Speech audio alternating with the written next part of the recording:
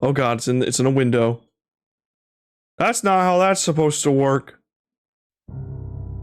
Oh no, it's in low resolution.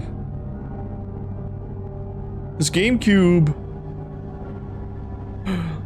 Oh, Zomdome.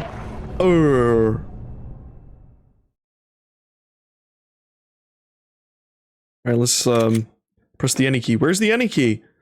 Send into... Yes. Put it on my PC, please.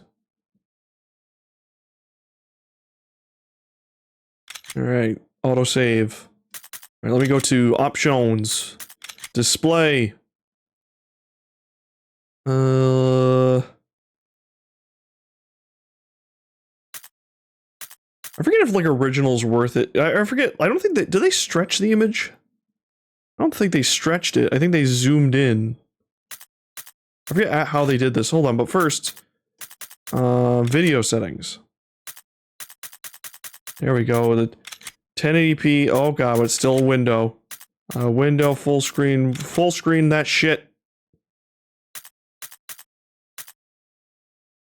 Auto data upload. What is that? I don't know.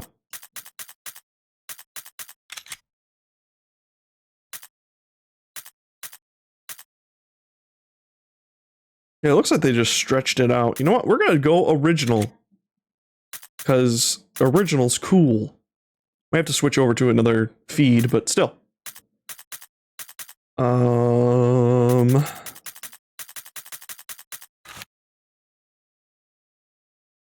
Serve successful.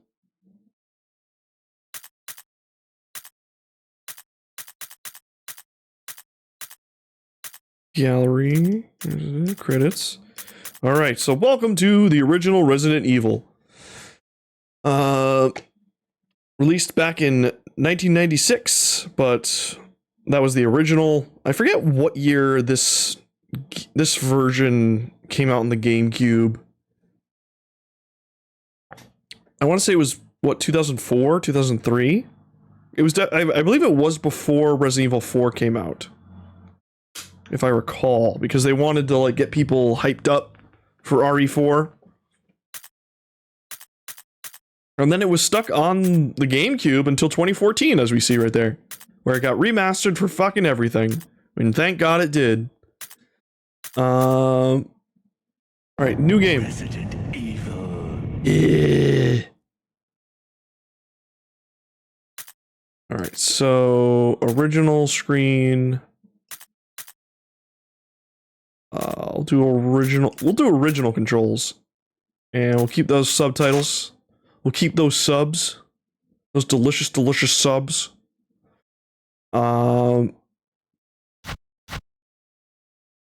This is a weird way of asking you for a difficulty option.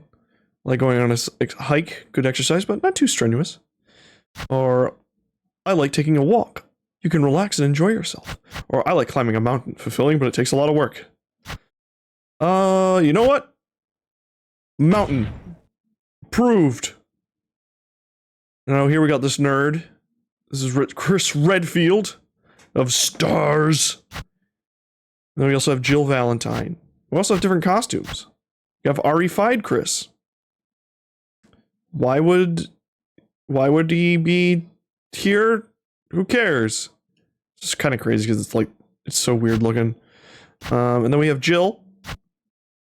We have RE5 Jill. I think it was because RE5 also got a remaster around this time too. I don't remember. Either way, we're gonna do classic Jill.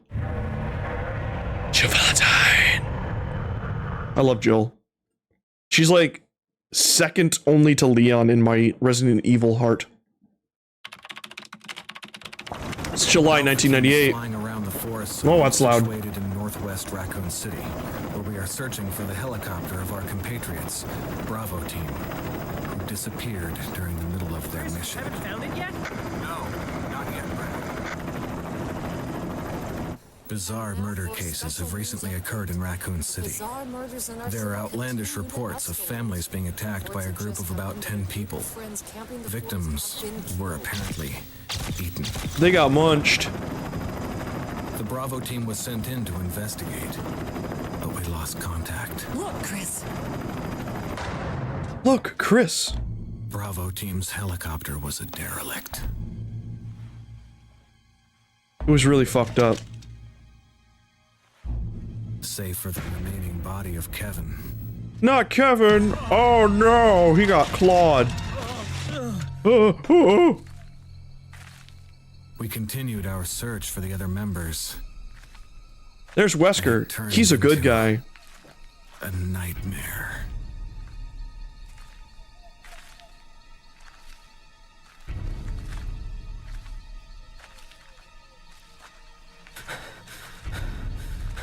These versions of Chris and Jill are so far divorced from, like, what they are now.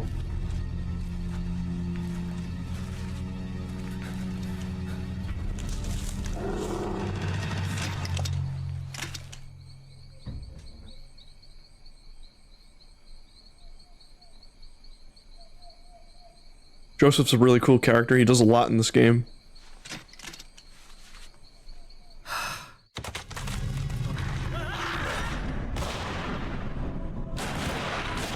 Like this.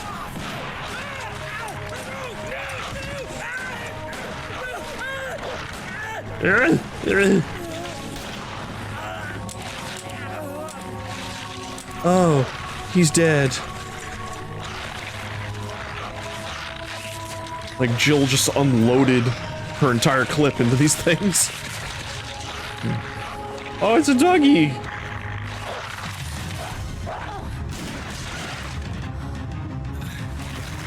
Come on!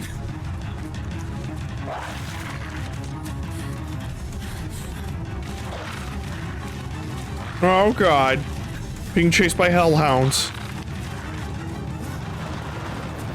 Hey, Brad! Brad, what the fuck?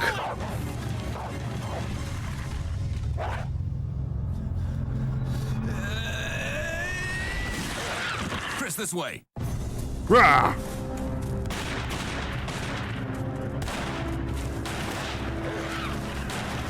They make like weird monkey noises. It's weird.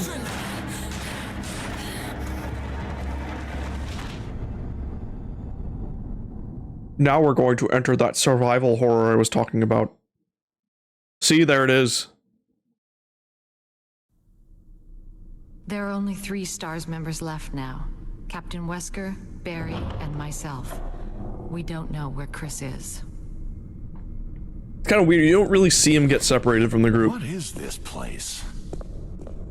What a Not quite mansion! an ordinary house, that's for sure. Hey, God, this game Wesker, still looks great. Where's Chris? Jill, no. Don't You don't open wanna that go door. Back out there.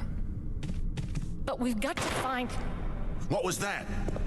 That was a gunshot. No. Jill, go and investigate. I'm going with her. Chris and I go back a long way. There's our old Alright. partner, you know. You two go. I'll secure this area. Stay sharp.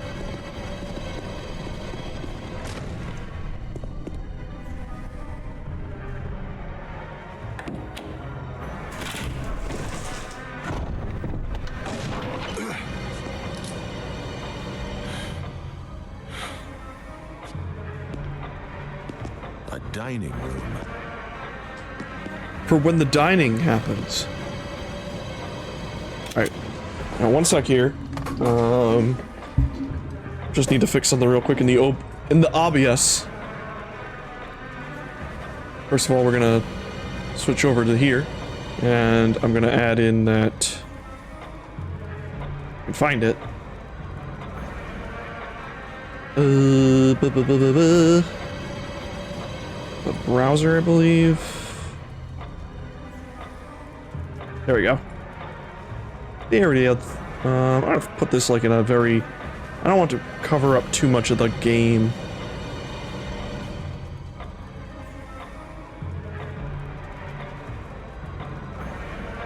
Put it up. Maybe like put it up here. It's tiny, but it works. And then I'm gonna get rid of... What the hell? Alright, I have like a browser notification for my stream elements. And it just logged me out for some reason. Log back in there. Now I'm getting ads for...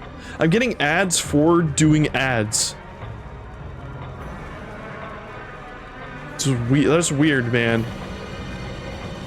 I just want the activity feed. Yes, thank you. That's all I want. The clock is still ticking back here.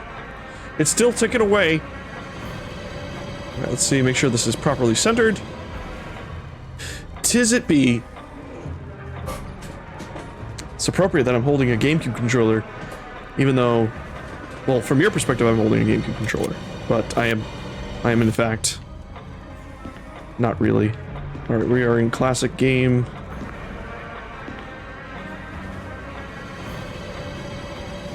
Flame. All right, but pick up that ribbon. I love how the items just spin. They spin.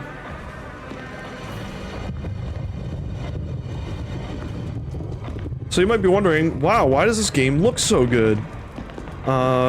Even though it was released on the GameCube. Well, that is because this game used what is now pretty well-known pre-rendered backgrounds. Like everything you're seeing for the most part that isn't really interactable, like the walls, the floors, the environments. I'm pretty sure this clock is a 3D model, but they're all pre-rendered. Like they pre-render them and save them as like JPEGs or PNGs, and then put them over like just very simple geometry. So everything, like there's not really anything here that none of the environments you see are actually being rendered by the game. The only thing being rendered is pretty much the character models. So all the power could go into the character models. Blood. So as a result, they're super high poly. Jill, see if you can find any other clues. I'll be examining this. Let's just hope it's not Chris's. Hope it's not Chris's blood.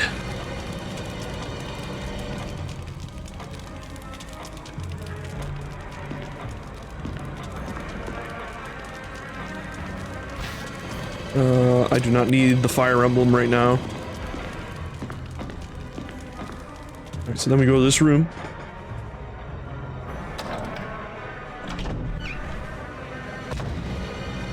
And now we're in a spooky hallway.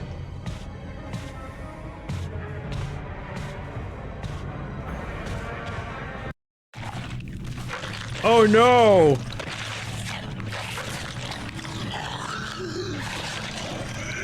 I love the design of the zombie.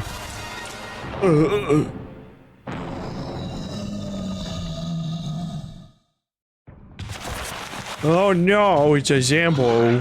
He's going to murder me. Now we could fight him, but that's a waste of ammo, so we're gonna go this way.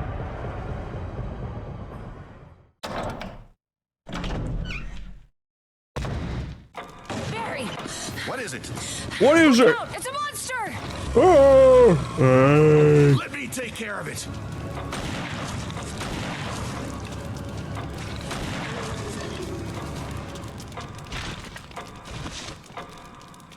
What the hell is this thing? I found Kenneth killed by this thing. Let's report this to Wesker. It was a Zambambo. Now that zombie turnaround, like when you first find him, that zombie, and that scene is like, oh, he went back to his little room. You did not die. He did not die.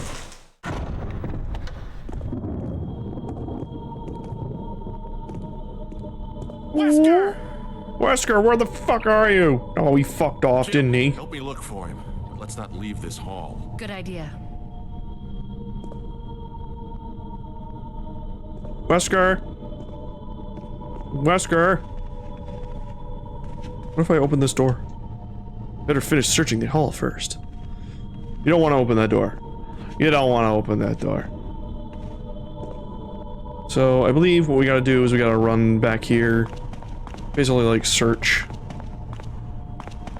What's this spot here was not in the original. Better finish searching first. Alright. Alright, I think you have to like run around. Like actually search. Barry. Any luck, Jill? No, nothing. He is gone. What's going on around here? I can't figure it out. Same here. Chris and now Wesker. There's not much we can do. We can search for him separately. I'll investigate the dining room again. Okay then, I'll try the door on the other side. This mansion is gigantic. We could easily get lost. Let's start from the first floor. Okay. Oh, I almost forgot. It's a lockpick. You'd make better use of it. After all, you're the master of unlocking. We got a lockpick. Thanks. I may need it. Listen, if something happens, let's meet up in this hall. Got it? Okay. Gotcha, Barry.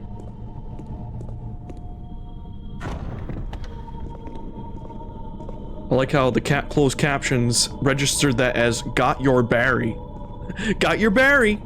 So you don't want to open this door. In the original, it was just a jump scare where the dog's face would come through the door and he'd be like, "Ah!"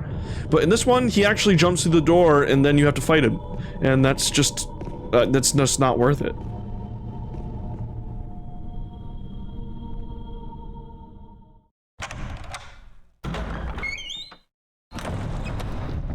It's just not worth it. But man, I gotta tell you how much I love pre-rendered visuals in games, especially like horror games in particular too. There's just something about the mood, about these types, how these visuals get rendered out and everything that just, it's a vibe. And unfortunately, like, you're never gonna see like big AAA games do this really that often anymore, because they don't really have the technology. I mean, they don't really need to use it anymore. Originally this was used as a means of limitations, but now, you know, you can play The Last of Us and everyone has pores. There's also a map up here, got that.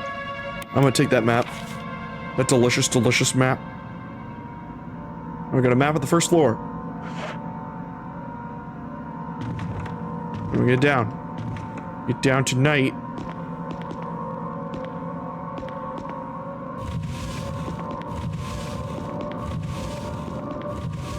I want to push this back over here for raisins.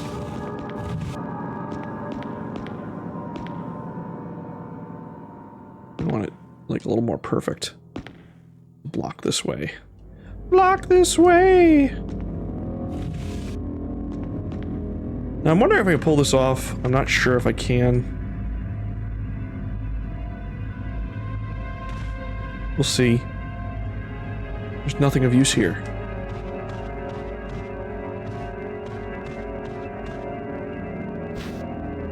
We got a dagger. Emergency evade using defensive items such as daggers will allow you to escape momentarily when grabbed by an enemy. However, you will not be able to escape when the enemy grabs you from behind. To equip a defensive item, go to the status screen and then select an item from the defensive item menu. Meanwhile, Jill's like, screen? Like, what? In my brain? Then select the equip command. If your defensive item mode is set to manual and control settings, you must press LB to use that defensive item. Now this is cool because the defensive item in this game was introduced. So thankfully they do not take up inventory. Instead they have their own little thing. We have both dagger and later we'll also have tasers. But the cool thing about the defensive item was it was a new addition to this version of the game. Also notice that Jill has jiggle. She has those jiggle physics because you gotta. It's just a mandate. But they even brought back defensive items in friggin' Resident Evil 2 remake, like over almost 2 decades later. They still brought it back. Like, as if they made a remake, like, of 2 after this game. So I just think it's neat. Oh, no! Oh!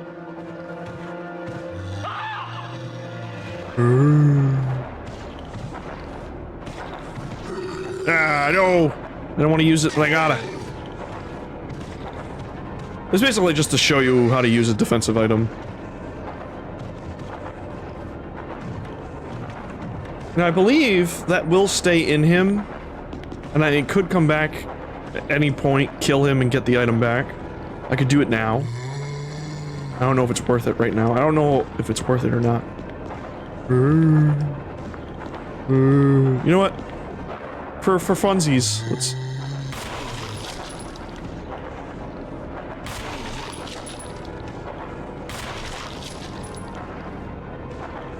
Well, maybe I can get him in the head.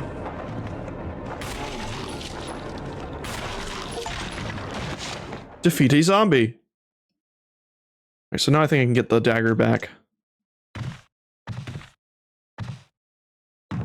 No. I might not be able to get the dagger back.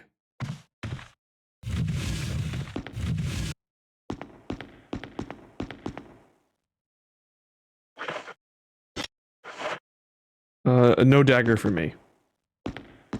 Unfortunately, no dagger for me. But I'm gonna push this back over here because it's kind of a good idea to keep this here. And you'll see why later. It's locked. I need an emblem of a sword.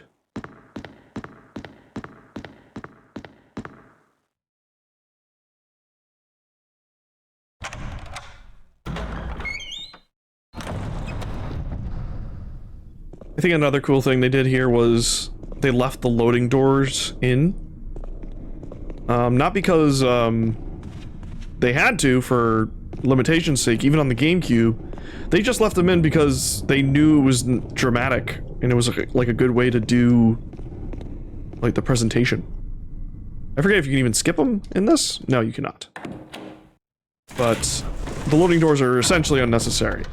But they do it anyway because it's cool.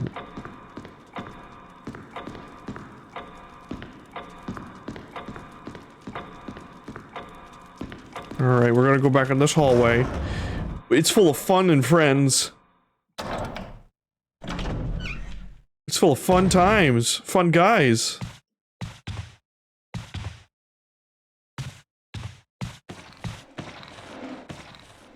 What's up?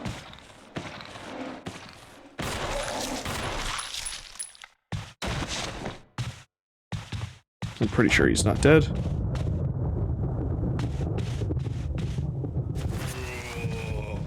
Ugh. He's holding something. It's the film that belonged to Kenneth.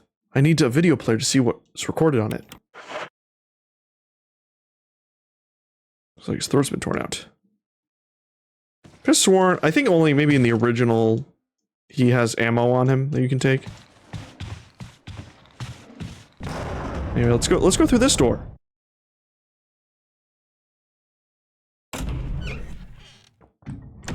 Let's go through here. God damn, this game's beautiful. Now you might be asking, should they remake this game too? Since, like, it's the one game in the remake series so far that they skipped.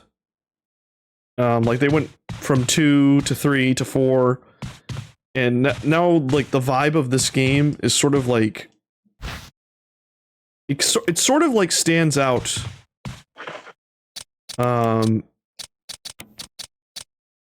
Like, tonally with those remakes.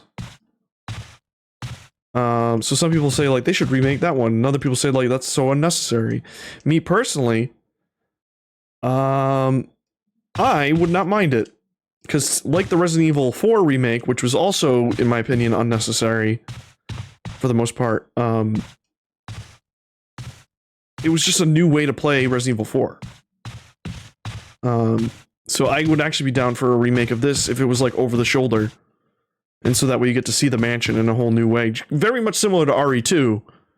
where you get to see the RPD in a very different way as well. So I'm going to take one of these.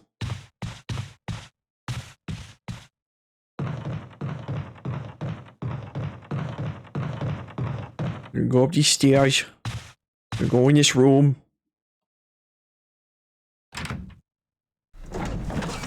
And by no means am I a master at this game, by the way. Do not expect much of me. I am very much I suck at this game. Also, there's a zombie in that window, in that mirror right there. That means he's over there. If I recall, yes. Auto aim. Basically, if you don't know if an enemy is alive or which way they are, just hold that aim button, and she'll aim towards the nearest enemy.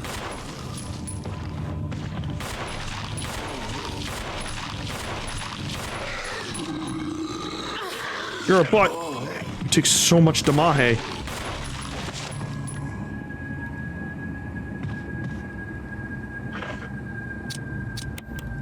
I'm already in caution.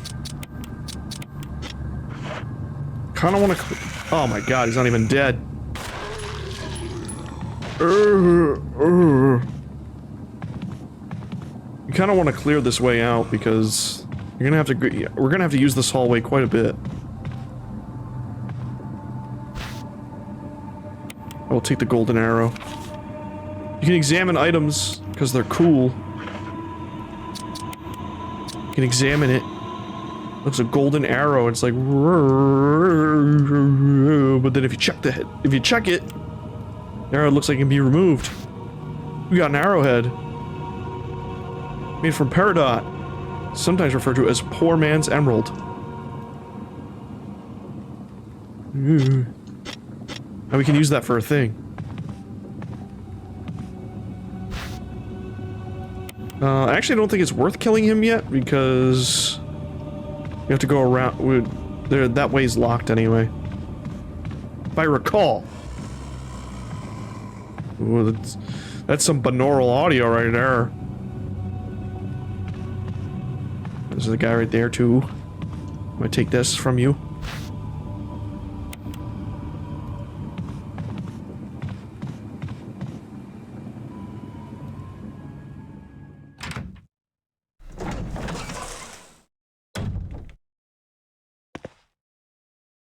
Inscription on the shield.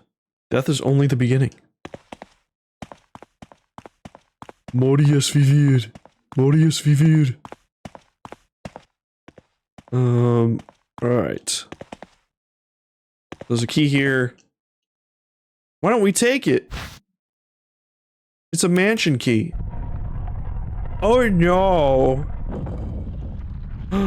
The walls are closing in on us. Oh, and there's a shield in the way, and then here comes a spinning bladed shield. Oh god, why would someone build this?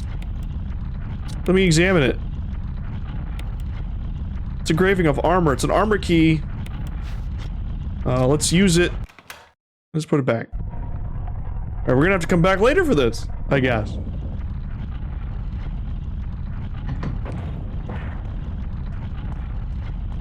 It's alright, Jill. We'll figure it out. Death is everything. It's not everything. Maybe a helmet emblem.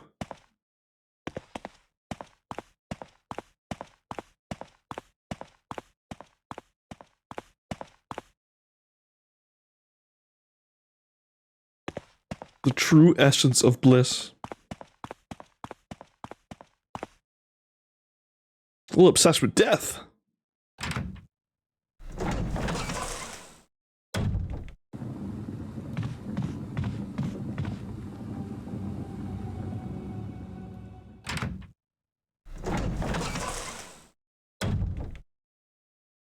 Alright, so I think we got everything we can right now from here.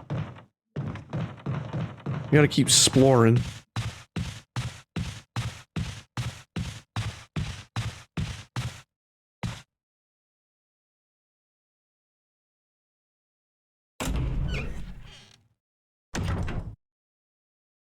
Squeak.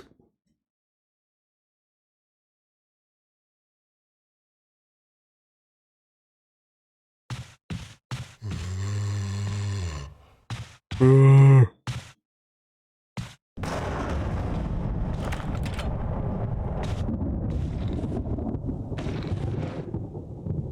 like, I don't want to. I forget where we're supposed to take the arrowhead, actually. I think there's like a place outside to take it.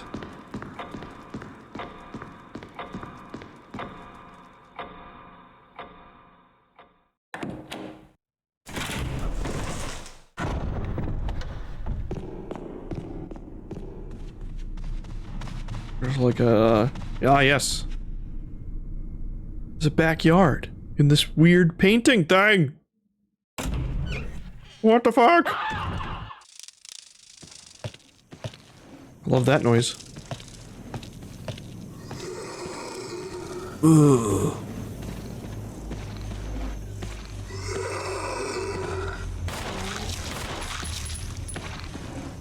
I love that animation of her backing up. She's like, whoa, fuck.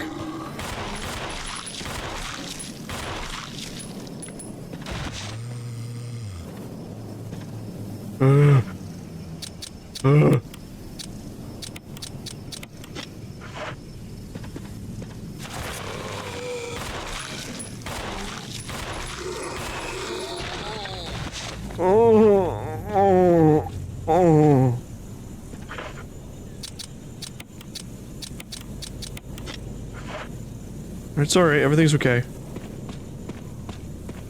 We're doing great, guys. There's a shiny, but it's locked. There's a shiny, but it's locked. There's a fat one. It's a fat guy. There's also something behind him. Something of value. There we go. Oh, I gotta use it. Use it!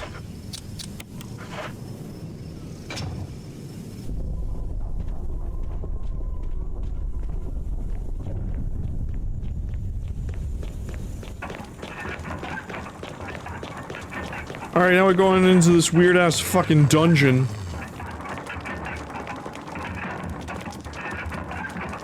Oh!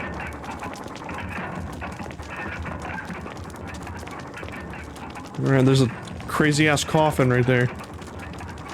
There's the book fitting perfectly. We take the Book of Curses? Why the fuck not?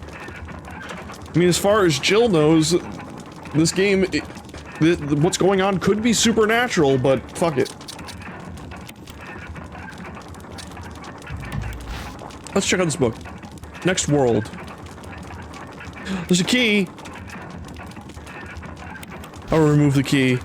I got the Mansion key. What's in the book? Book of Curses. The Four Masks. A mask that speaks no evil, a mask that smells no evil, a mask that sees no evil, a mask that cannot speak, smell, or see evil. When all four fall into place, evil will awaken. Sick! And what kind of key is this?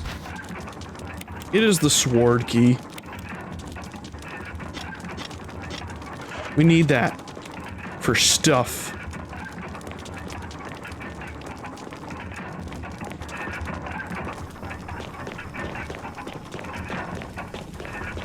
Now we go uppies. As Jill gets up in your face. I wish Jill would get up in my face. What's up? I want you to come over here. Also, the zombies just look crazy detailed, right?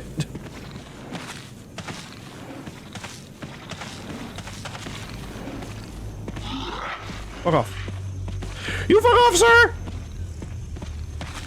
I want whatever this is. It's shotgun shells, but not a shotgun. Oh god.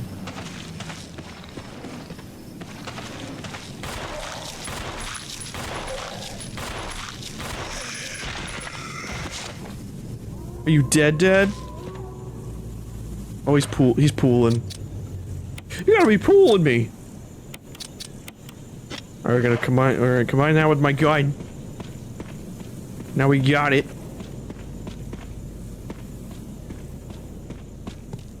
You dead? Should be dead.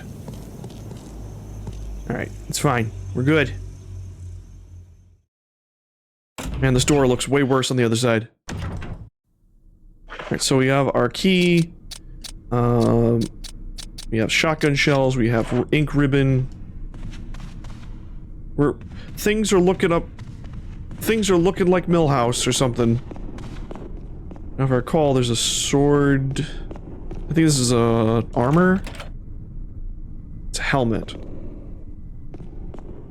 But I think the one in here was sword. Hopefully.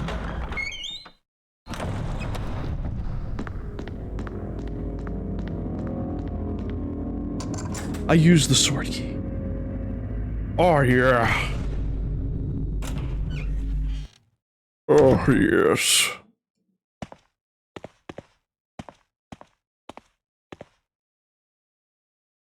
Various sculptures and bits of pottery. Now this is a famous scare from the original, where dogs would jump through the window, but they don't this time. And you're like, what could it be? I also found another dagger! Defensive dagger! Push these out of the way. Get that sweet stuff.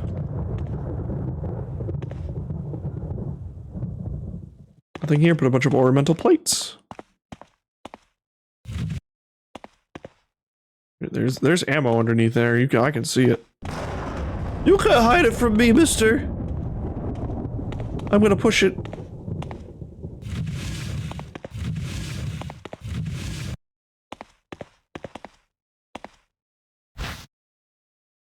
I will take the magazine. It's not a magazine. It's an ammo clip. Not the beach. It's a bathtub.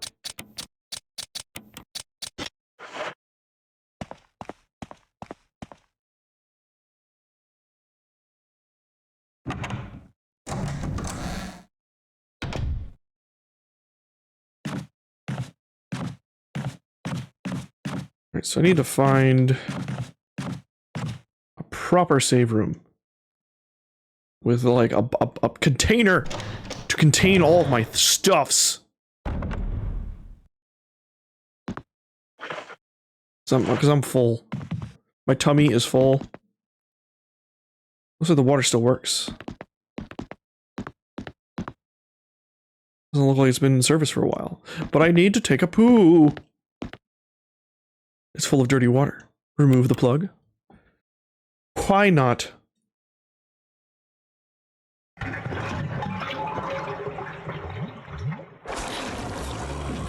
Oh no!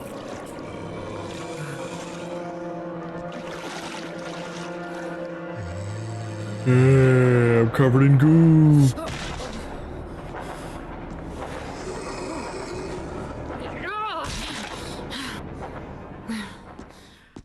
Head smoosh.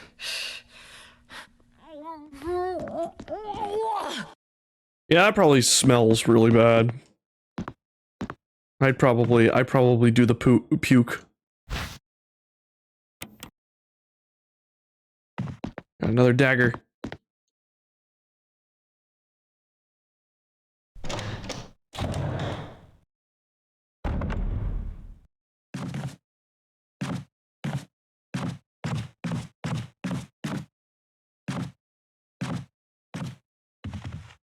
Alright, any useful things in here? It's a really good shot with the window and such. Right, before I go in there, I'm trying to remember my way about.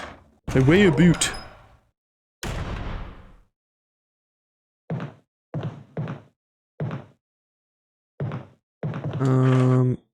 Because I don't have enough room in my inventory right now.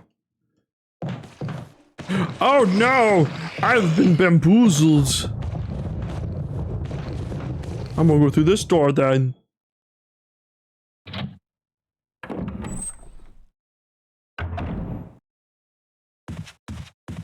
Oh fuck!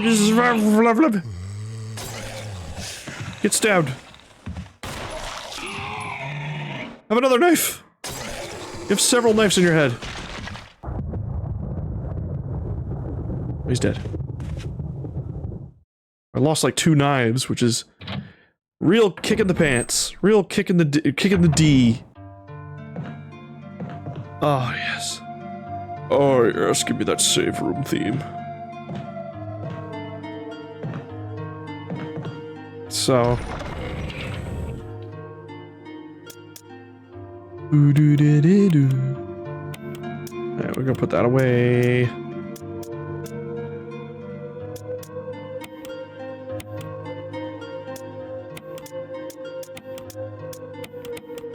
There we go. Try to keep my ink ribbons combined. I don't think you can take out one, right? No, you have to put it back. Alright, so... Well, first things first. Oh, there's a note here. Think. Warm light makes you relax. No, I can't read that. Never mind. Put this away.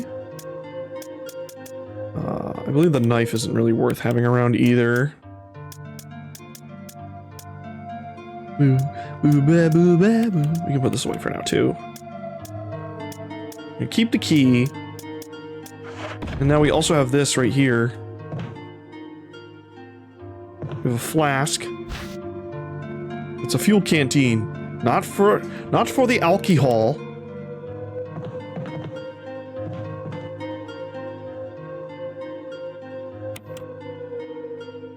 Alright. Fortunately, I do not have a lighter right now. Let's not forget, yeah, I think Chris is the one who always has a lighter while Jill gets the lockpick. And she also has a bigger inventory. Now we must save our progress with an ink ribbon. Because yes, you needed a item. You need a consumable item in order to save your progress. Which was crazy for the time.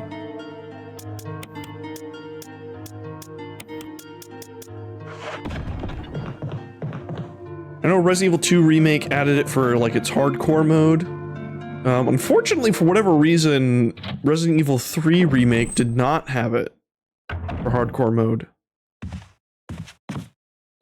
Which was kind of a bummer. Either way, I have to go here. The doorknob looks like it's ready to fall apart.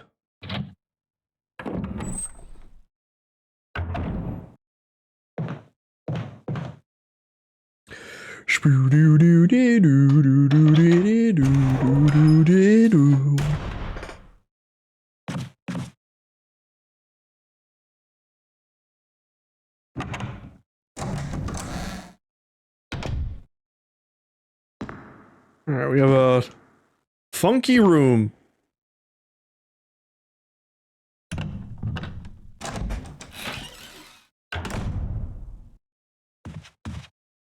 There's traces of something.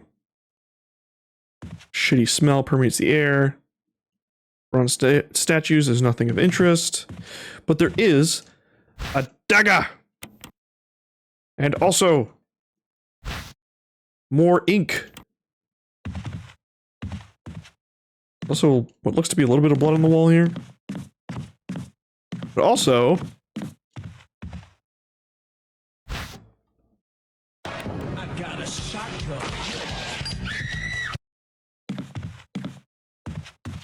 Alright, we have our shotgun. Can examine it. Shotgun. Of no discernible brand.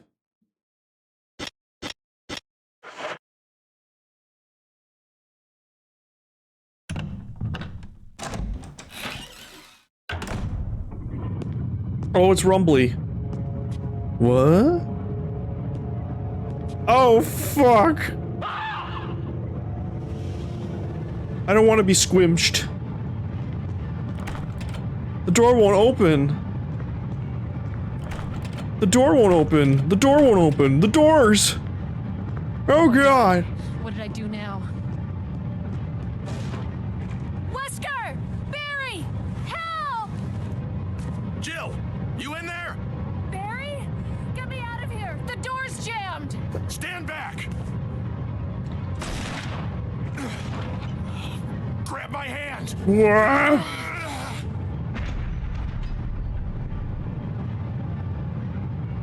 I like how it does actually like lower you as you go through the door. Like the loading screen. Barry! Barry. Close one. A second late, you would have fit nicely into a sandwich. Really? Thanks. But Barry, didn't you say you were going back to the dining room to find other clues? I'm glad and all, but why are you here?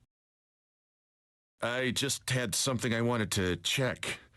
Anyway, we should get back to searching for Wesker and Chris. That's not fishy. Thanks, Barry. I owe you one. Don't mention it. Yeah, yeah. What a great guy. Saved Jill using Barry. You can't go back. I mean, I didn't use Barry. Barry just showed up. Don't use Barry. Don't use people. That's not nice. Alright, there's a Zambambo over there. Alright, mister.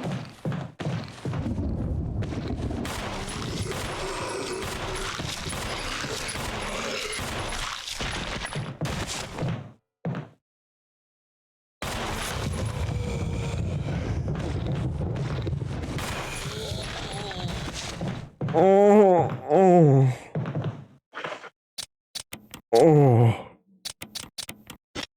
We're still doing pretty good on our supplies. An emblem of armor. Well, shit, fuck. Little fence door.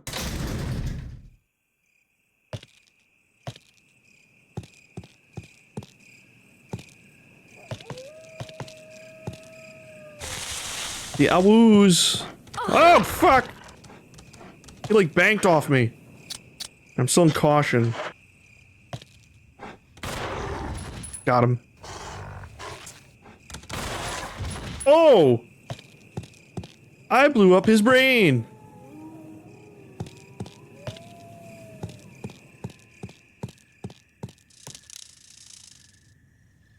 Patient, the defiler of the cursed coffin. So we can't come here till way later.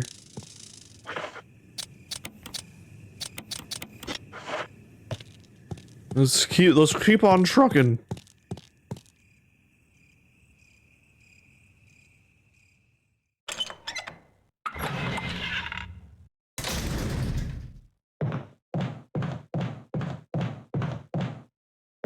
Actually, can I go in here? Nope. That's your family emblem. Carved in the doorknob. Get fucked. I don't want to get fucked. Not this way, at least.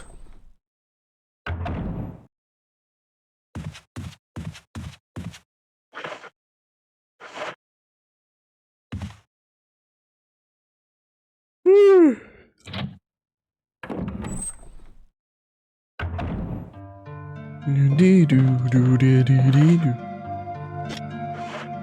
So, I'm gonna eat this. Now I'm fine. Girl, I'm fine.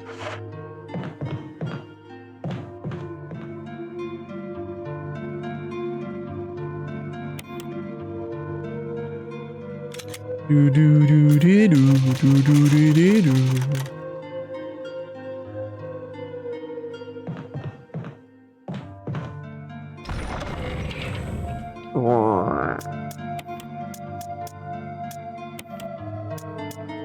Combine those.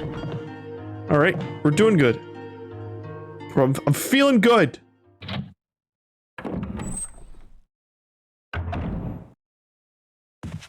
The guy's dead. Go up these stairs.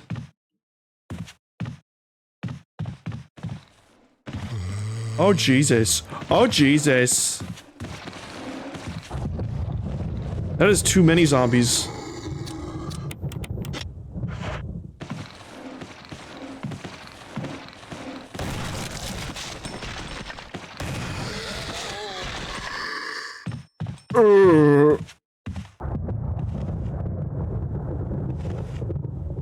That's a funny way for them to go out like that, but it's fine. We're good.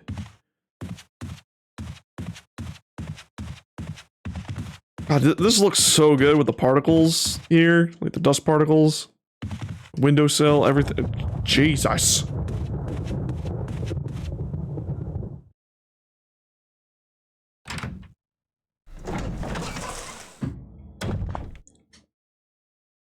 Ooh. Now I'm fully loaded. Dark forest stretches as far as you can see. There doesn't seem to be any houses in the area. That's kind of a good thing. Considering the an unlit fireplace. I believe I need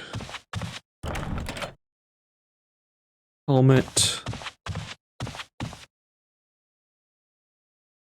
Partly built mansion. Looks awful lot like the one you're in now. So I would assume it is before it was finished.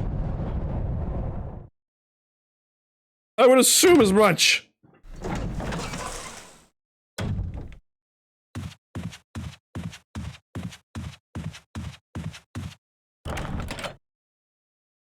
Oh my god, I need keys for everywhere in this place. There's no knob. There's no knob! I unlocked it though.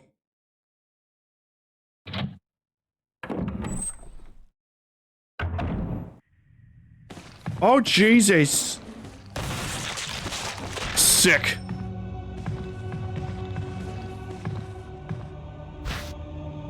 Will you take the wooden mount? I guess. It's a weird thing to get, but let's see what it is. It looks like I can open it. There's a paper attached on the inside. Nothing's written on it.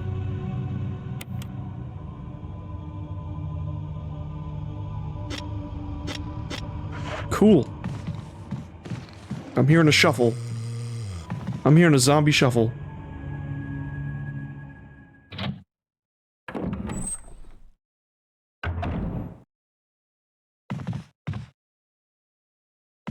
I see a sparkly. You take the dog whistle? I shall. A crumpled memo. Today, Sir Spencer told me to hide something where no one could find it. Well, I had this idea. I figured if I could somehow have it protected by a dangerous animal like a vicious canine that lives here, no one would be able to get near it. As far as I can tell, the mutt is always hanging around the second floor balcony on the west side of the terrace. We ought to come running at the sound of a dog whistle. This is where you come in. The thing is, I reckon you're the only person that that can get near the damn dog without risking a serious mauling. Which means only you can put this collar on him. The object that Sir Spencer wants hidden is concealed inside. You're the only person I can trust with this. Of course, you'll get something out of it as well. Remember that certain item that you've always wanted to get a hold of? Well, in exchange for your services, I might be able to get it for you. This could work out well for both of us. John Tolman. This is weird. It's an old-fashioned gramophone. The record is Jupiter. It's the lighter. I need that for burning.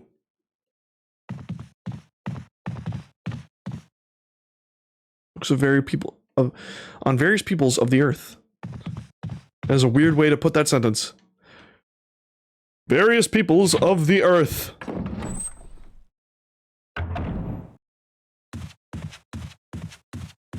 Okay, so now I think we go over here.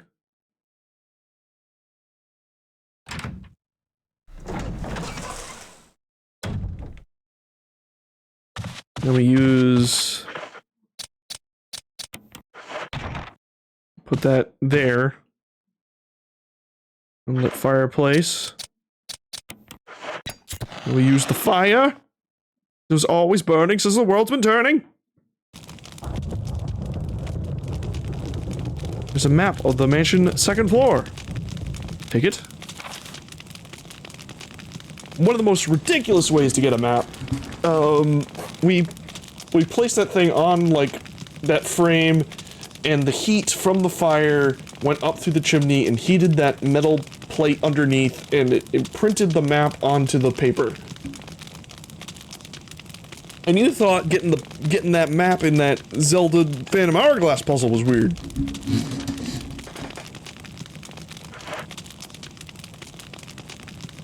You got the map of Mansion 2F. I was stuck on that puzzle for a long time on Phantom Hourglass, where you actually have to close your DS to press, because you're literally like pressing the two screens together, so that's how you get the map imprinted. Which I was like, when I finally figured it out, I was like, holy shit, this is the most frustrating but also most genius thing ever.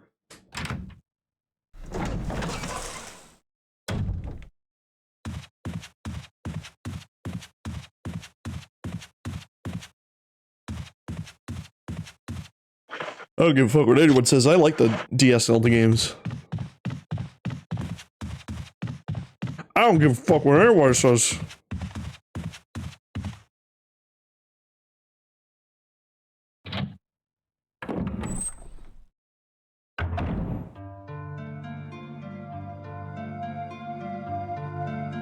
I like how, once again, caption said, I like the DSL games.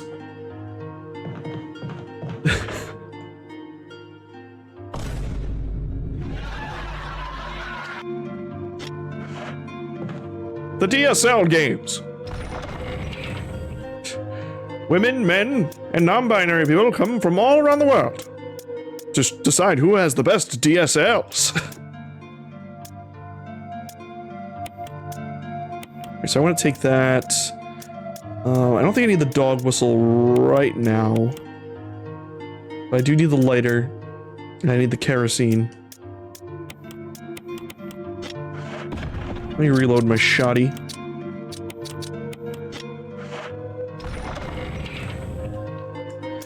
You know, I'll put this away for now too, since it's only 3 bullets. And I'm likely to find more as we adventure forward.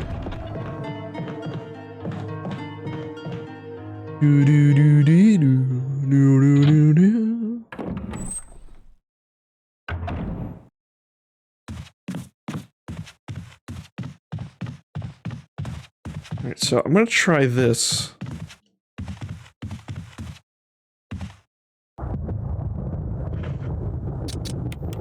Pretty sure it will not work.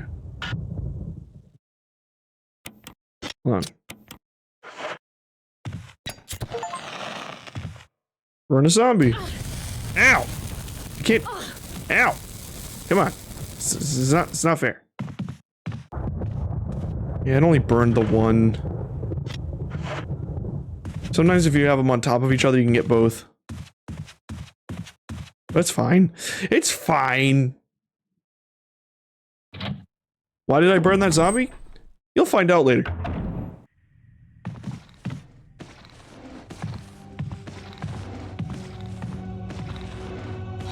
Oh, Jesus. You were much closer.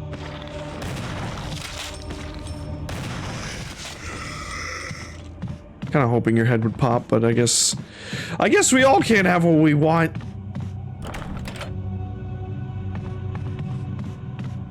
I guess we all just live in this cyclical hell.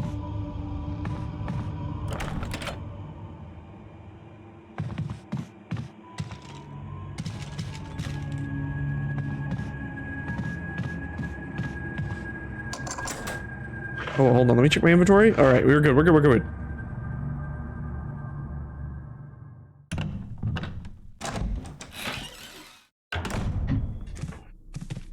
Barry! Jill. Jill, I almost put a hole in your chest. Other than I'm still Your alive in this Beautiful, madhouse? beautiful chest. Can't say it's much safer here either. We'd better secure our escape route first. There's gotta be a back door somewhere. All right then, let's split up again.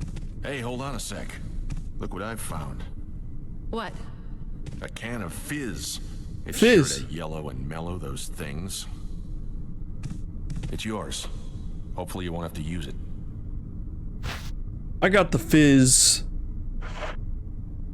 What about you? Oh, don't Yeah. worry. I like the buddy system we have here. Oh yeah, the I Magnum. see. My Magnum Thanks. dong. I'll take it. See you later. Ciao. See you later. Yeah, if your inventory's full, you don't get those items. So you kind of just want it. If I recall... No, it's not with the shotgun. We need another weapon. Another weapon of great strength and power. Can't make anything out.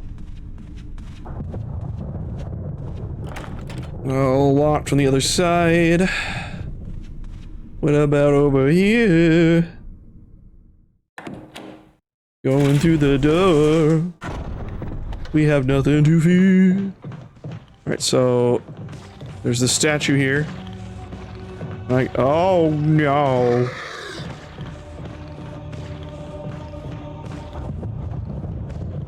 He's gonna like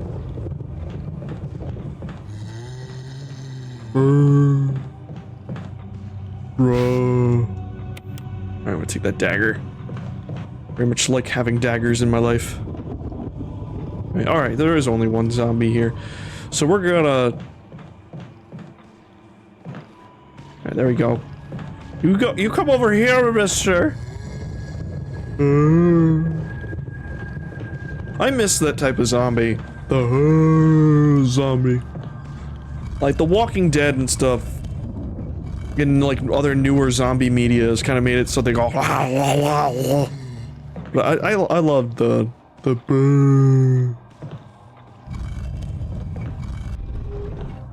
It's kind of bummed out, like when Resident Evil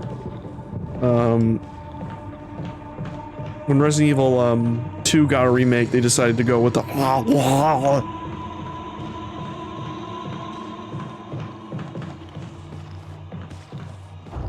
It's like, that's not my Resident Evil zombie. I use the sword. Other side.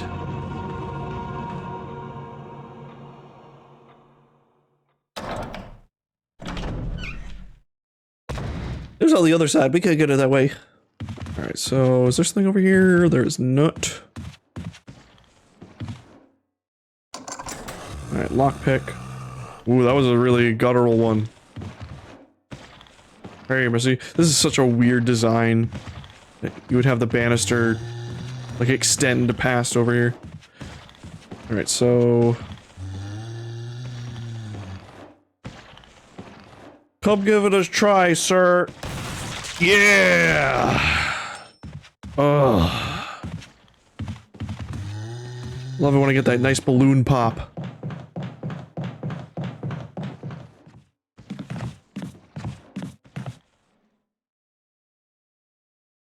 But this one's been dead for several hours. Maybe we should burn him. Oh, I use the kerosene, not the lighter. Ooh. I wonder if that actually does damage to me. Doesn't look like it, hopefully. Here you go. Nice barbecue. Probably smells great. That probably smells wonderful.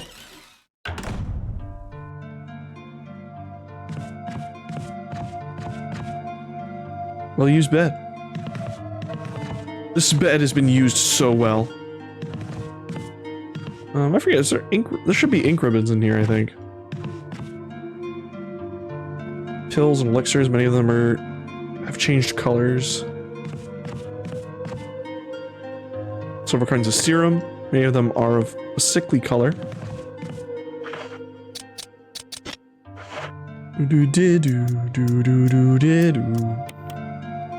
Alright, so I don't think there's a kerosene canteen in here, so we can't refill. I believe... Actually, no. If I recall, there should be a canteen in a room nearby.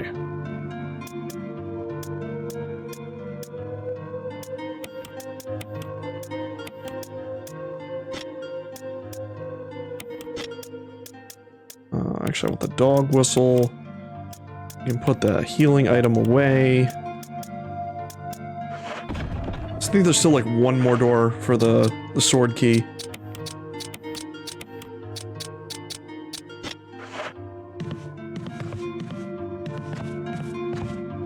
Do-do-de-do, do-do-do-de-do.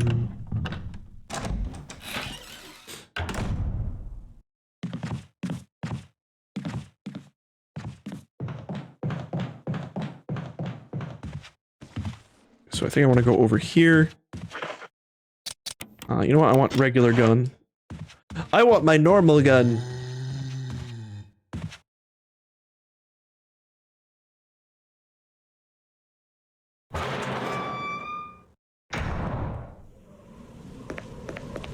So this is where we want to use the dog whistle. We gotta go doot. We gotta doot. It's time to doot. Actually, I want to unlock this too. There we go.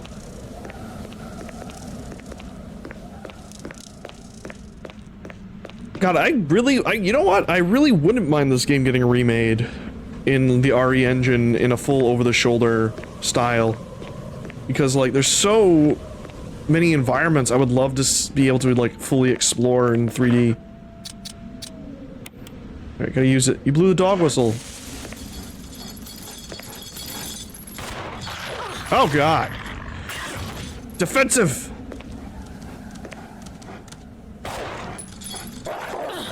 Ooh!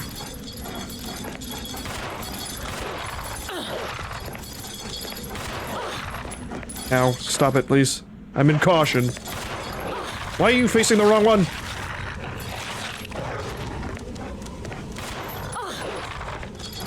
Alright, I am in red caution.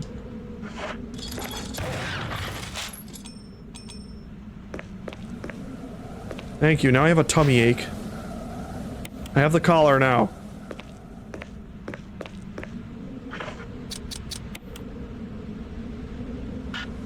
Well, I gotta examine it.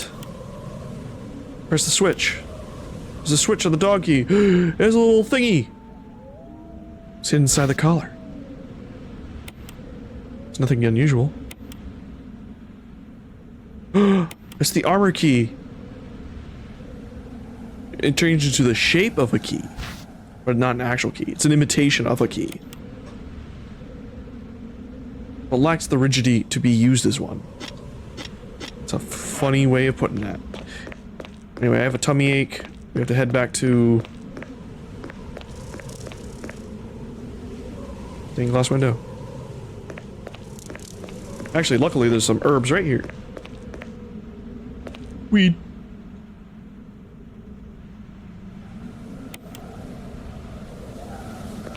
Alright, it's like a free heal area. There we go.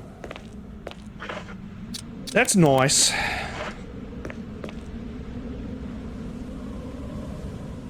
You can discard the dog whistle. Free up another slot.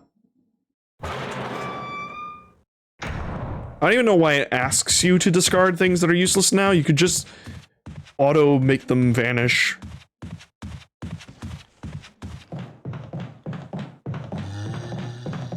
Like, I really don't...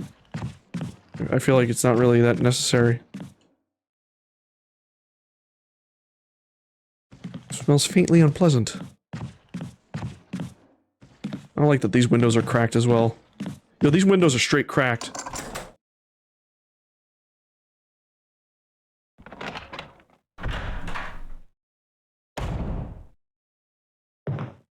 Alright, so we got... What is this? We got a stun walker! We got a broken shotgun. There's still plenty of kerosene. filled our canister. We got ink ribbon.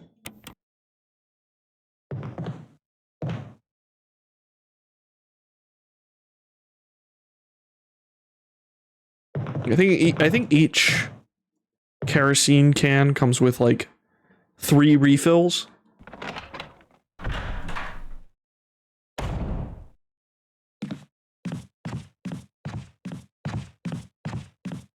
Any but.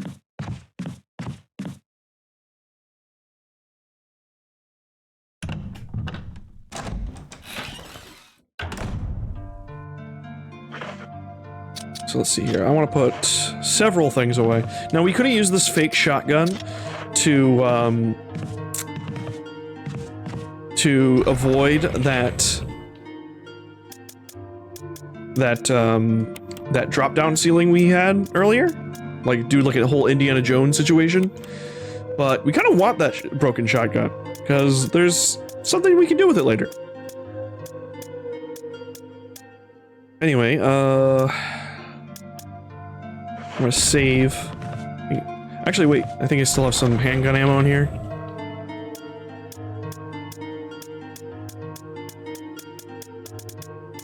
Yeah.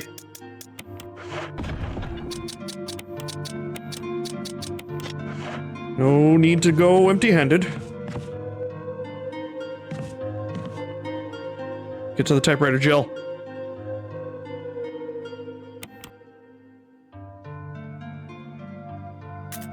Now let's start rotating.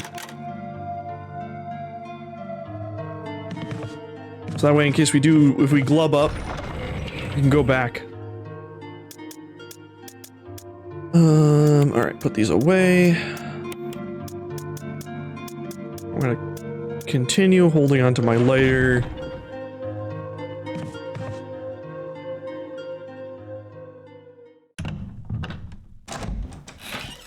Boo boo boo boo boo.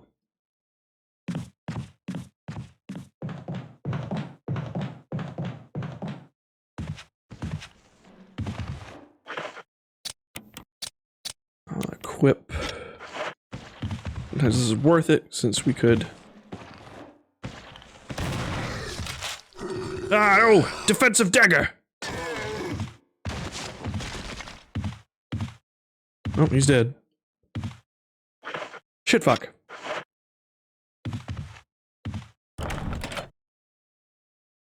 Helmet. Unlocked the door. The scary door.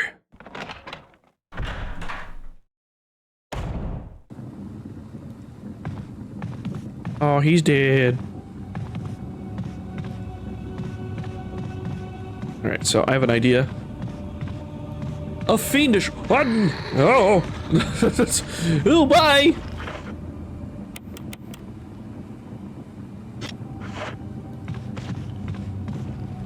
Come this way, sir. Yes, I know. You're very angry and very horny.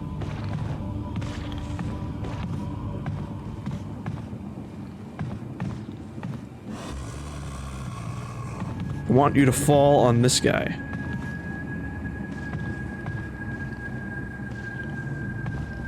I remember first playing this game, because my first Resident Evil game was RE4, and I was like, when I played this game, I was like, how do you get headshot? And it's literally like, have them come up to you like this, aim up, and hope for the best.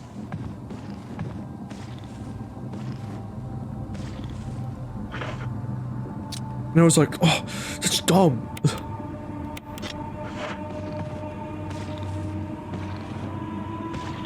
Should I use the shotgun or the normal gun? I'll use normal gun.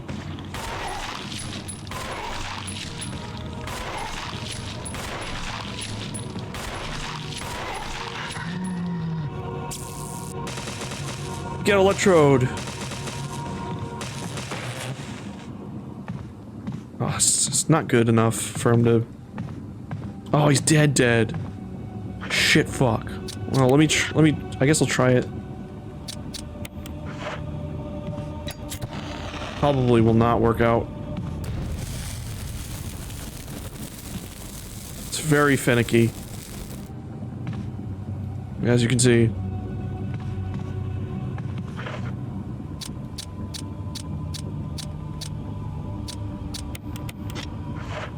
probably try burning this guy, but I don't think it lets you. So try. Whoa!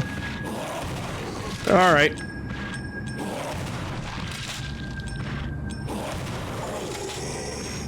Seeing red defeat Crimson Head. Alright, so we now have Crimson Heads, which are very dangerous enemies. They are zombies that you've killed, that if you did not pop their head or burn them, there is a chance that any zombie you've killed can turn into a Crimson Head, where they get up and they are very fast and very strong, and they have long razor-sharp claws. And it is terrifying.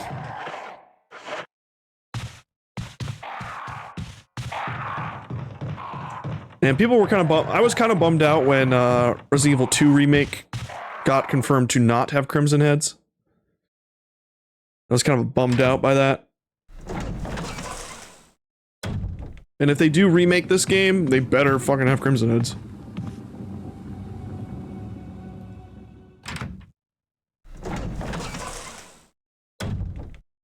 I also really need to find some ammo around here.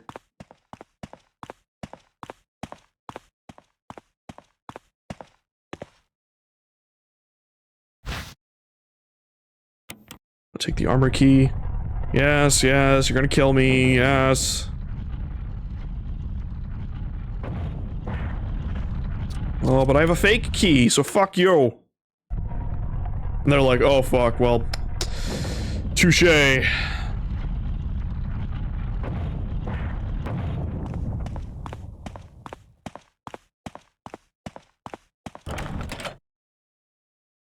Oh, I need the emblem of the helmet. What the hell?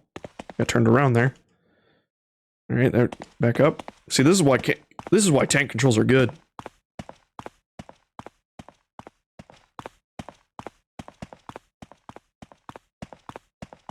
You can't tell me otherwise.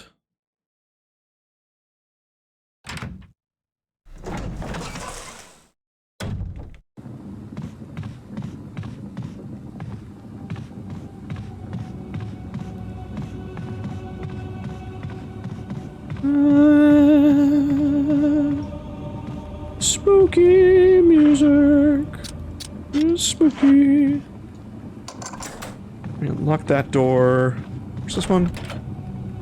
Lock from the other side.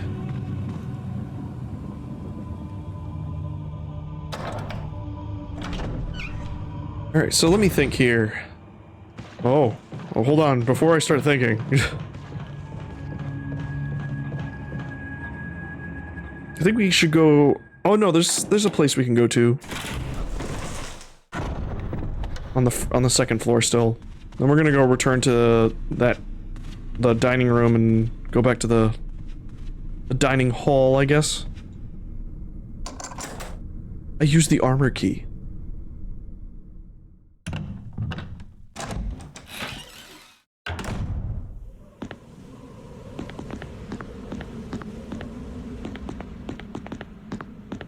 Very spoopy. Very scary and swoopy. And will fill my pants with poopy.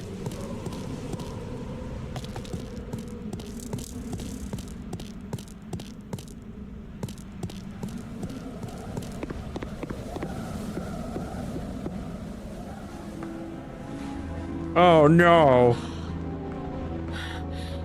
It's a member of STARS. He's dead. Forrest has given up the ghost. It looks like he's been dead for a while. Poor Forrest. But I got dagger defense.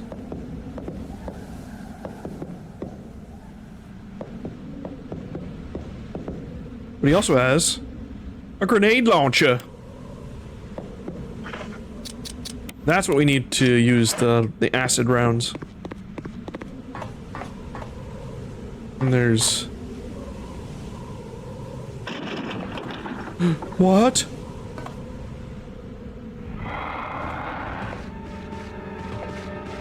Oh god, he's alive! Forrest! He's very fast for some reason. I guess because he's like freshly dead. I put him down. I feel like it's the right thing to do. And we'll burn you too, buddy. So that way there's no chance you will come back. Wait, really? Oh, is it because we blew him up? No, I guess, yeah. Well, what do you know?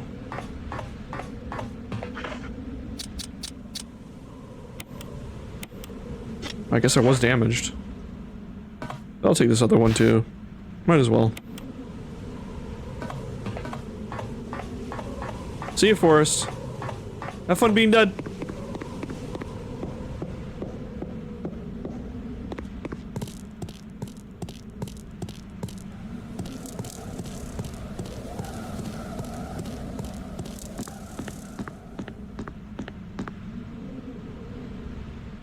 Have fun being dead, Forrest.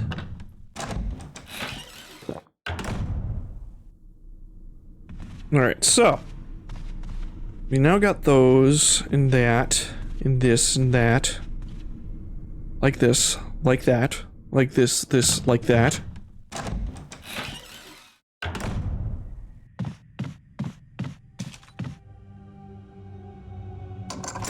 Alright, I don't want to go in there yet, though. I do want to go in here, though.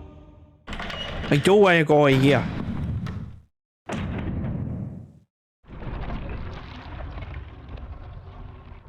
Alright. That makes sense. Woe to those who disturb my sleep. No, I will not press the switch. Not yet. Something in the depression. The gate, is in the way and you can't reach it.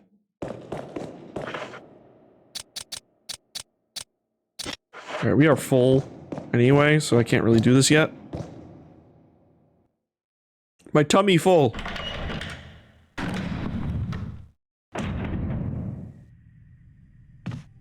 Oh, man, you're still there too. I should probably burn him.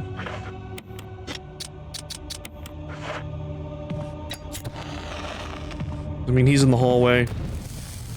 Basically, you want to burn enemies or like clear out hallways and stuff that you know you're going to be coming back to a lot.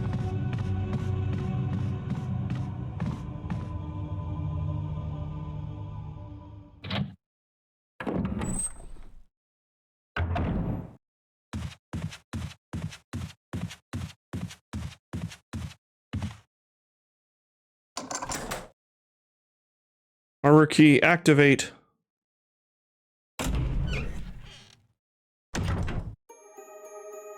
Oh, I love this theme. The puzzle theme. Gimme. Oh, I can't combine unless... That's dumb. That's dumb. Let me return to the Save room. I do want to probably clear these guys out too.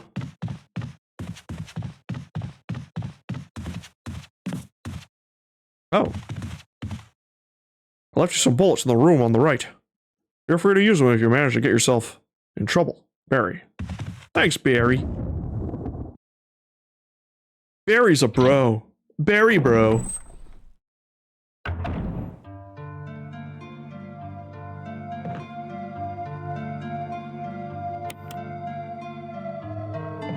So we refill it this once.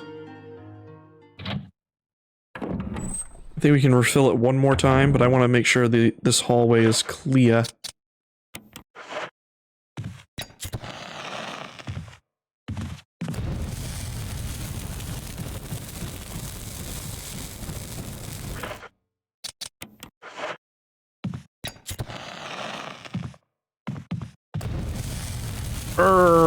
Burning. I like how Barry wrote this, note here and, pasted it to the wall. It's like a huge piece of paper, too. A single drop of kerosene. What? I thought I said a half. Well, fuck me then.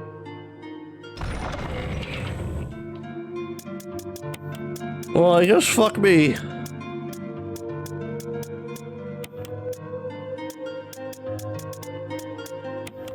Do. Alright, so he left us some spray.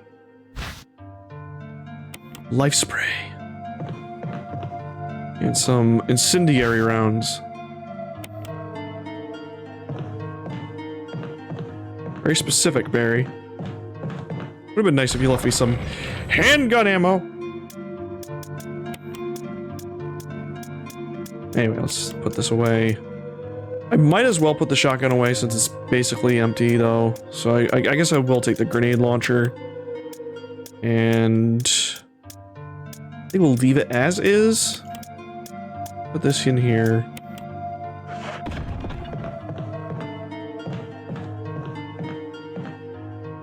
Let's go solve the puzzle room.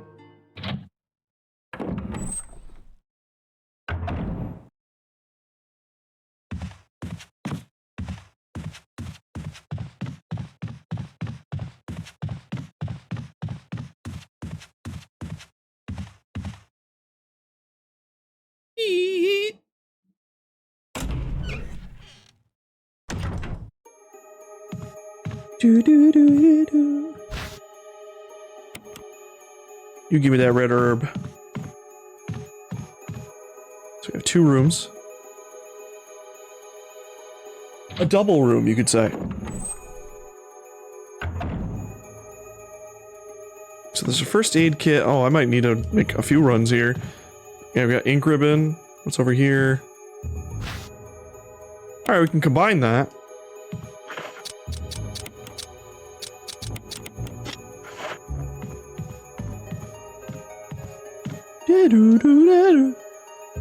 Looks like someone took something and then left in a hurry.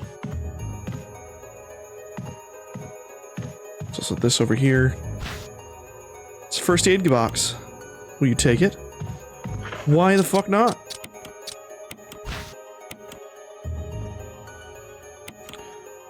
Open it though. Oh, there we go. First aid spray.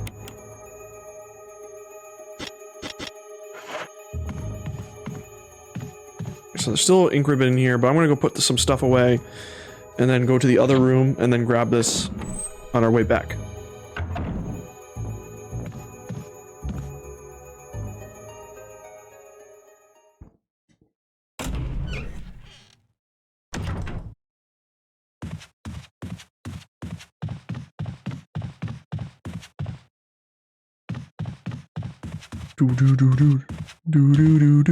Do.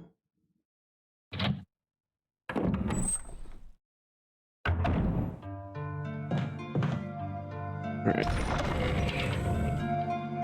Let's take a look inside. Well, I can't refill this right now anyway, so I might as well put it away for now. Put this away. Put this away. Might as well put this away.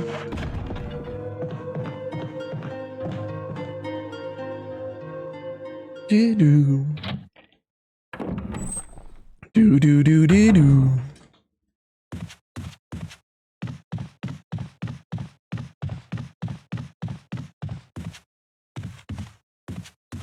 Now return to the spooky puzzle room.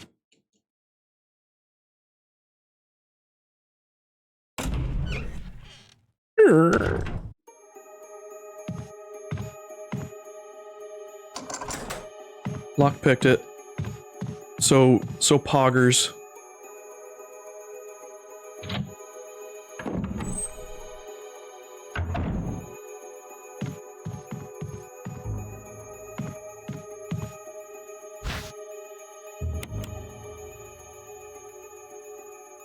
Alright, got the ink ribbon. That room is clear.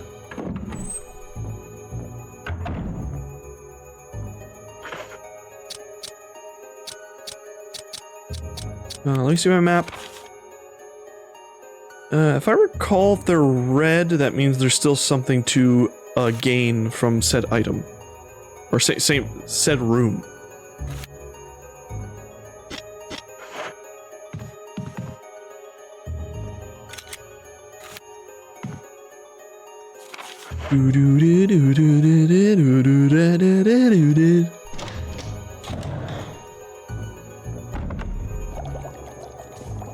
Barry! Hey, Barry! Why would you do... Barry, Why would I you didn't not mean to get announce that your... excited. Right. Anyway, you should read this. There are zombies. Why would you not announce, like, the moment you open the door, like, hey, Barry, it's me? Like, he could have just turned around and shot you in the chest. Anyway, researchers will. A letter is slipped inside. On top part of the letter is torn. The rest of the letter is legible. Alma, I have tried to survive only to see you again, but my efforts only delayed the inevitable. I'm infected, and there's no cure for what will follow, except to end my life before I lose the only thing that separates me from them. My love for you. In an hour, I'll have entered my eternal sleep, where there's peace. Please understand, please know that I am sorry. Martin Crackhorn and I don't care. Martin Crackhorn and I don't care. Martin Crackhorn and Bender is great. Take that, you stupid corn. What do you make of it? Well, I guess we were right about this mansion being quite unnatural. You have a way with understatements. Where's the part that's torn off? Well, my only guess is that it was the most important part and somebody didn't want anyone to see it. Let's continue our investigation. Certainly wasn't a man with bleached white hair and sunglasses. I'll take the fish hook. Why the fuck not? There are various types of fish hooks. The water tank smells like something once lived in there. Perhaps someone was using it to raise some kind of creature?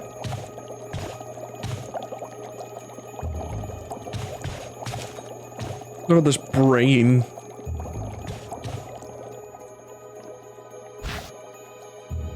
I will take the bee.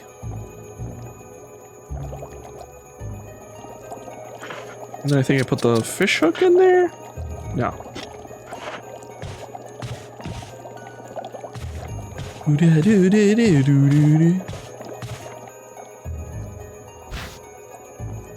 I'll take the lore of a bee. Oh, press the switch button. Nothing happened.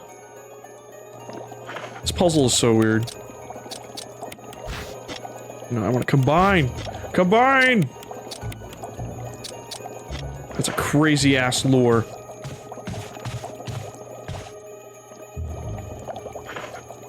I'm gonna put the B in there. The B lore, and then put the B. Oh no.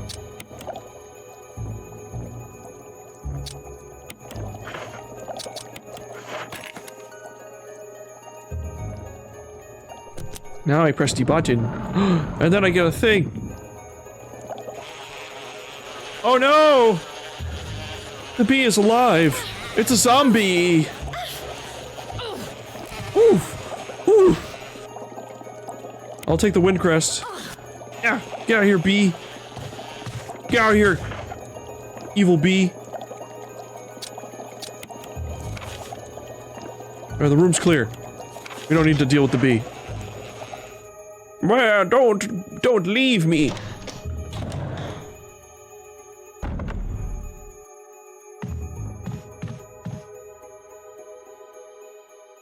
Alright, so I got a crest thingy. I'm certain that will serve a purpose.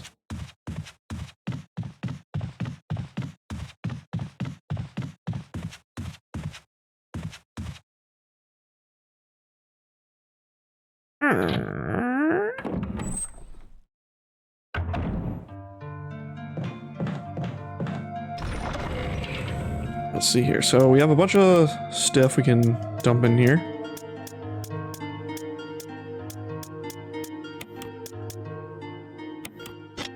Actually, I need the ink ribbon, I believe.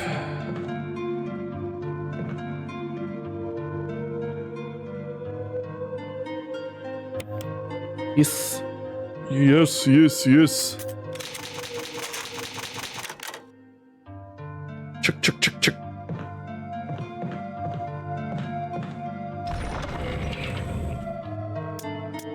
Okay, so I'll put this away. Alright, well, I do need something in which to defend myself, so... Take the rocket launcher. Like, as is, I guess.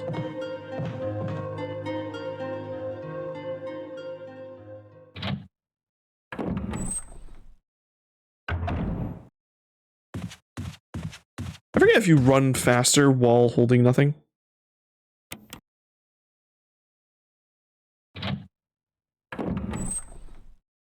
It felt like that in... Oh, God! I was just immediately like, I need to reevaluate. She's like...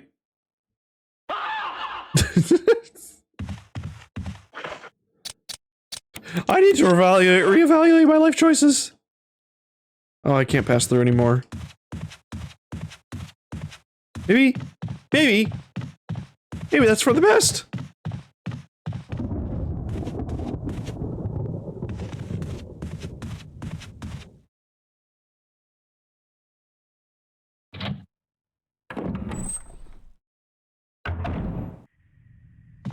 You know what? Maybe that's for the best. Oh, jeez. If I had a girlfriend, she'd kill me.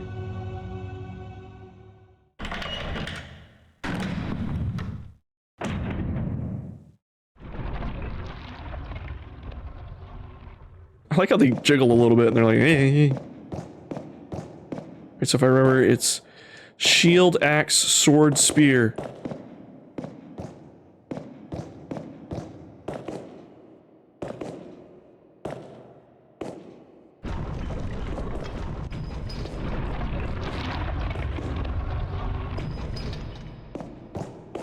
Or just this, I guess? Ah, I see. This puzzle's weird.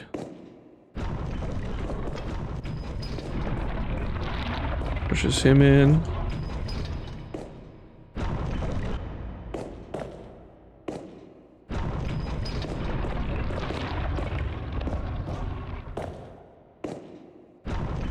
It's kind of crazy they put physics on these. Just to really like just show off like, hey, we can do it.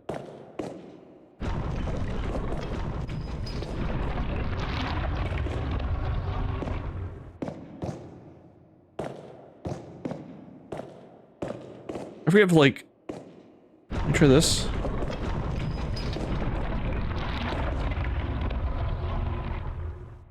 All right.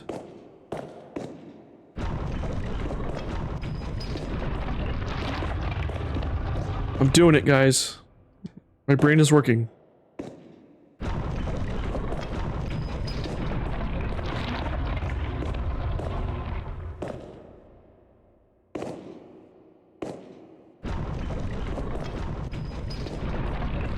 And that one makes him go back.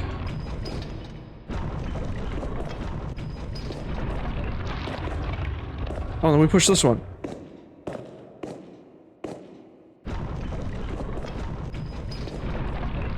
I did it, my brain. I'm gonna press the switch. If we didn't put those back, then the knights would expunge horrible gas.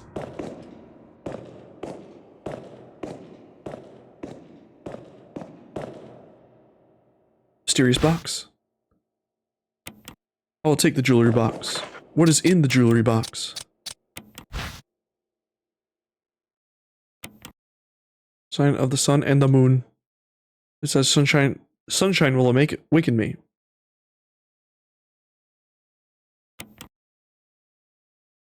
Where's the switch? Ooh. Roar.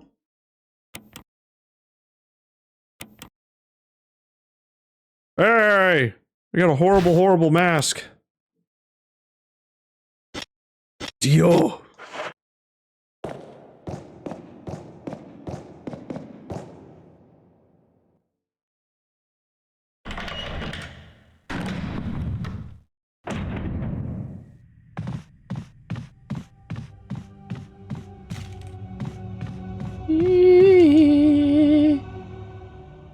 It's a scary.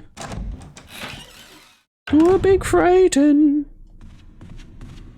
So let me see here. How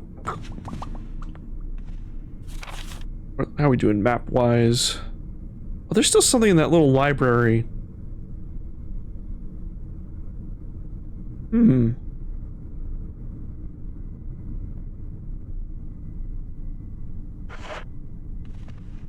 Go over here.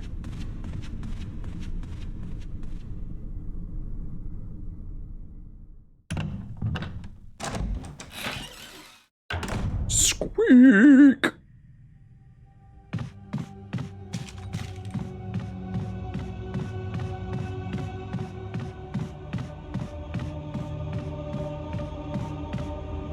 Hello, Mario.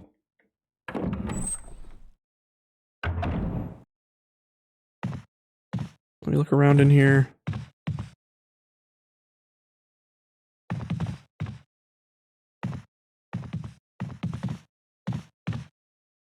There's an item. Oh, it's a book. Pages are blank. Botany. Uses of medical herbs. It's well known fact that there exist many plants that are credited with medical healing powers. Since ancient times, mankind has been healing wounds and diseases using various plants. In this book, we will sample 3 herbs that are a native of the Arklay Mountains and briefly outline each of their medicinal qualities. Each herb has a distinct color and a distinct medicinal quality. The green herb recovers physical strength. The blue herb neutralizes natural toxins. However, the red herb has no real effect by itself. We have found that mixing green and red herbs results in a magnifying effect. We will outline the effects of red herbs when mixed with other herbs when we have more data. Meanwhile, feel free to experiment with it on your own, for true knowledge is only acquired through experience. And then someone mixed some weird shit together and they died.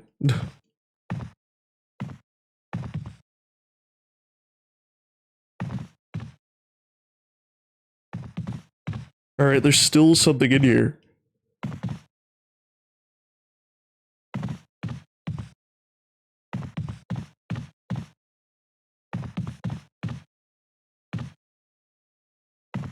Oh god.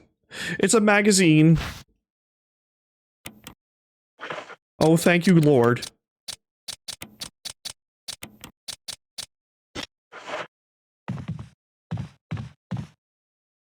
Oh, thank you.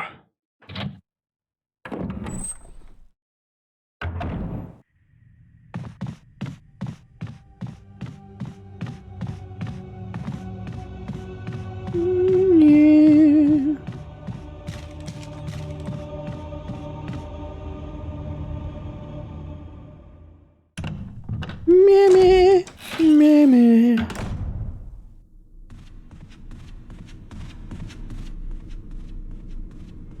So I could go drop off the mask. The game's just like, are you sure about that? Lightning.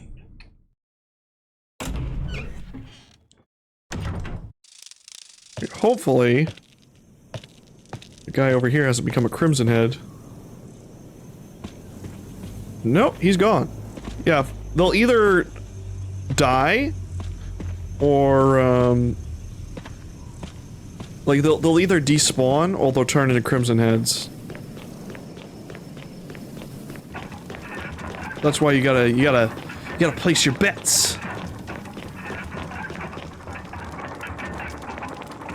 So one without a face or anything. So I believe it's this one. Beep. Gross.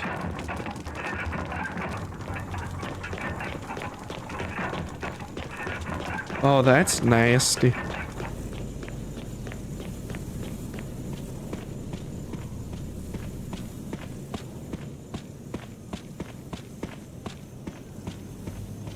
Alright, we're doing good. We're doing good.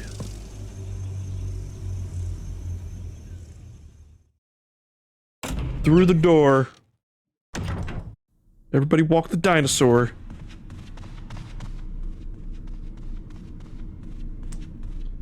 Alright, so.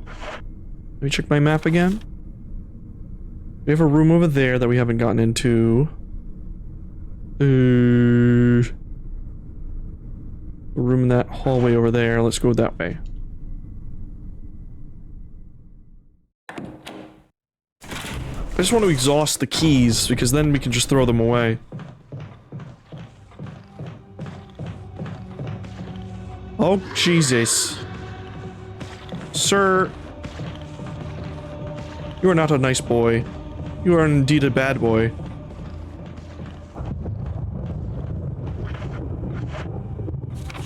With the door closest to the wall.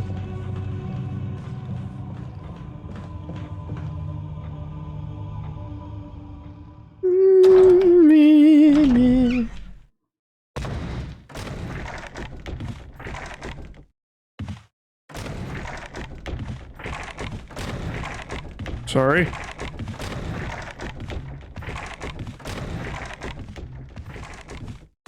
Don't like that. No, sir. I don't like it. Oh no! He's made it through. Oh, he's a helmet emblem. I don't have that one.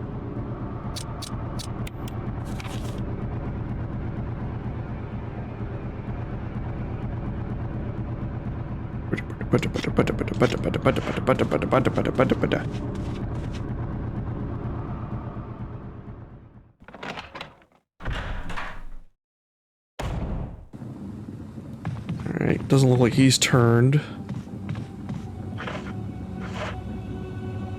I hate it when zombies become super zombies.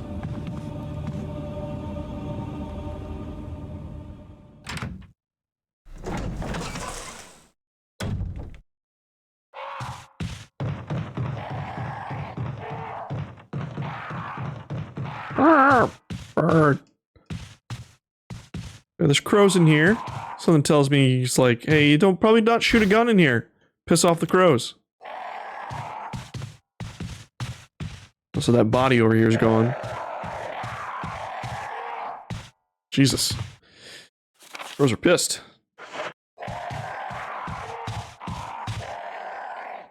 Oh, crow!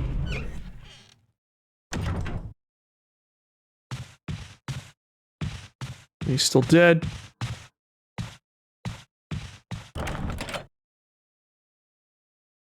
What's up?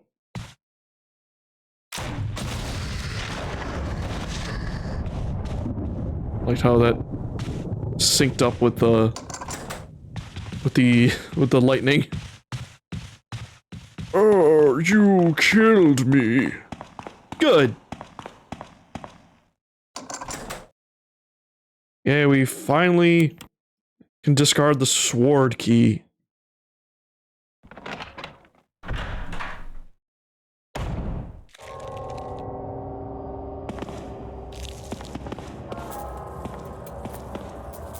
Oh, this room's great. Love this room.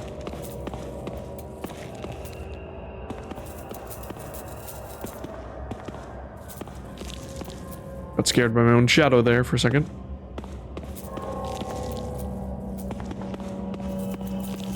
If I recall, there's nothing I can do over the other way. Locked on the other side.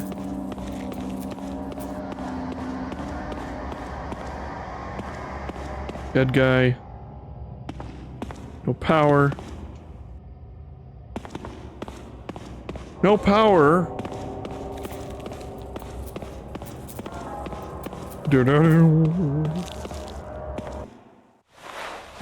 Oh no!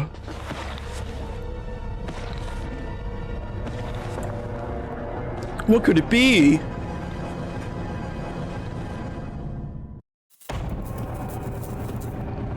Oh, it's another zombie. Hey. Hi there. I'm gonna eat your flesh. Eat your flesh.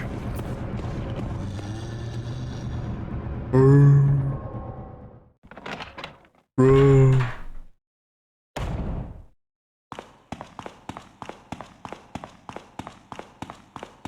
Well, I don't want any of that, sir. Alright, the other zombie dead still.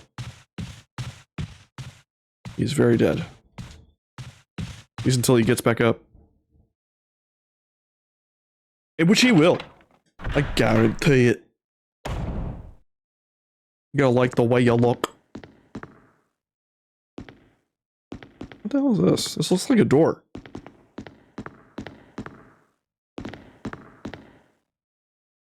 This is a looking piano. So expensive. Like fine wine.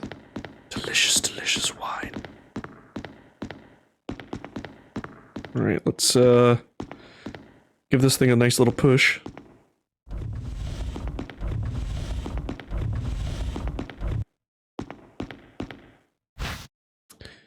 It's a musical score of Moonlight Sonata.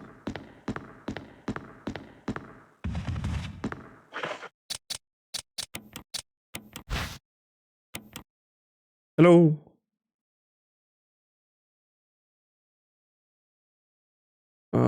A section of the music is missing, leaving only the beginning and the end.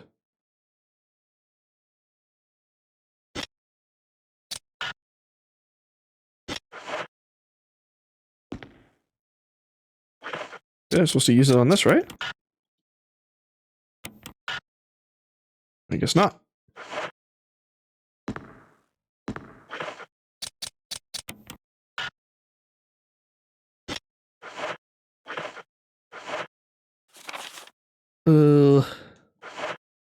Huh.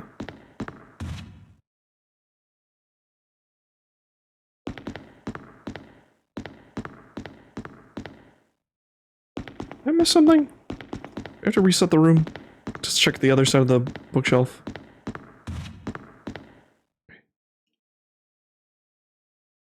Burn in the completion of the mansion. Oh. Alright. Okie dokie.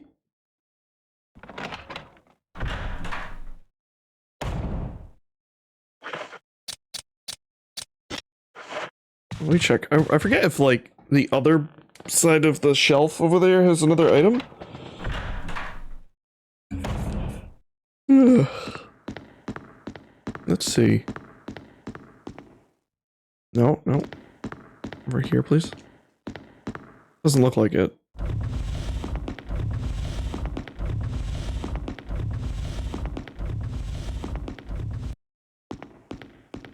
Yeah. There's nothing.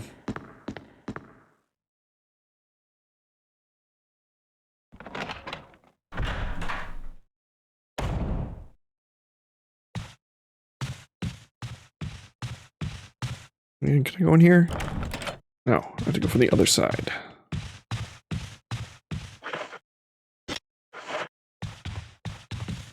Let's check the dining room again.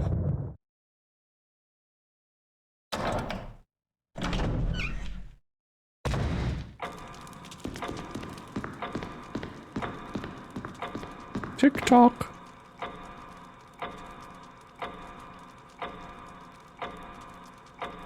The two have run each other through. The path to your way will be open. If I recall... Your two knights striking each other. Red has been thrust into the breast of one knight, while the other has pierced the head of the other.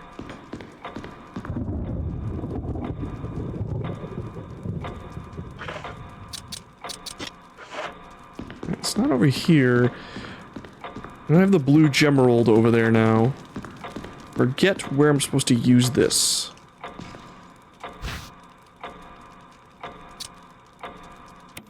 You know, I'm gonna leave that there for now because...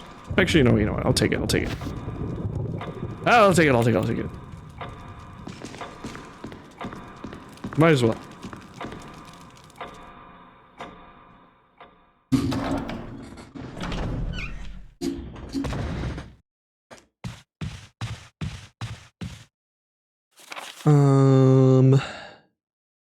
Alright, you know what? I think I've been avoiding it, but I think we're supposed to do it now.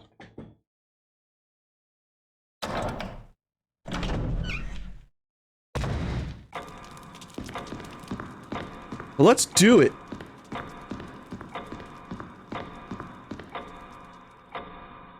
Tick, tock, tick, tock.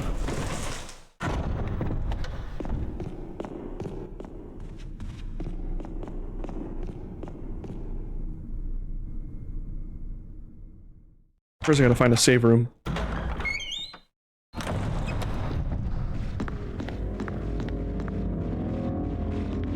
And that's why we push that in front.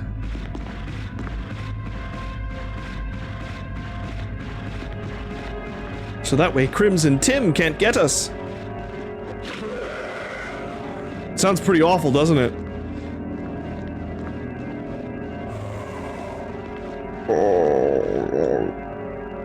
Also, I just want to see what a Crimson Head would look like in the RE engine.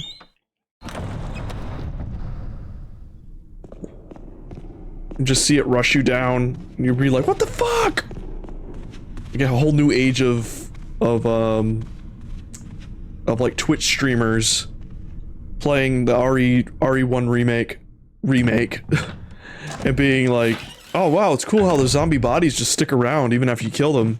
And then one gets up and is like, "What the fuck? What the fuck? Ah! Ah!"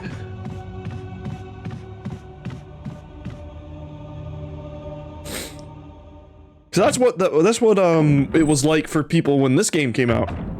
Like when people saw the body, like they did not advertise the Crimson Heads. They were just like, "Whoa, wow, it's really like a technical achievement. The bodies just stick around." Like when you first start playing the game, and then they start getting up, and you're like, "Oh fuck."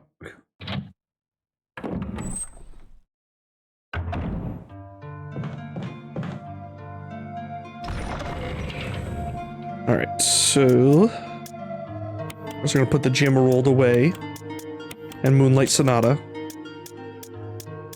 I'm gonna hold on to the ammo. I'm gonna put the healing away. Well, I'm gonna take one healing item with me because you know.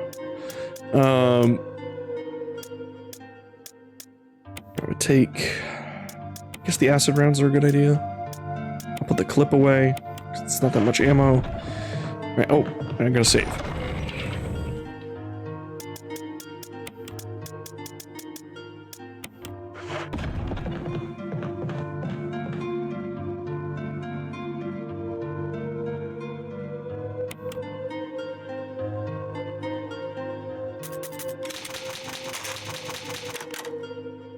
And here we go. Now, put this away.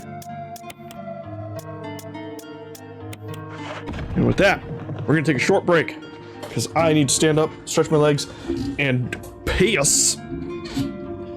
And I'll leave you with the beautiful sounds of the save room theme while I'm away. It's time for more Resi. Does Resi have that Rizzy?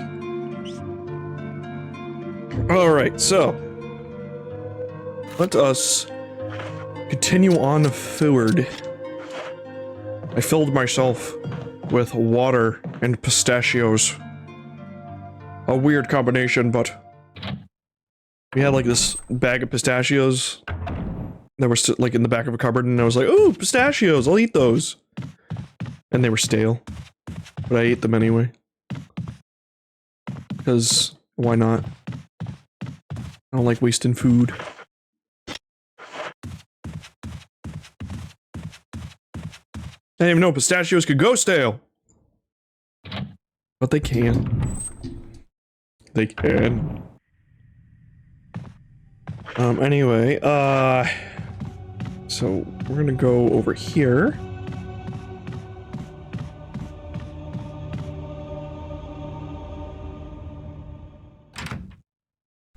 Open this door. Richard! Oh! Richard! What happened? You're wounded. This whole place is a killing zone. Killing. There are monsters. What did this to you? A big snake. And it had to be poisonous. Poisonous? Venomous, hold on. Richard. Bring me serum. I saw some, but didn't bring any. I'll go and get it, okay? You're gonna make it. Thanks.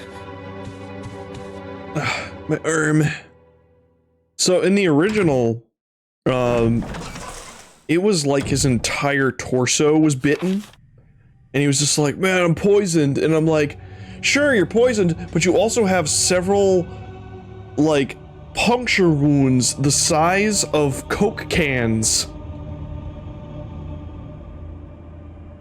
In your torso. Like, the poison doesn't matter, dude. You're dead. Anyway, we have to get the serum before Joseph croaks.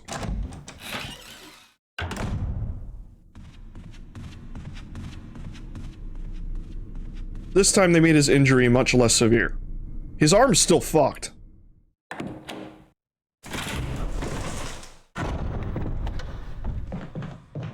It's proper fucked.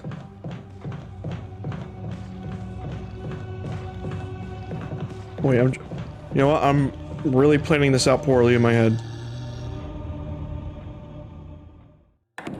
Mental map. Go.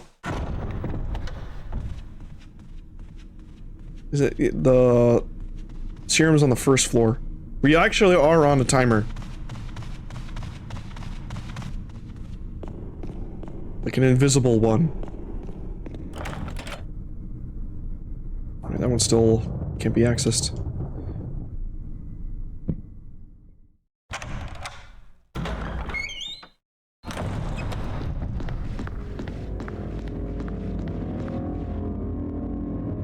He's like, man, I'm gonna get you. Wait. Alright, I might need to reset this. Because I completely got turned around.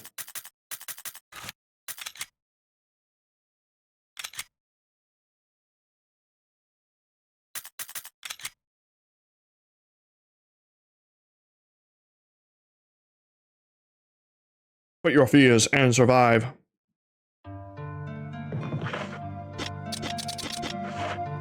Don't remember to put the ink ribbons away. So unfortunately, yes, being the fact that I wish you could take out one ink ribbon at a time, just so you could save your game and you wouldn't need to do that every time you reload your save, but it's whatever.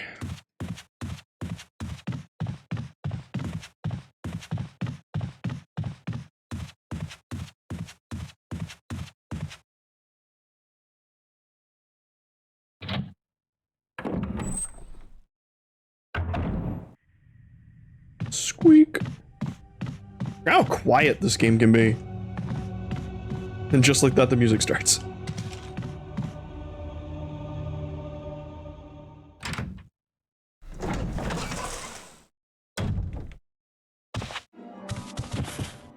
Oof.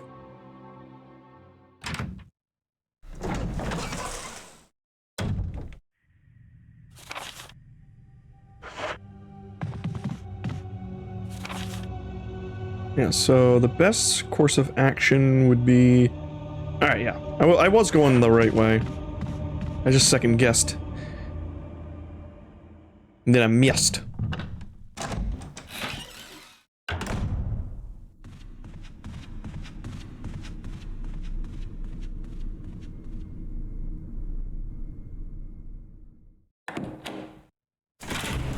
Here.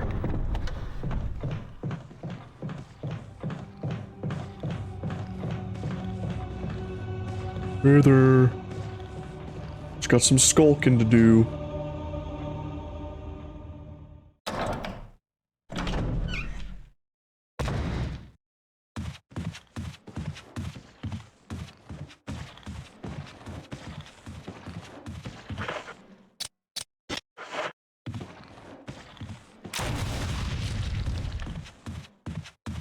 Get fucked, loser.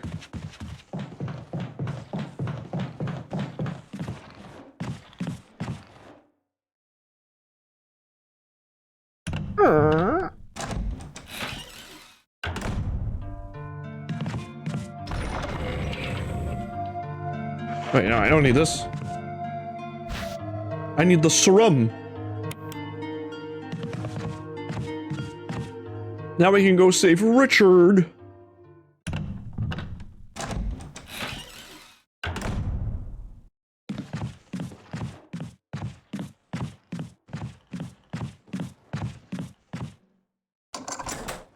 Armor key used.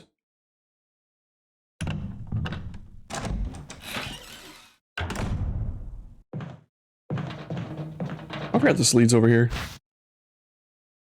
Got a battery pack. A stun walker! Wait, I don't have to go in here yet.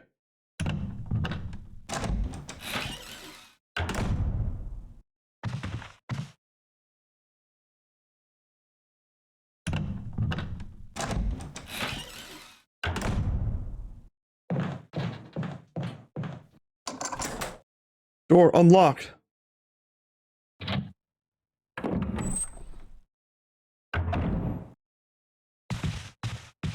He's still a normal dead zombie, it seems. Seems. Richard, I'm coming. Don't worry, SpongeBob, I'm coming back for you.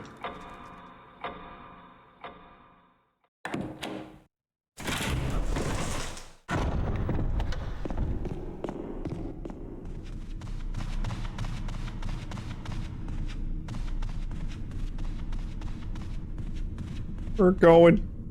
We're going for it. Gonna be okay, Richard.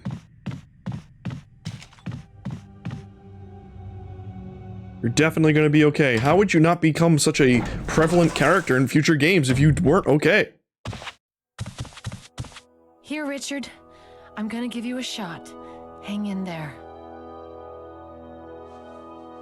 Jill, here's my radio. Take it. I'm...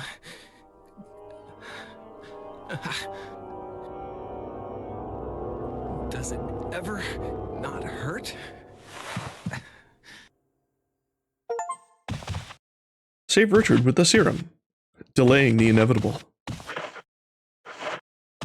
We got some things in here. Anything else to say, Richard? You have, like, exposed muscle and tendons. I'm okay. The others... I'm okay.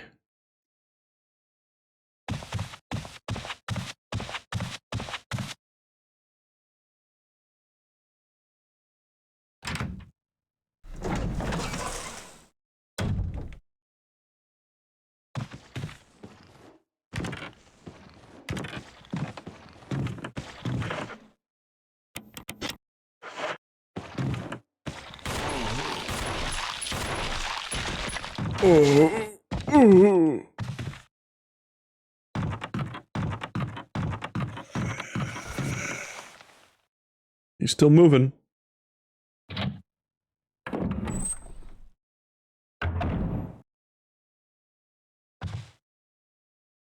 Give me that ammo, baby.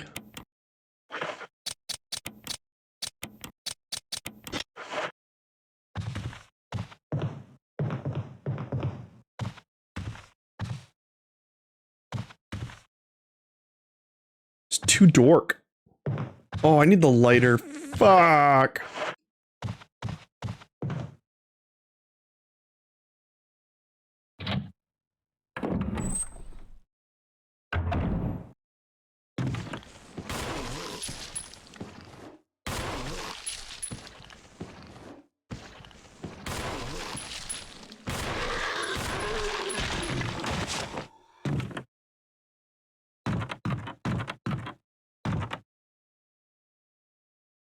I gotta get the lighter.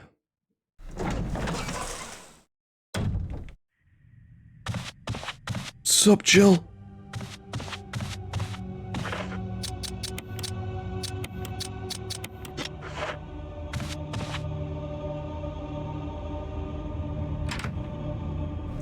And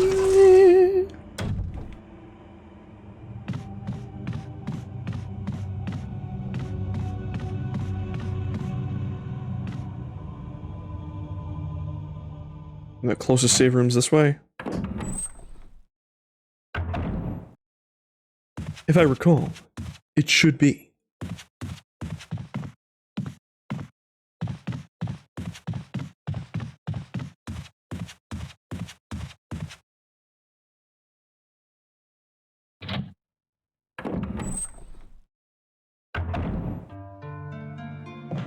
All right.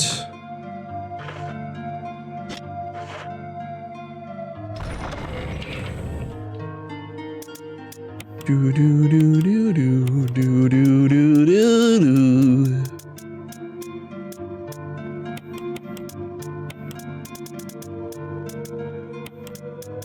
And then I want the lighter. Just the lighter. We don't need the kerosene. 40 Doodles! Welcome on in! How's it been? Look how you just slide on in.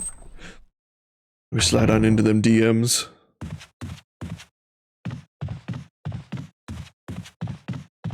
Playing Resi Remake, Evil HD Remastered, Electric Boogaloo.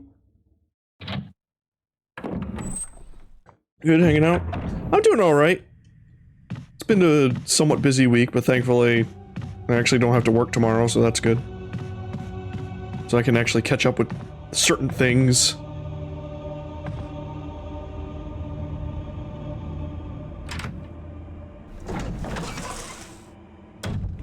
Unless they call me in, which is more likely than you think.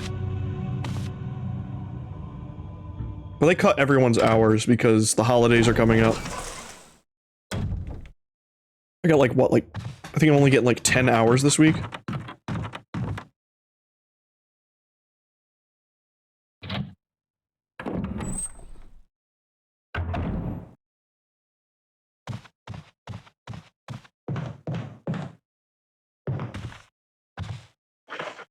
Let's see here. Ah, lovely.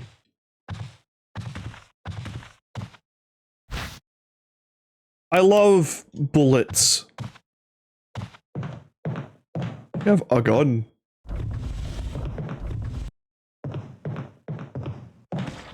Oh god! No, you got me from the back-o.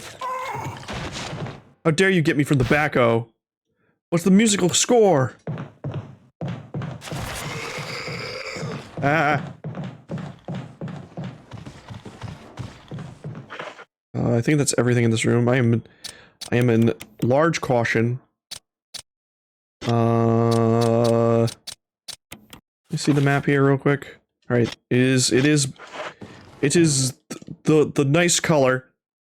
It is the color in which things will no longer get to me.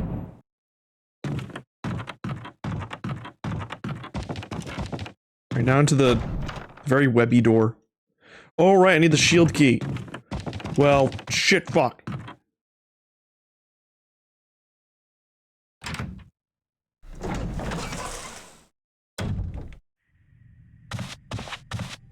Hey there, Richard.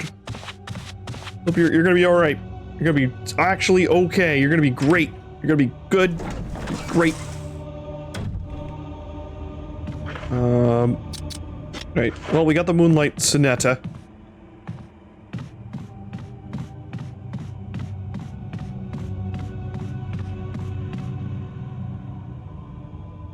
The Moonlight Pinata.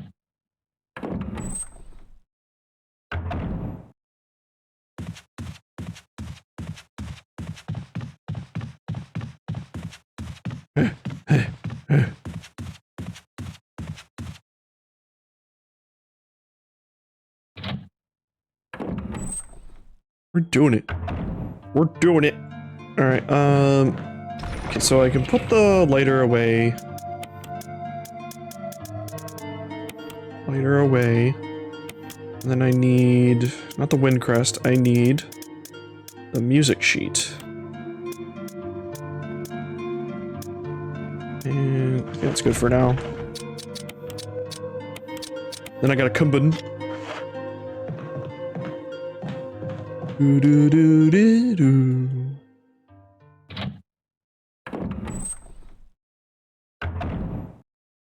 Yeah, I still love the GameCube so much. Like, it's just this era of like visuals and everything about it. From Resident Evil to the Marios to the Zeldas.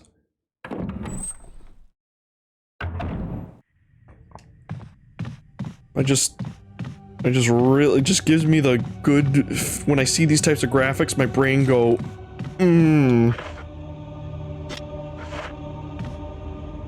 give me that good. It was an interesting time. It was. Like, there was a lot of experimentation at the time, because I mean, like, this was like the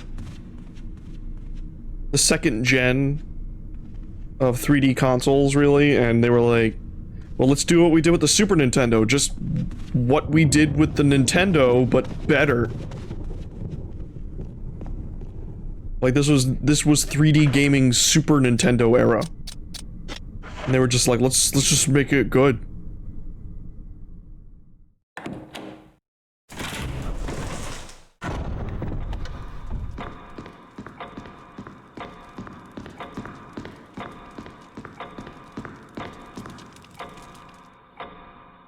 And also Nintendo was super experimental in this time, like when it came to their own games and their narratives. Yeah, I miss it too. Like, Mario got very stagnated. Like, Mario in particular got very, like, stagnated or like, sterilized in, like, the Wii era. Thankfully, with this coming Friday, there seems to be a changing again. I remember apparently in an interview, they were asked, like, part of the reason why Mario or oh wait, you know what? I need to go back and get the shield. The reason why Mario Wonder looks the way it does.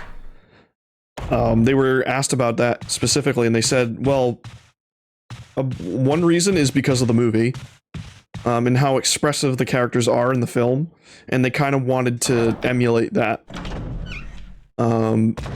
Like, because obviously, like, it'd be weird if the movies looked better than the games, like, aesthetically. So I think that was a big change for them, or a big factor for them. So that's like why Mario has all these like funny expressions now. I was scrolling through YouTube, and believe it or not, someone has uploaded the final boss. I only saw the thumbnail, but I was still like, come on, man. Like at first I thought it was like a promotional video from Nintendo, but then I realized, oh no, yeah, I forgot, like, every single Switch game leaks like a week early now.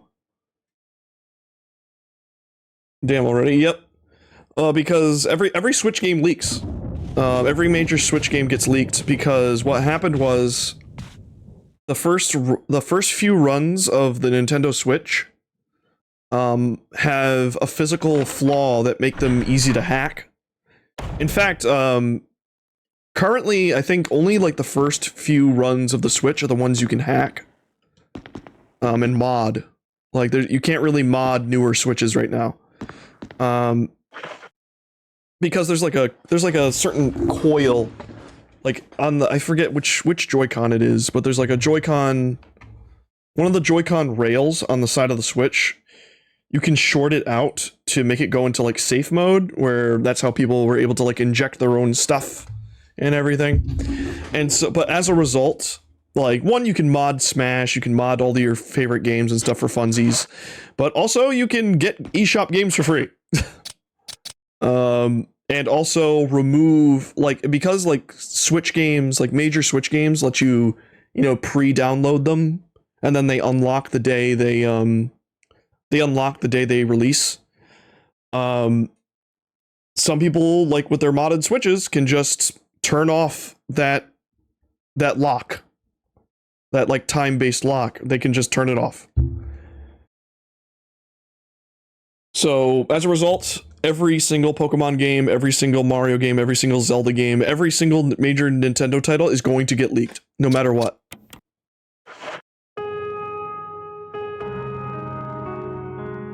It's only when the Switch 2 comes out that will change.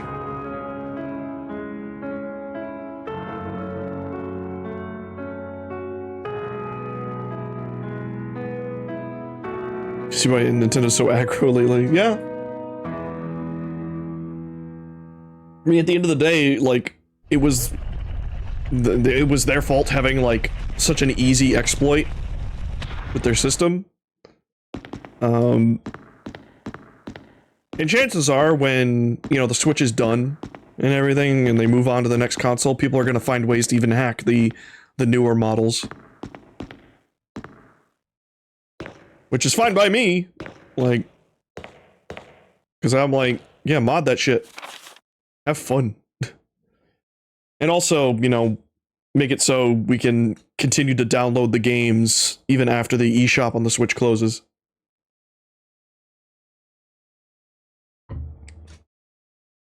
But yeah, so obviously, like, Nintendo can't turn off people's Switches that are hackable, and they obviously cannot, they can't make it so like, oh, you know what, older models of Switches can't download they can't pre-download games. Like, you're just not allowed. It's like, obviously they can't do that. Like, it would just make too many people upset. So they just gotta deal with it. Anyway, here's Trevor's diary. November 24th, 1967. 11 days have passed since arriving in this estate. How did I end up like this? A guy in a lab coat brought me a meager plate of food and said, "Sorry to put you through this, but it's for security reasons." That's when it hit me. It all makes sense now. There are only two people to know the secret of this mansion, Sir Spencer and myself. If they kill me, Sir Spencer will be the only person that knows the secret. But for what purpose? It doesn't matter now. It's too dangerous here. My family. I hope they're all right. I've decided to escape. Jessica, Lisa, I pray you are safe. November 26, 1967. How could I be so careless? I lost my favorite lighter. The one Jessica gave me for my birthday. It's the one we found. Now it's going to be much harder to escape this dark place. 13th. The date when my fate was sealed. My aunt was hospitalized just 3 days before that. Jessica and Lisa said that they were going to visit her. I wish I could be there with them. But wait, even as I'm writing, my memory is coming back to me more vividly. Just before I passed out, I remembered the men in the lab coats said something like, "Most likely your family is already..." I pray for their safety. November 27th, my birthday, 1967. Somehow I managed to get out of that room, but getting out of the mansion won't be easy. I have to get past all the booby traps. Yeah, booby. Tiger eyes, gold emblem. I have to try and remember for my own sake.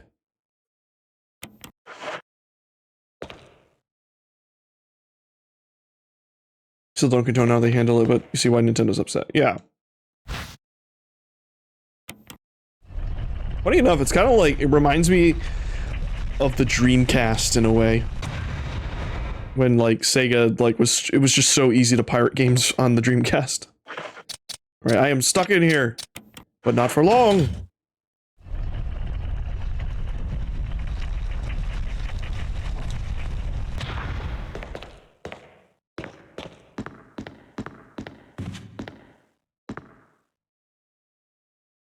There's something on the wing. Something. Oh no, I don't want to. I want to use the door. I hate it when I try to open a door, but instead I read a wall plaque by accident.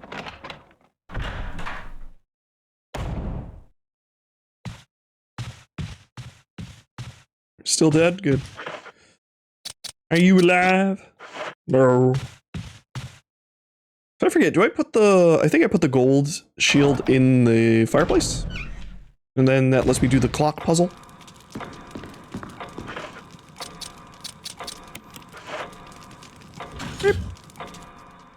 It's like, oh, it's gold, so that means it works now.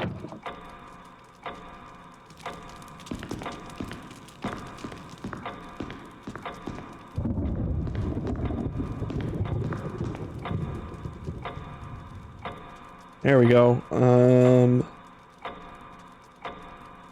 So I think it was like, what, 11.2? Or like 2.11? This knee will open. It's like you can turn the gears. I will try it. Small.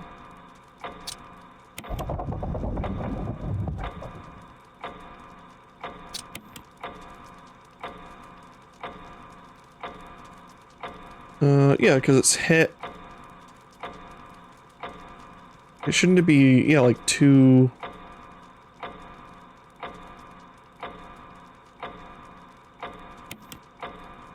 in the small hand. To the left.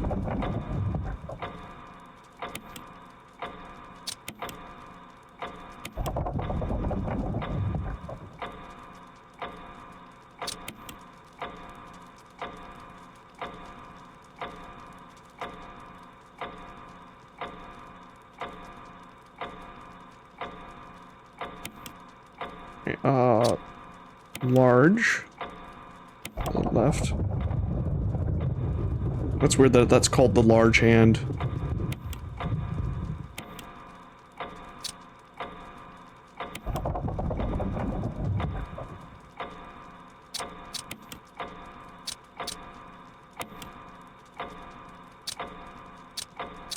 Wait. With the helmet, shield, armor, and sword directions. Decorations, rather.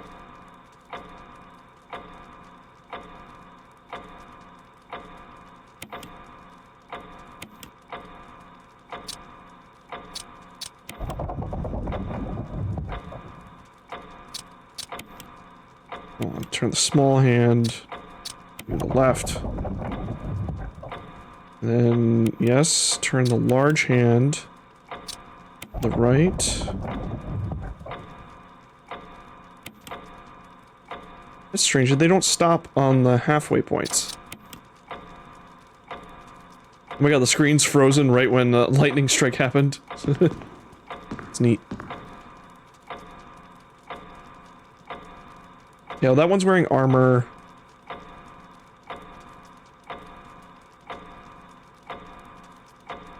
At the breast of one knight.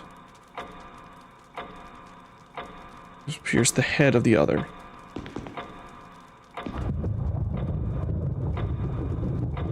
Oh, I see. I remember now.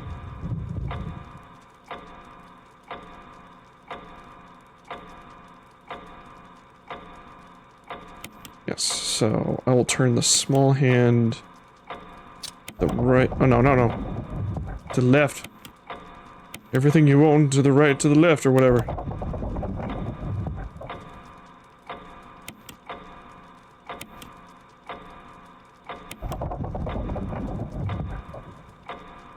It's 6 o'clock, I guess. Large. The large hand. Oh, fuck, I keep getting my lefts and rights mixed up here.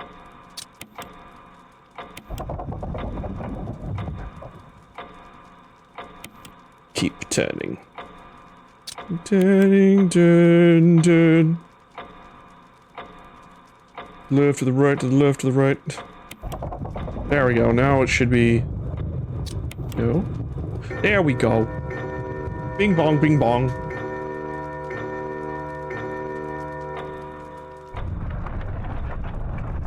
Oh my god, a shiny. It's a key. A Mansion key. It's the shield key.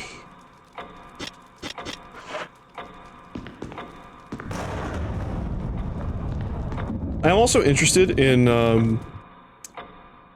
when it comes to, like, Nintendo, especially Nintendo of America. I was in, Duper's chat today on Discord. And one of the things that came up was the eShop. And how, one, it's just soulless compared to, like, the Wii eShop, as well as the even the Wii U eShop. And the 3DS eShop. And how there's no music, There's no real personality to the menu. I think they put music on it once for like Mario's anniversary. I think that was it. I don't know, it's just really depressing.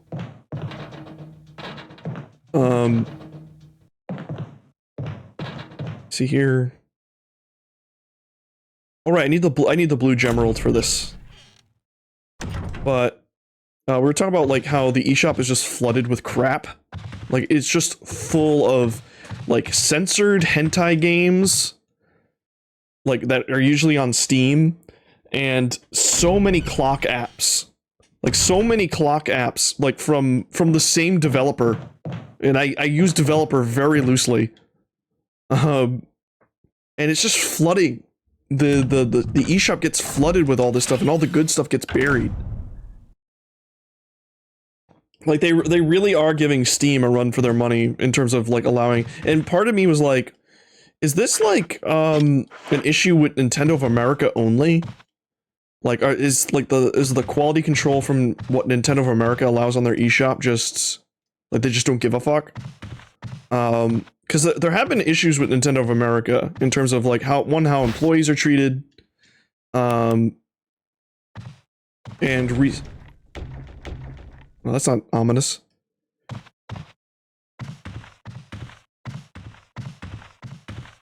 All these sexy pictures of women. I like that's supposed to say, that poster right there is supposed to say swimwear girls, but because the S is covered up, it's just like wimwear girls. Here's the wimwear. Venus mode. And here's the famous piece of literature that everyone knows. Wimwear girls? Wimwear. I like how even the captions corrects it to swimwear. Keeper's Diary. May 9th, 1998. Played poker tonight with Scott and Elias from security. Steve from research. And Steve from research. Steve was the big winner, but I think he was cheating. Scumbag. May 10th, 1998. One of the higher-ups assigned me to take care of a new creature. It looks like a skinned gorilla. Feeding instructions were to give it live animals. When I threw a pig in a pig, the creature seemed to play with it, tearing off the pig's legs and pulling out the guts before it actually started eating. May 11th. Around 5 a.m., Scott woke me up and scared the shit out of me. He was wearing a protective suit. He handed me another and told me to put it on.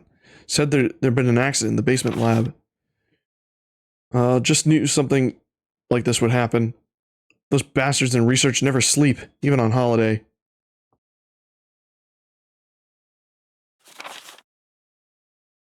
May 12th. I've been wearing the damn spacesuit since yesterday. My skin's getting grimy and it feels itchy all over. The goddamn dogs have been looking at me funny, so I decided not to feed them today. Screw 'em. May 13th. Went to the infirmary because my back is all swollen. It feels itchy. They put a big bandage on it and told me I didn't need to wear this suit anymore. All I want to do is sleep. May 14th. Found another big blister on my foot this morning. I ended up dragging my foot all the way to the dog's pen. They were quiet all day, which is weird. Then I realized some of them escaped. Maybe this is their way of getting back at me for not feeding them the last 3 days? If anybody finds out, I'll have my head handed to me. May 16th. Rumors going around that a researcher who tried to escape the estate last night was shot. My entire body feels hot and itchy. I'm sweating all the time now.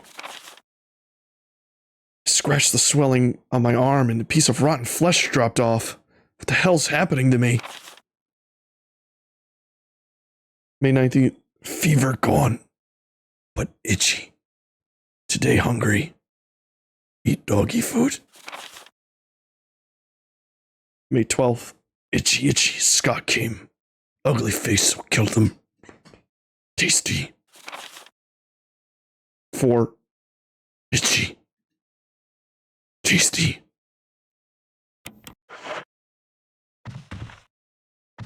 Still fantastic.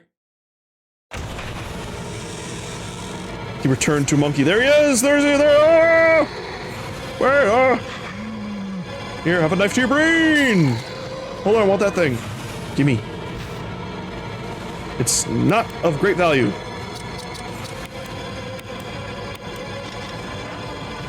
Rocket launcher! Rocket launcher! Oh my god. Wow, you're a trooper.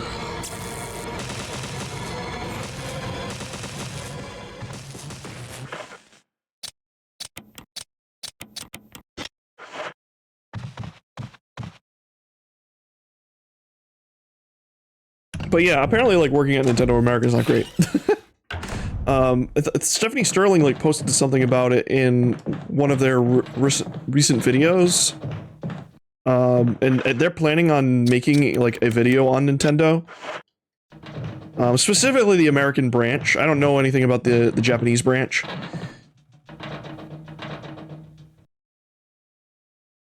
All this tension and build up, me blowing away the grenade launcher. If I have it with me, I would too.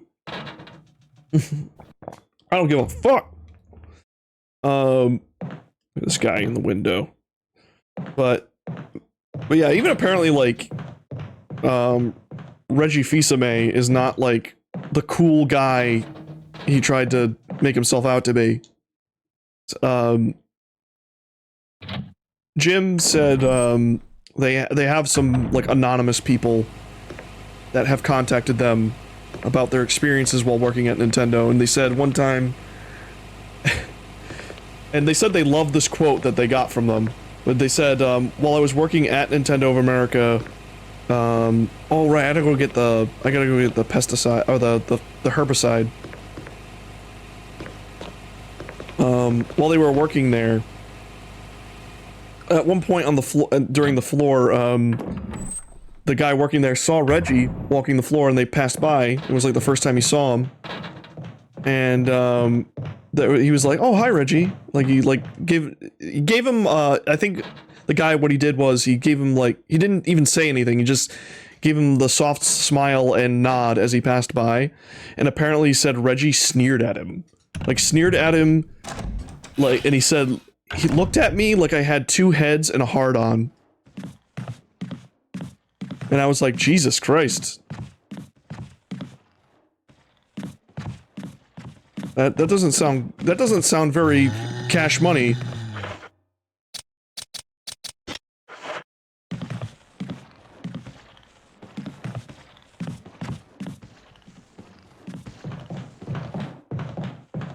Once again, believe it or not, CEOs are not your friend.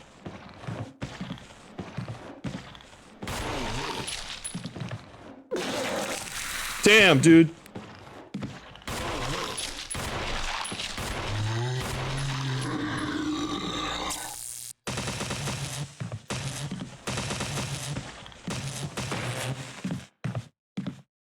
Well, that actually killed him. It's a bummer. I don't see like what that kind of mentality is though. Like if that story is actually true, which I usually I trust like Stephanie to report pretty honestly.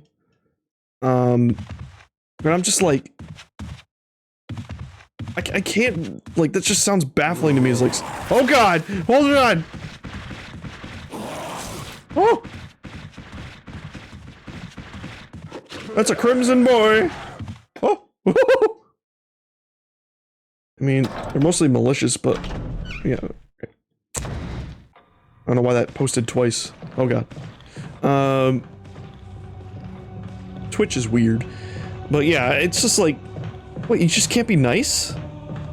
It's like, I just don't get it. And maybe I don't think I want to. It's a power play. Yeah. There's also like the odds of maybe it was a bit. I would, that's very generous of me to say that.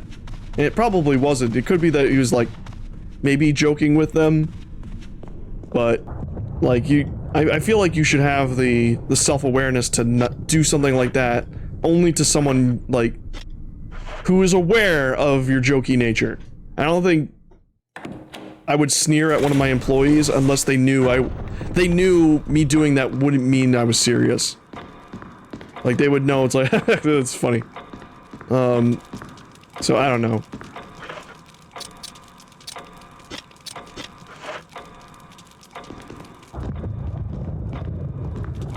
I'll always say Iwata was untouchable though. But even then, I'm pretty sure he probably made some questionable decisions as well. No human being is perfect. Right, so I have the shield key. I forget, is that the one I need for this, to go fight Yawn? If I ever get a pet snake, I'm gonna name him Yawn. I think that's a great name for a snake. Do snakes yawn? They probably do.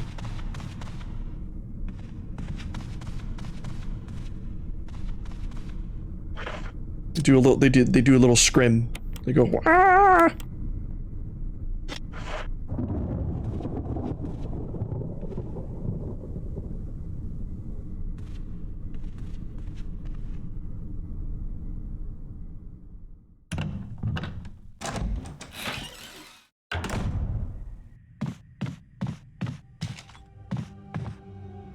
But also, I don't see like why you would want to be shitty in any company or whatever, because you're just creating an environment in which you will eventually get found out. Like, it will come back to bite you in the ass usually, as we've seen. Like, I just don't know why you would just create that bad karma for yourself.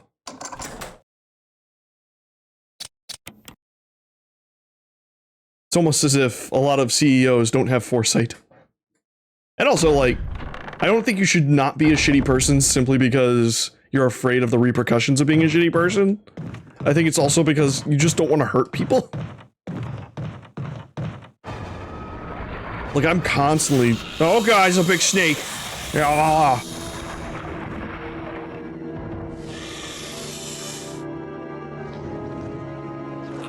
Nah. Richard! Where'd you find those bandages? Oh, big snake, big.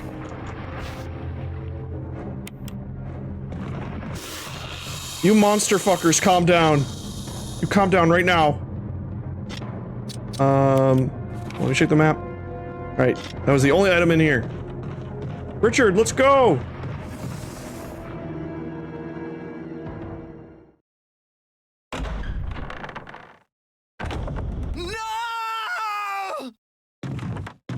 God damn it, Richard.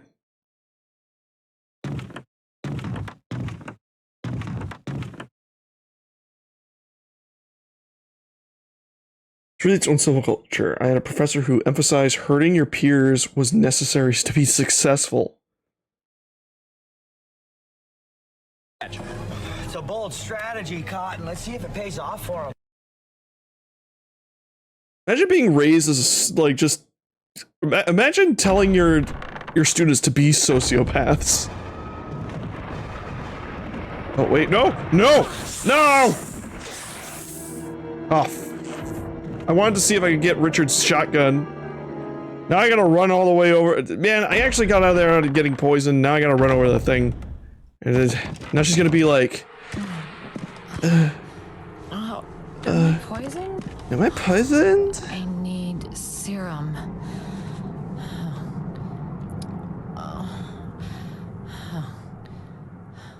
Am I poisoned? Guys, I think I'm poisoned. Even though it's not poison, it's venom! God damn it.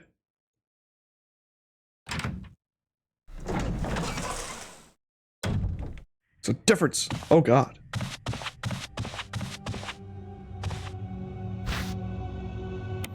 Well, I'm gonna take these herbs because we're never coming back here. He was a bit of a sociopath himself. I'm pretty sure he was. And also, I don't know if sociopathy is a spectrum. I mean, I'm pretty sure you can still manage to be, I don't know the entire psychology about it, but I'm pretty sure it's possible to be like at least a decent person, even if you are a sociopath.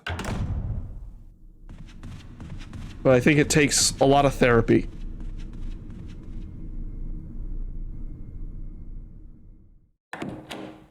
It's gotta suck though. I think like some certain people with like, from my understanding, certain people who have sociopathy, I guess is how you call the actual mental condition, like they get frustrated because it's like it's very hard to form connections and stuff. It's like there's just this weird aspect to it. I need to remember how to get there. Waffles, welcome on in. I don't need to worry, but I think the residents are evil. Oh no! B, it's good to see you, buddy. Ah!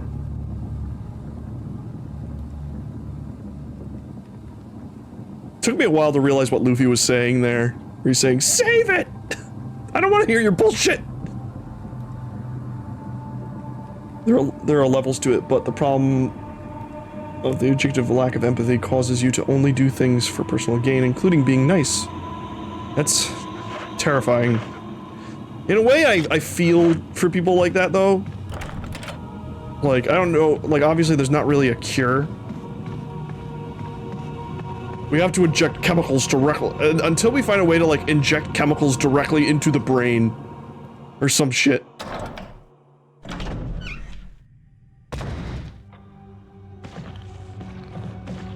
You had to put out a public apology? That's awesome. I'm certain it was sincere. Well, I gotta go the way around. I am gonna die from this snake venom that I did not mean to get.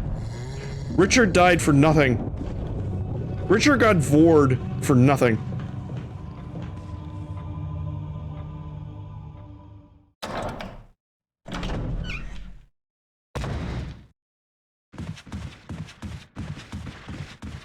Oh god. Oh Jesus!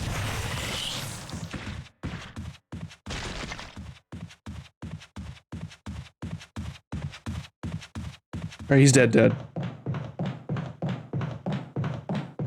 I am sorry you were all upset by what I said. God.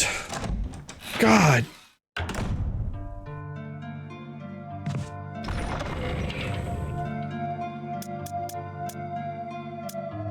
Wait, I need the serum.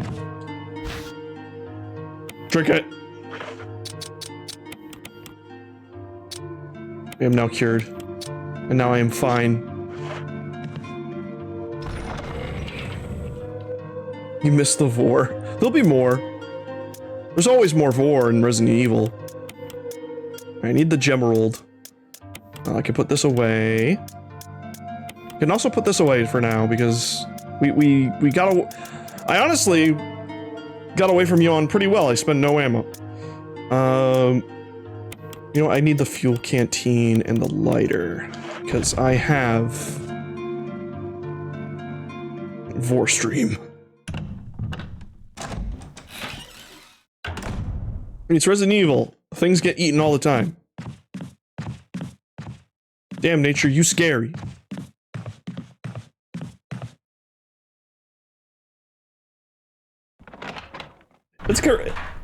It's weird how this series really survived all this time. Haha, survive.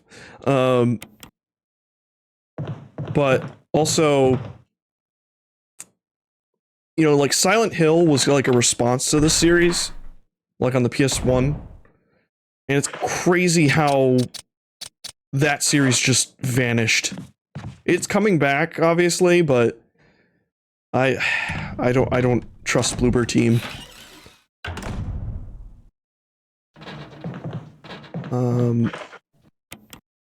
I don't trust the people who say that if you have a mental illness, you should probably just do a self-harm to avoid hurting others. God, that game is ridiculous. It didn't vanish, it just doesn't know. Yes, Waffles. I don't know if it was intentional by the devs. It could be just a poor understanding of psychology more than anything. That's me being very generous. But in the game, the medium for the PlayStation 4, I think it was PlayStation 4 and PlayStation 5. It's on PC and everything. I haven't played it myself, but I knew that the ending is essentially you learn the monster of the game is coming from a little girl ghost or whatever, like, and it's like a manifestation of her mental illness, and the only way to stop it is for you to kill her. And it's essentially saying that people with mental illnesses, their illness will just hurt others, and it's better off if they die than them to continue to exist and hurt others. And that's the team that's going to be remaking Silent Hill 2.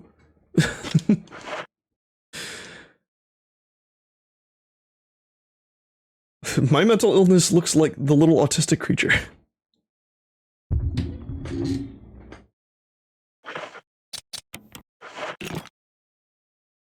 Look, tiger. Tiger. I should probably, we should probably maybe check out the medium someday, because I do want to see, like, just how bad it is. Now, to be fair, I think, like, a lot of the people who worked on Silent Hill 2 are coming back to, like, to supervise and work on it, so if Bloober Team just works on, like, the technical side, maybe it'll be okay? Layers of Fear also had similar themes and was not great about it. Yeah, I remember when Layers of Fear was so popular at the, like, way back. And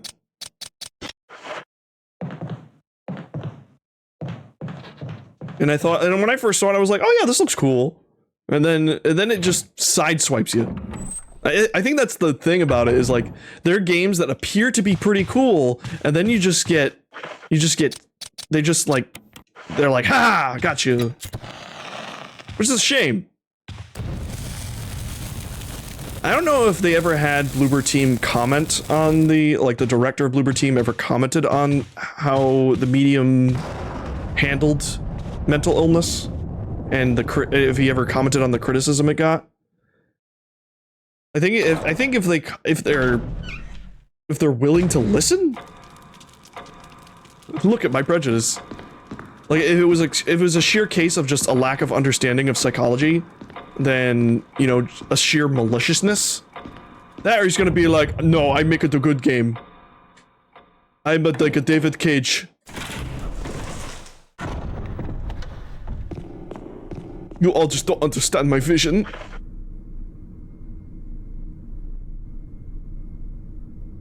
Oh yeah, that Germa clip. I think that's like the clip that made me learn who Germa was.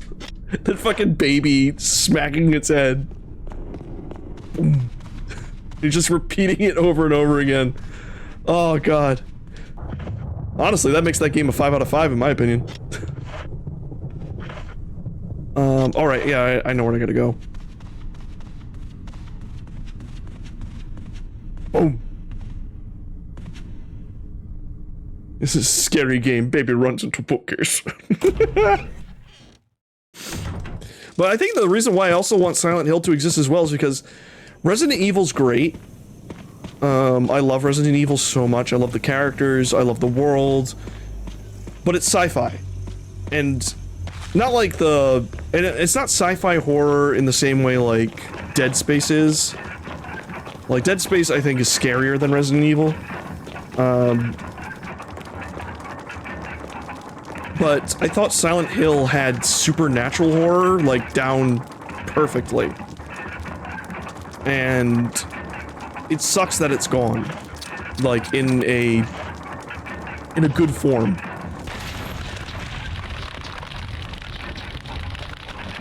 And it probably will never get back to where it was. And it kind of just bums me out. But who knows, maybe Silent Hill 2 will come out and people will be like, holy fuck, this is good. there's the one thing I want is either I want it to either be terrible to the point in which it's irrelevant, or to be so good that everyone's like, holy shit, Silent Hill's back. I do not want the middle of the road situation, because I think that would actually be the worst possible outcome, where it's like, oh, it has its fans and people don't really see the flaws with it. They just see, ooh, spooky game. Oh, my wife dead. Oh, wife gone. Think about wife. But no one sees like the glaring issues, like with the, you know, poor representation of mental illness and everything like that. Lay wife die. Think about wife. I feel like the tone of the Silent Hill games is hard to get made nowadays because it's hard to make it marketable in general audiences. It's true. Even though they're going all in with Silent Hill 2, they're like, we're gonna make the new game and then we're gonna make a new movie, which is by the same guy who made the first Silent Hill movie. And hey, did you know that the reason the first Silent Hill movie replaces Harry Mason with a female lead instead is because the director thought it was too gay for a man to be scared?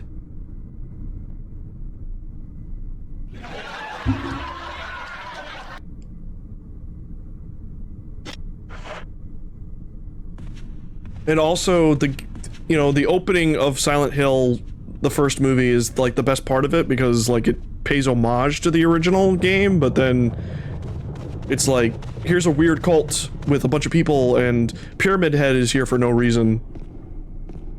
But it's really sick when he rips that woman's skin off, though. That was really sick.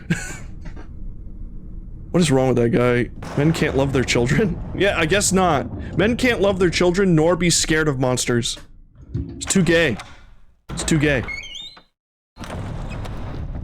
Lord knows if I saw an eldritch horror beyond my comprehension, I'd be like, fuck you, and take out my shoddy.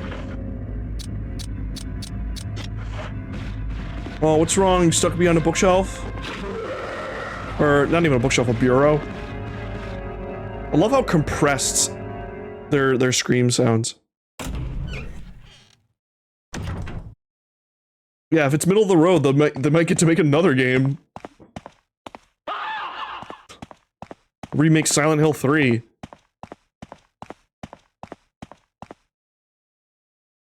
God, that series has so much potential, and it's just, I feel like it's just squandered. Squandered!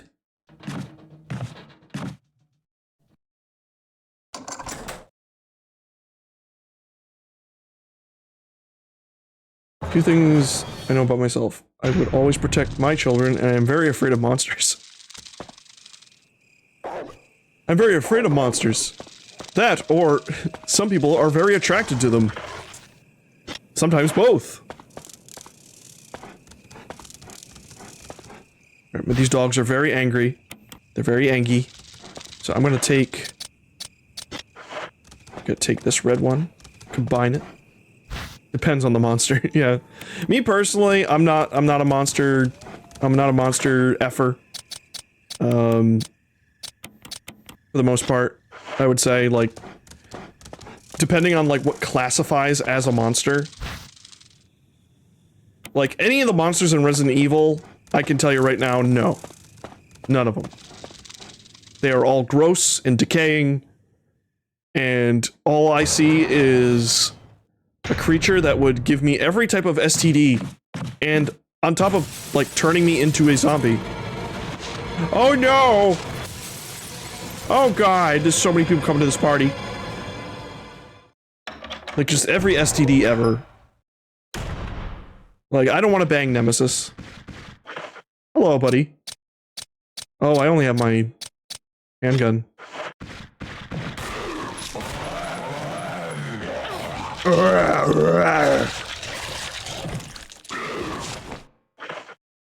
And he put me all the way into red caution. That's a crazy boy right there.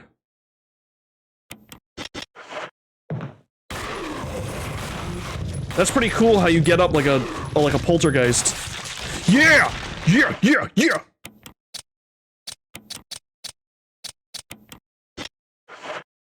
Critical. Oh, Jesus. That actually scared me. Hold on, let me... Use the armor key. No use for it. Discard. Let me in.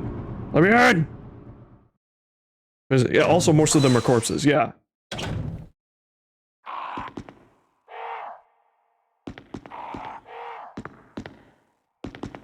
Not into the... I'm not into zombie banging.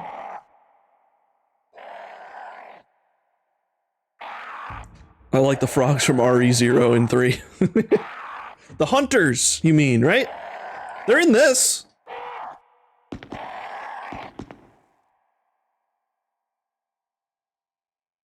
Glass switch here. Press it? No.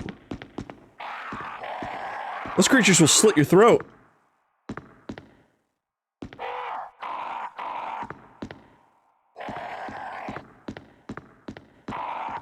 But I can get that one I can understand. That one's not it's not undead.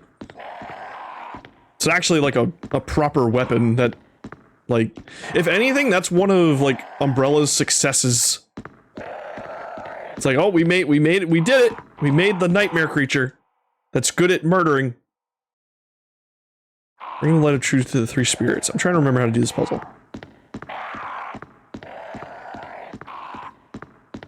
Also, welcome on in, Keaton. Great to have you. Alright, so green, purple, red, or orange. Is that a Jesus? Do Lynels count as monsters? They most certainly do. They literally are called monsters. Like, all the enemies in Zelda are monsters. Well, I guess outside of the Yiga, because they're just dudes. But yeah. And I get Lynels. It's a buff centaur, man. Furries are gonna be all over that.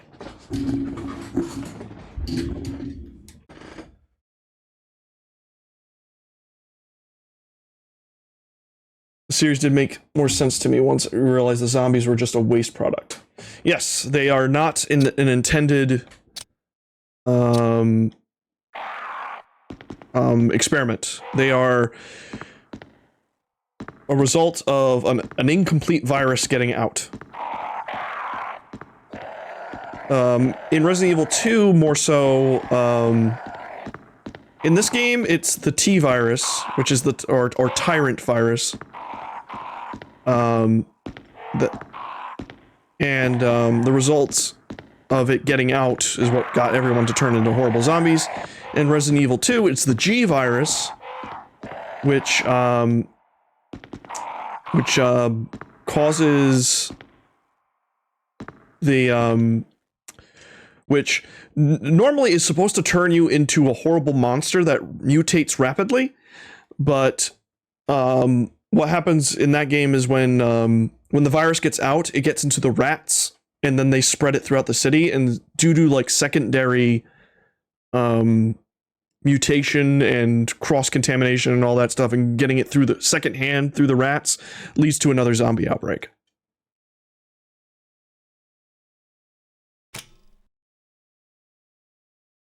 Picture of the stage has turned purple. Princess Daisy likes purple.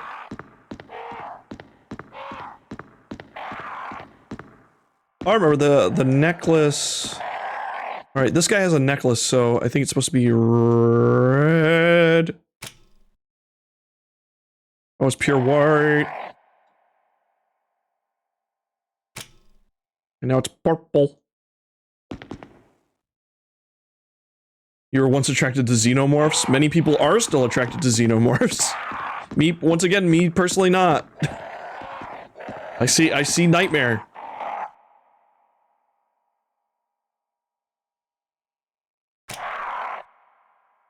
Okay, so I think the sage is supposed to be... No, wait, the sage is supposed to be purple because he's wearing the necklace.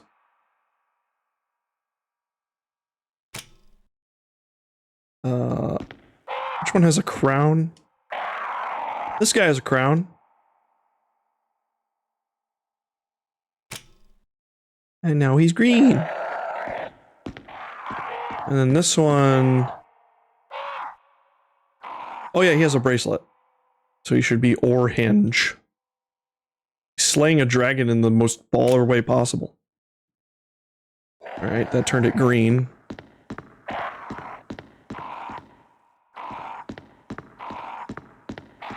Oh yeah, I also see Nightmare, but... Listen, at the end of the day, what do you call it? Sexual attraction is sort of illogical, or fetishes are, like, illogical. A lot of monster hackers will tell you, like, I don't know why, I just think it's hot. just how my brain works. Alright, there we go. Now push the button of the woman. Speaking of war, I don't know why this is just right out of left field. What is this? It's a mat. Oh. It's upsetting.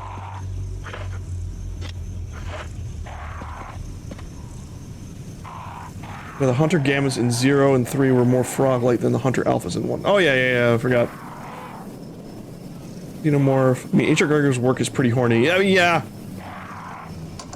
The entirety of, like, what, the game, that just came out, Scorn, like, not too long ago. Like, that was full of, like, phallic imagery. It was very horny. But in a very gross way. It was just really just like, ugh. I heard Scorn was not great, which is a bummer.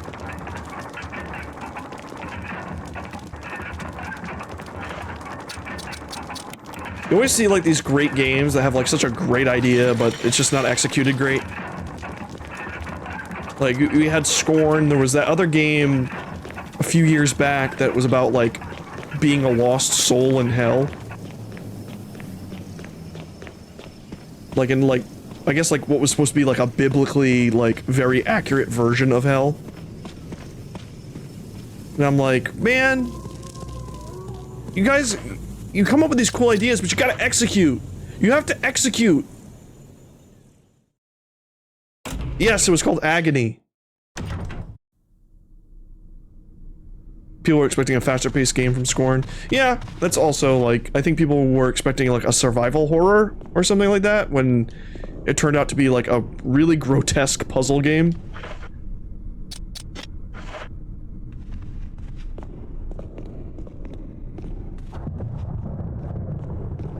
Agony was misogynistic? Ooh. Oh no. That also happens. Sometimes a dev, it's like, wow, this game looks really cool. By the way, the dev is like a racist Nazi. And then you're like, oh.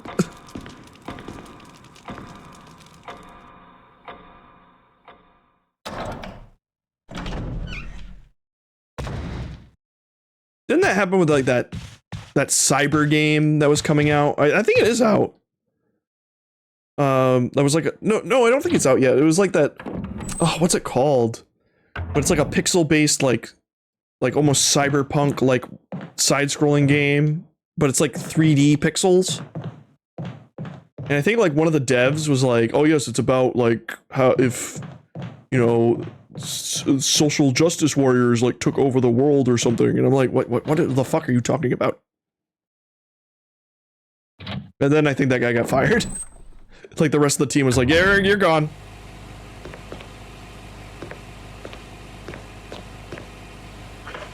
So, the game might still be good. Anyway, let's poison this water. Earth. And now you want to make sure it goes to the red one. You can press the button. The lid in this water pump is open. Pump the water? No. I want to...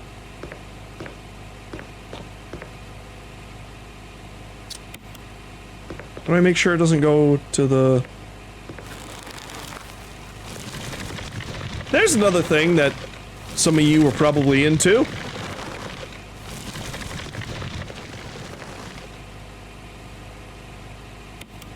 Oh, which way? All right.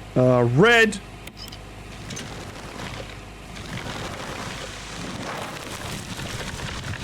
Eh.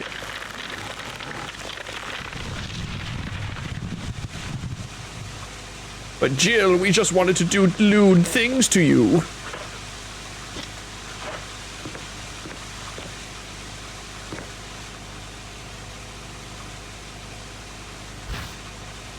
Alright, now to put this mask on and put some blood on it and become an immortal vampire.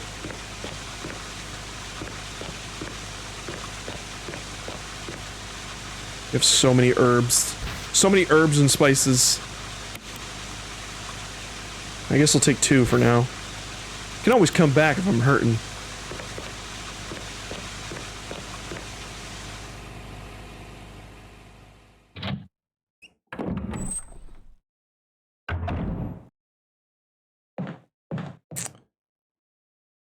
Before you do this, I'm pretty sure if you saw the game I'm talking about, you'd know, because it's in like a lot of like PlayStation events and stuff. Everyone's like, "Wow, this game looks really cool."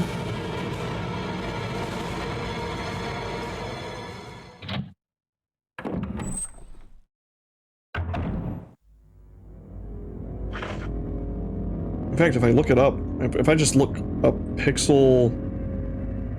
What is it? Pixel Cyberpunk game? Like, instead of getting Cyberpunk. Pixel-based Cyberpunk.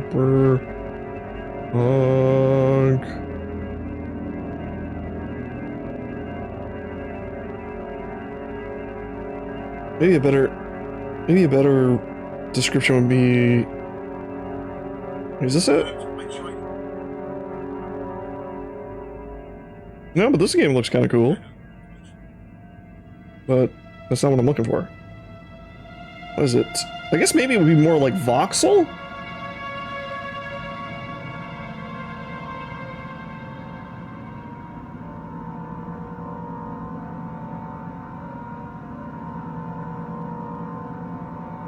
Oh, this is like an old game. This is like a PS1 game. Not Cloudpunk. I haven't played that yet. We want to kind of check it out though.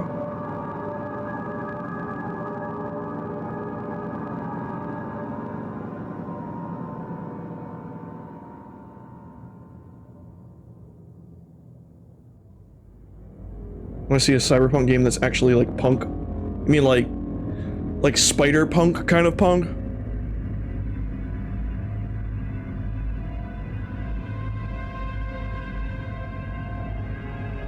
Cyber Runner, that might be it? Let me see.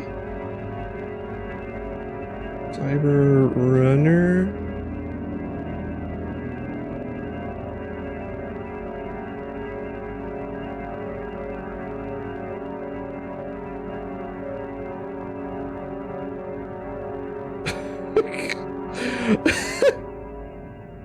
I don't know why, but I got like a 99-cent runner game that's like somewhat cyber like inspired, and it's just like a girl running with a huge ass.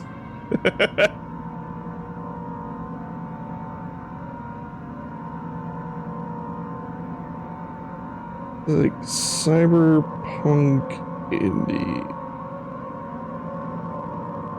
2D indie game.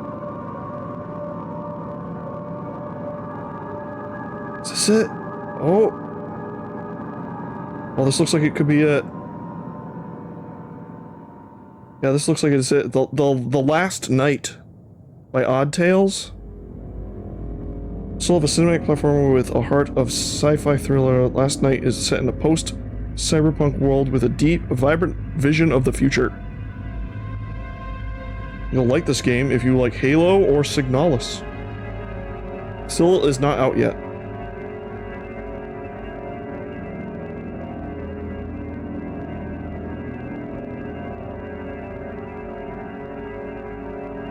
Let's see. Last Night video game. Yeah, this is definitely the game. Say game. I remember like one of the devs like got ousted from the team because he was like being like, it's a world in which social like political correctness took over or something, and they were like, what? No, it's not. Get out! Get out! Get out!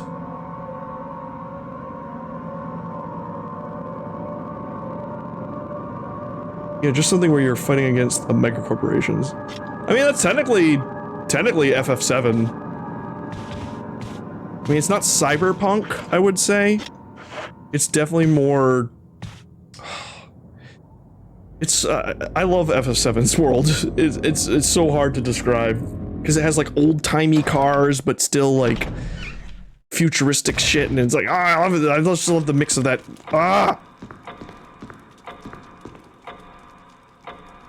Found it looks unique, yeah. I think I found it, and it looks butt unique. And it butt unique. But yeah, it looks cool. And assuming that that problematic person actually did get ousted, I'll probably check it out.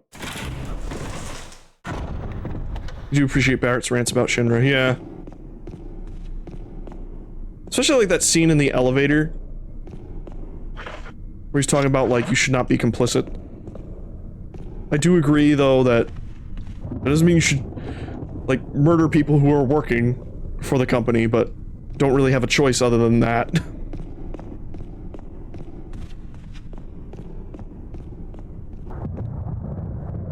Plus, they do add to the context that when they bombed the reactor, it was actually Shinra who made it so the explosion harmed innocent lives, so they could make Avalanche look worse. Though in the original game, it was far more ambiguous, but I think it still implied that they did not intend to hurt civilians.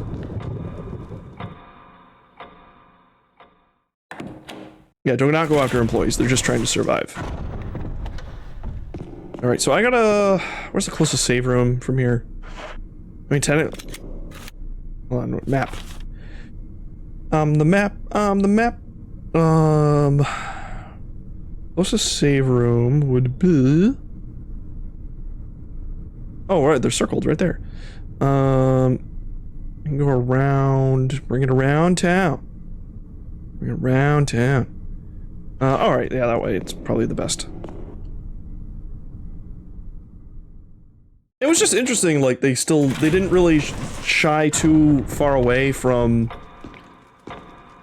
the environmental message that FF7 had in the original with the remake. If anything, they kind of shined more light on it in certain aspects, like that debate argument like Barrett has with the Shinra worker on the train in the beginning of the game. I was very surprised at certain points, and the fact that they kept the Shinra employee, like the Shinra CEOs, like still as cartoonishly evil as they were in the original. Along with some great voice choices, like getting John DiMaggio for Heidegger was a fucking perfect choice. As well as the guy who voices Rigby from Adventure Time does Palmer. Like the guy who's always sipping, the fat dude who's sipping his tea all the time. And I can't wait to see him just get hit by a truck.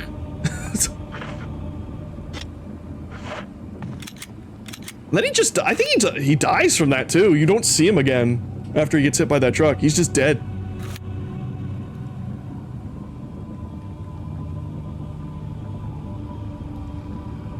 Yes, companies are also fine with promoting as long as they get paid.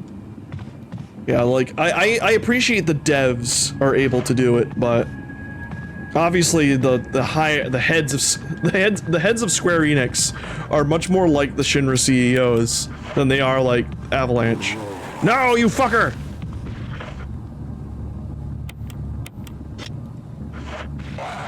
Oh god, I unequipped. Oh god.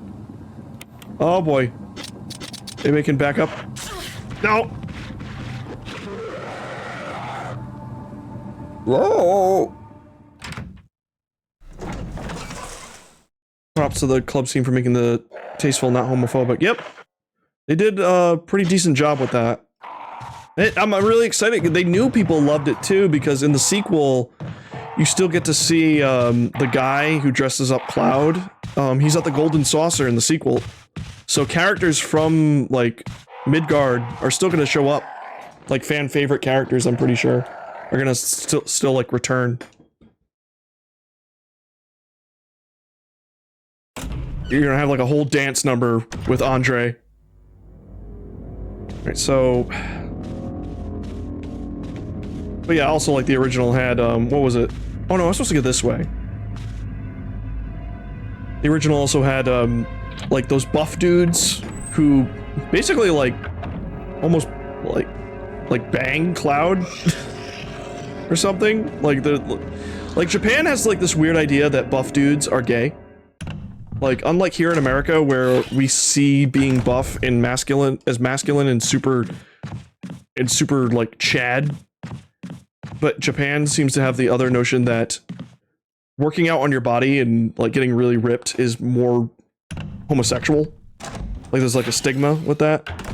I guess, like, the idea is, like, well, you're so obsessed with having the perfect male body, you must also like other male bodies or something like that. Yeah, it was not great. There's sort of like a gay character in No More Heroes, the guy you use to train to get stronger, Ryan. And he's just like, I'm gonna pump you up.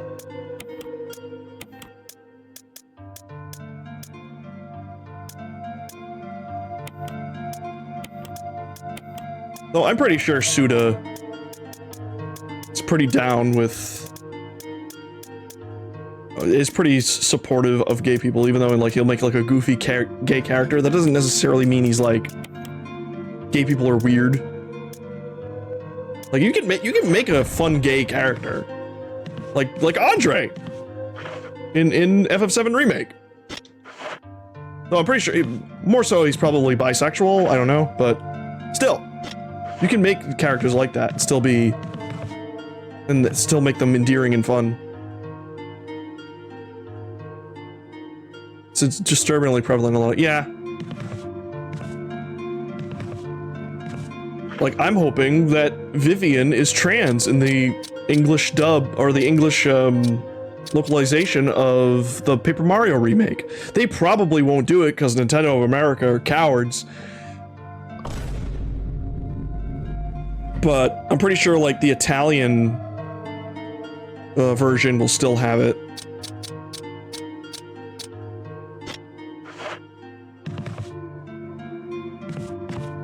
Even though, from my understanding, the original intent was to be like, oh, it's kind of weird, trans people are kind of weird because they want to be girls and stuff, but at the same time in that game, Mario accepts her for who she is, so I don't really know. Some people said it was more of to be a joke, kind of like Birdo. Like, the Birdo originally was just, like, in the manual it says, Birdo's actually a guy who thinks she's a girl, he's a girl or something, and it's just like, ah. Oh.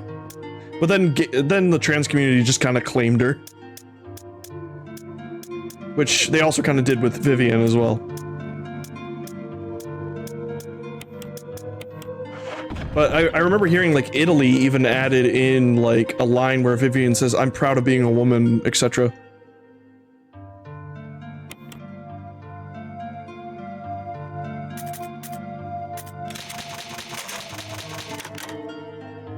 Yeah, Burrow's original thing was pretty malicious.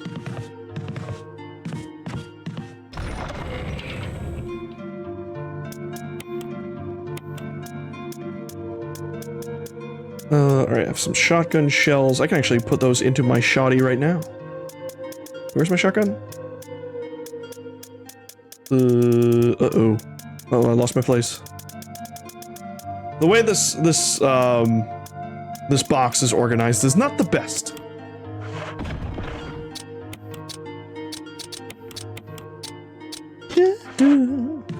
Alright, so now we gotta go fight another, more of a mini boss than a real boss.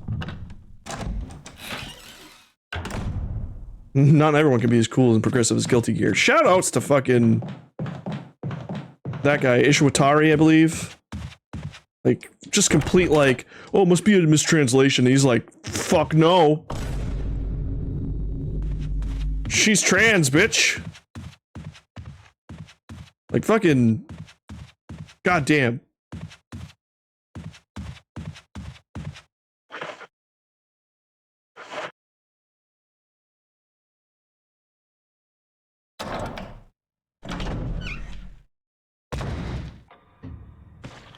I'm a zombie.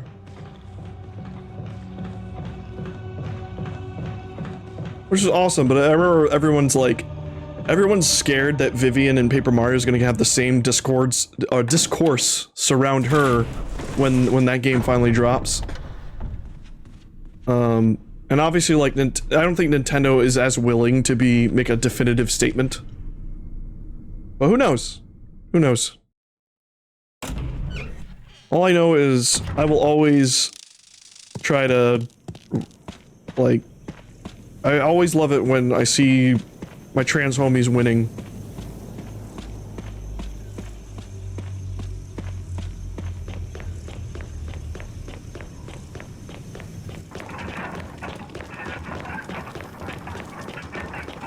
Cause I think like one issue with the original dub of not the original dub, the original version of Paper Mario was all the information about Vivian, like even your party members refer to her as a guy or something like that. I think like only it seems like only Mario's like, no, it's cool, but everyone else is like, whoa, it's actually a girl, or it's actually a boy, whatever. There was like a thing during that era of a lot of Japanese games or media had like the whole like guy meets girl and he's like, wow, you're really cute, and then she goes like, actually I'm a guy, and you're like, what? Oh no, what? You're a guy?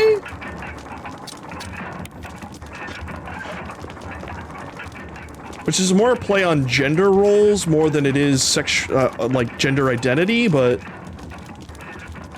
at least in some manners, like Haku from Naruto. That was like the first time I encountered that sort of like thing in Japan. Yeah, pass for comedy as well. Look at this guy. He's a crazy Crimson Head. No, you don't. You stop. You stop right now, sir.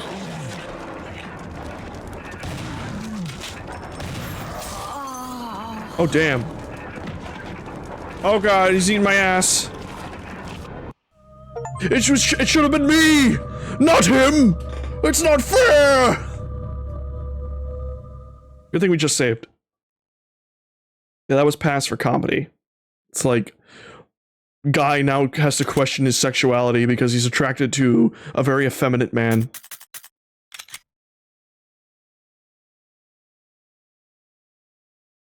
God, that clip. I love that clip. Alright, I'm gonna need to I'm gonna take my acid rounds instead.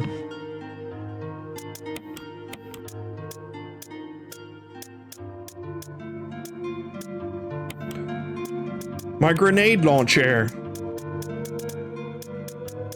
You know, I also have incendiary rounds. I probably only need 5? Probably, I would say, yeah. I'll take it. It's supposed to be a sad scene, but it's so over the top, yeah. Well, that was kind of like the issue with like 4Kids dubbing.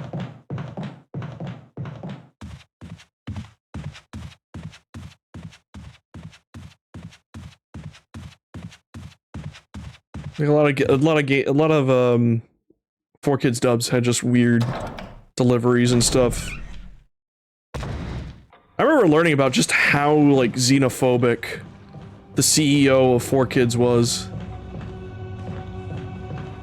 and how he thought like manga was not a valid art form that would be relevant.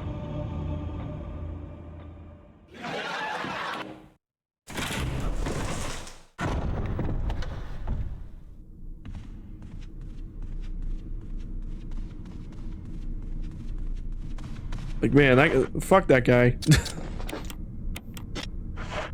But also shoutouts to the voice actors from that era who really, I feel like, actually did do their best. Especially the guy who played Zoro in One Piece, like, who was actually like a legit fan of One Piece when it was being dubbed.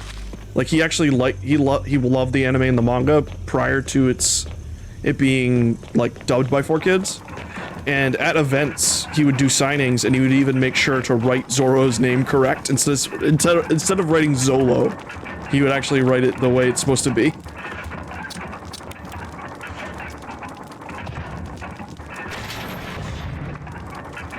They forbid children from learning another language. Oh, that's sweet, yeah. A lot of the voice actors from the original One Piece dub were like, yeah, I would have loved to have done the actual real dub.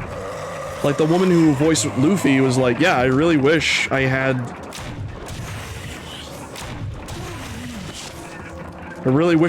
that opportunity to, like, voice Luffy the way he was intended to be.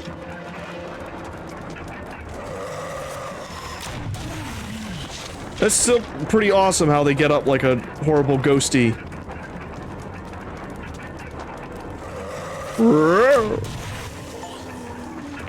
Gravedigger, defeat the Crimson Head Prototype 1. I actually did not know that was his name.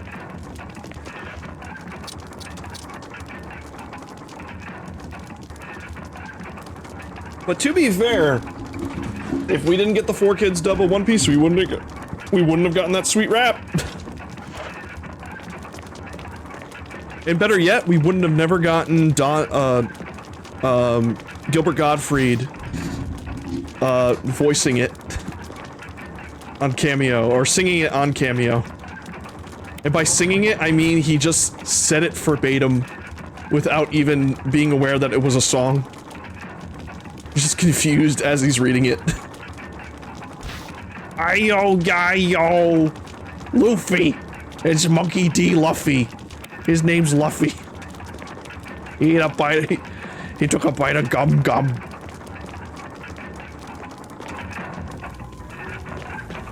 God, I missed that man.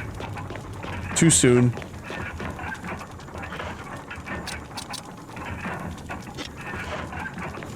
I also like that Nintendo is very careful with Charles Martinet, and the fact that they made him a Mario ambassador was basically like saying, hey, don't make a cameo and say swears with Mario's voice, please. Please. We'll continue to pay you until you die. Just please. Please, just, you'll be an ambassador. You'll go to events. We'll pay you. Just please don't make a cameo. God. Nintendo out here robbing us of pure gold.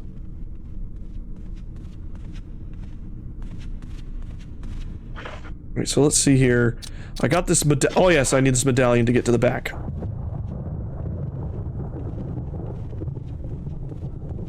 I actually really hope, the new voice actor for Mario, Kevin Afghani, like, really gets, like, more roles, I guess, as a result of getting into Mario space. I'm assuming he's also voicing Wario in the WarioWare. I know Robotnik's voice actor has been getting bothered a lot to do the piss on the moon bit. He's like, sorry, I can't do it. Or Mike Pollock. He's a treasure. But yeah, I can see it getting annoying at times. It's like, no, I can't. I'm sorry, guys, I can't do that. I like having a job.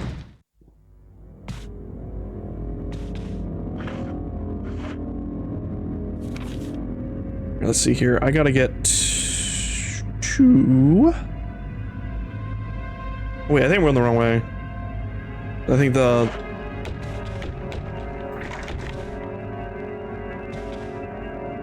That was one of the other cooler features about this game. Zombies would sometimes go to the other room. Maybe if Mike Pollock ever retires as the voice of Eggman, which hopefully is not anytime soon, he'll do it, but right now I don't think that's something he wants to do.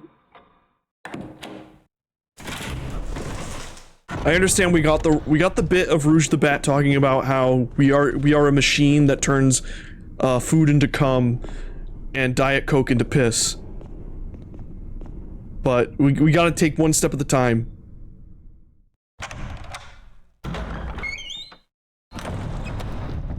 The fun thing about all the voice actors Rouge has had, the original one actually seems to get a lot of work still. Like the one from Sonic Adventure 2. She voices like a lot of the Koopalings in Mario.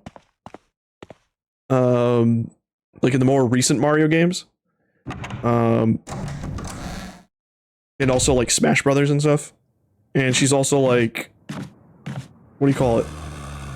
Oh, she is the the sexy Egyptian cat in Sucker for Love.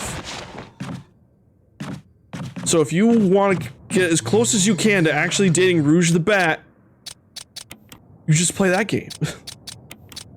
Which I should probably play, because I really want to date that sexy Egyptian cat.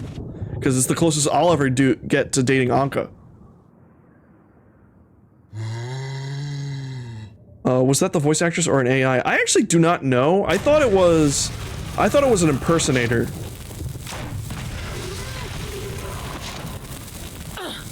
Ugh. Like the one who does the pissing all by yourself, handsome? And the girl who goes like, damn boy, were you frying chicken in there? For real though, you piss loud as fuck. I think that's pretty cool.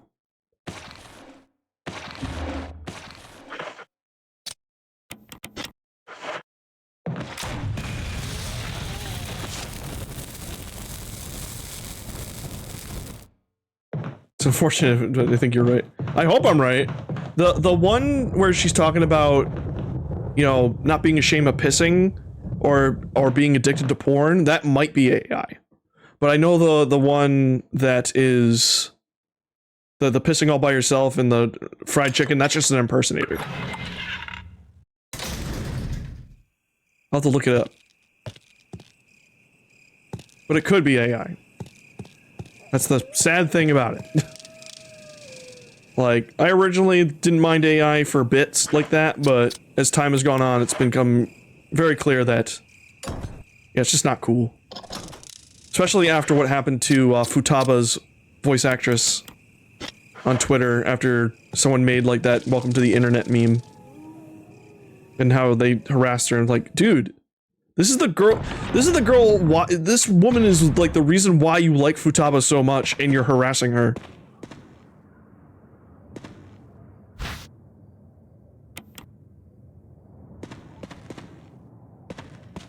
Yes, the woman who voices Futaba in Persona 5, someone made like a Welcome to the Internet, like the Bo Burnham song, of her singing that song with AI, and she was like, please don't do this, you're stealing my voice and everything, and then a bunch of people like just harassed her until she deleted her Twitter. It was infuriating. Nothing makes me more angry. Well, that's not true. There's plenty of terrible things in the world that make me more angry. But something that does make me quite angry is when creators are harassed into silence.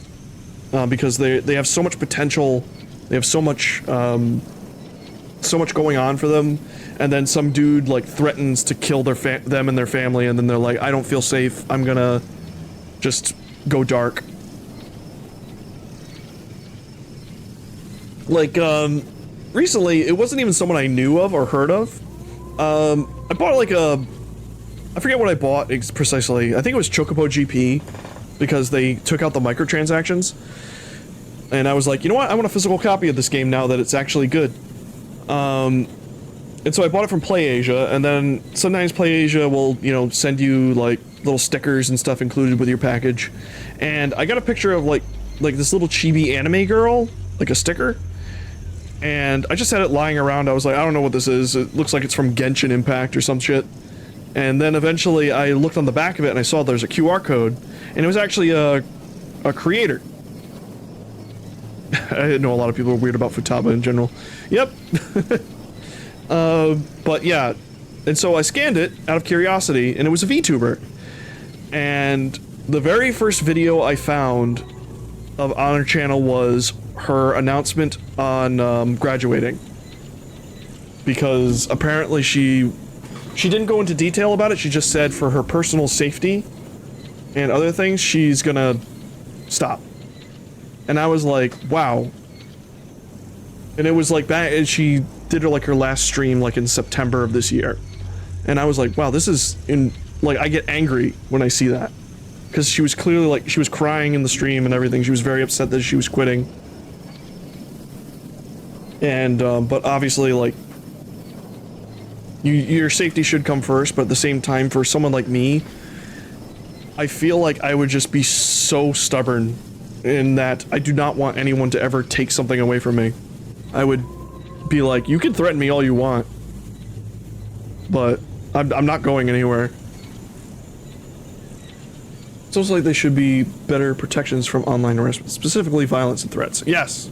I mean, I don't know how you do it, because, you know, you have the anonymity and everything. I know, like, pretty much, like, if someone did threaten you and you reported it, I don't know, like, the actual thing, like, the actual system of, like, I just remembered, I got threatened on the internet once, after I bought, a fake Game Boy Advance copy of, Metroid, Fusion on eBay.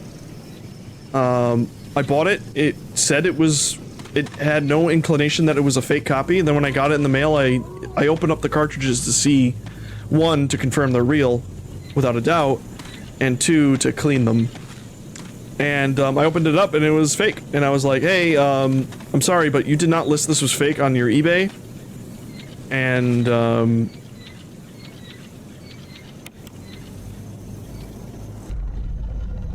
so, oh, I forgot about this. You kind of have to press, you actually have to time the button press. It's weird.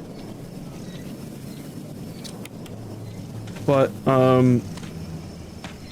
yeah, it sucks. But yeah, they threatened me because they obviously knew where I lived. Barry? Because they mailed it to me. So I was like, I guess I should call the police and, like, report it? And so an officer came by and I was just like, hey, just so you know, this guy threatened me. If you get some sort of weird call that tries to get you guys to swat me or something, just know it's not real. Like, I was basically making a preemptive thing. It's like, hey, don't get tricked into murdering me by this guy. Eventually eBay just stepped in and were like, yeah, don't talk to this guy. We'll refund you the money. But don't worry. And I'm just like, you better delete his account. You better ban him.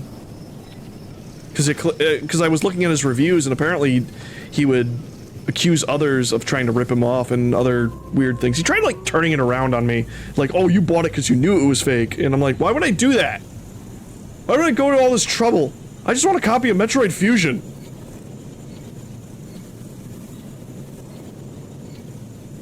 When the guard dog's desires are fulfilled. I think they have to face... No, they both have to face towards... Or face away. I think face away.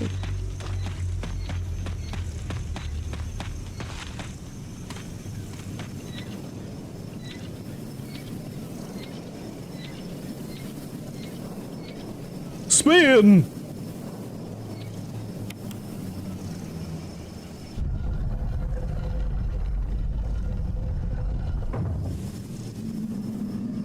That's not the direction. I want you to face... east. Or west? No! least glad you're safe. But yeah, there should be more effort to close obviously abusive or predatory accounts. Yeah. I remember when the Tesla man took over Twitter, and I remember, I think it was Moist Critical praising, like, saying, like, yeah, he's dumb, but he praised him for getting rid of a lot of pedophile accounts, or of map accounts and stuff. But I remember just recently, I think it was actually in Bun's Discord, where someone posted an article about how, like, he's getting sued, like, in Italy or something, because it's still rampant. So I'm like, I don't know what Charlie was talking about. Because clearly there's still a problem here.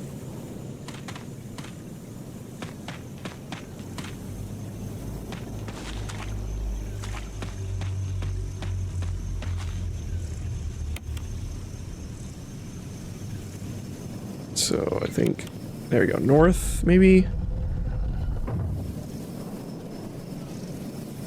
Oh wait, their desires are met. Maybe they have to face each other because their gazes meet.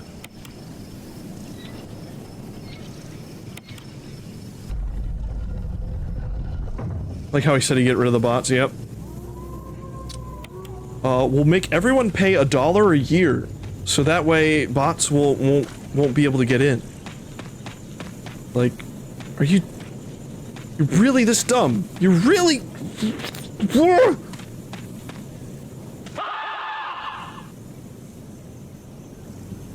God. Wish I... That man gets to have $1 billion, but I don't. Give me $1 billion. I'll give it to my friends and pay off a bunch of people's debt. I'll do it. Watch.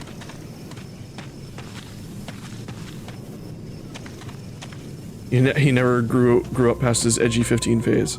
It's wild. It really is wild.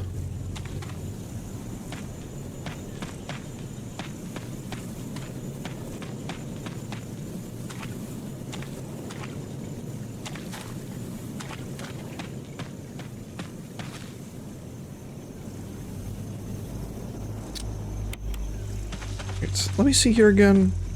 Until their gazes are... The thing is, like, I did this before. Close to several destinations. Wait, I think the sign over here is a hint, because it's northwest south.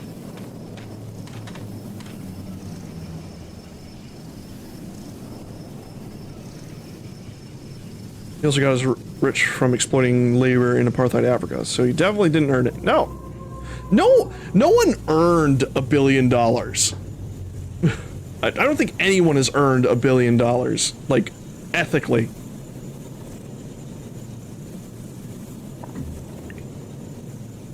It's all from doing terrible, terrible things. Valley, just Cave of Hatred. Summit of Madness. Destruction, Cave of Hatred. Summit of Madness, Path of Revenge. Cool.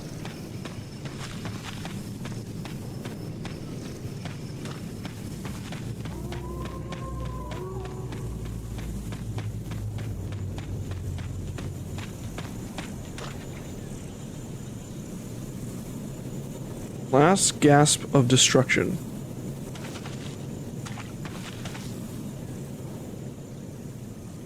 It's War Cry of Revenge. Ah, okay. Destruction and revenge. Those are my favorite things.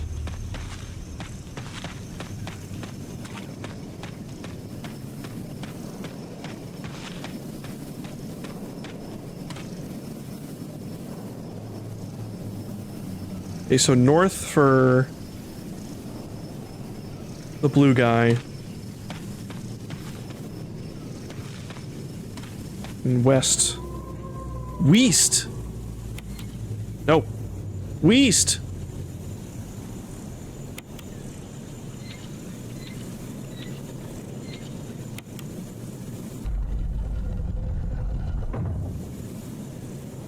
Oh. No, we're good.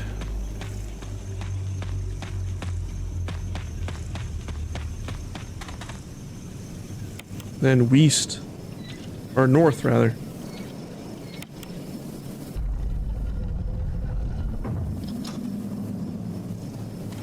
I did it.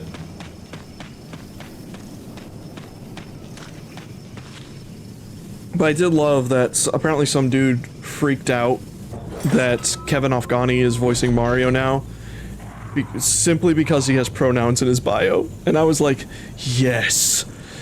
Yes. Give me your anger. Gamers.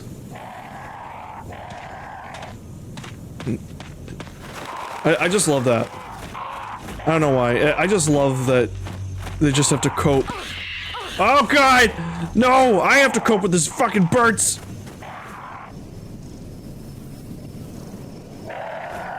The birds.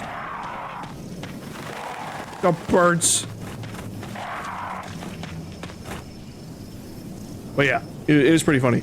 And I'm like, hire more people with pronouns, Nintendo. Hire more of them. That sounds like a good noise.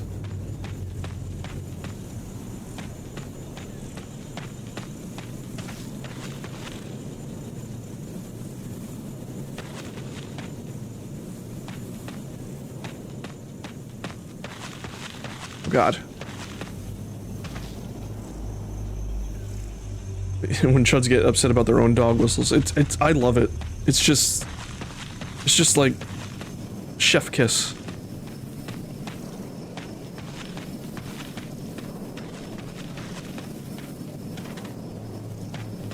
It's over here.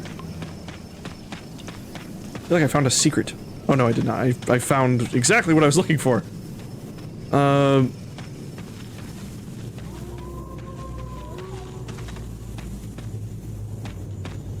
But it's kind of crazy how bigoted people like that are like I used to be into the edgy humor, like in the high school / like early college years. And like I grew up, I grew, got more compassionate, I would say. And thankfully none of it is on the internet for record. But it's just, it's wild to me that the very people who would always, like, talk about make videos on the crazy SJW feminist brigades who are, like, making such crazy accusations. It's like, this woman hates air conditioning because it's sexist or something, and now the guys who made those silly, like, oh wait, something, who made, like, those silly accusations are now, like, they get upset at the craziest shit now. Like, they've become the very thing they used to mock. And it's like poetry. That's why I hope Vivian is trans in the English translation of Paper Mario. Because I want the rage. But more so I want the representation for trans people, but I also just want... I like when transphobes don't feel welcome. I think that's essentially it. I like it when bigots don't feel welcome. And that their favorite things get corrupted. Or quote-unquote corrupted. So that way they have nothing. Have nothing. Their bandages have been hung up. How could these be brown stains be blood? No, it's poop.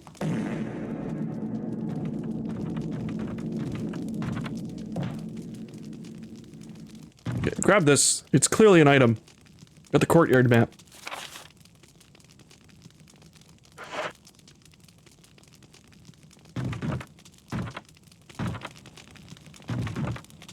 You've no space for bigots. Not an inch.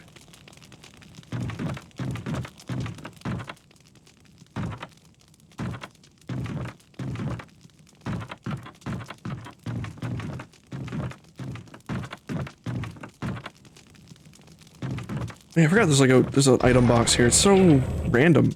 I think it's because there's like a key item here, and they want you to be able to get it.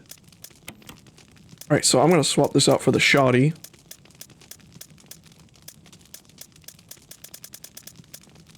Shoddy. Wait, no. I'll take this one. There we go. And then Kabin.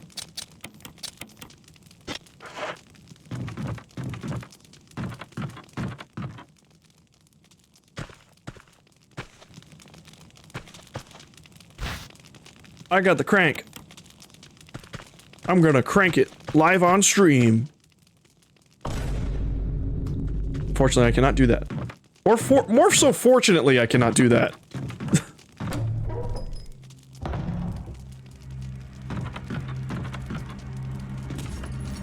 Oh, this is spooky.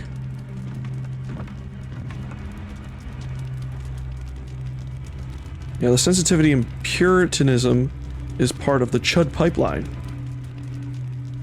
The pickup artists of the past eventually became the Christian fundamentalists of today. It's wild. Crank on stream!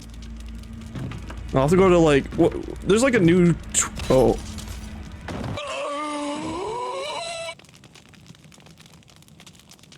Oh, she knocked me out.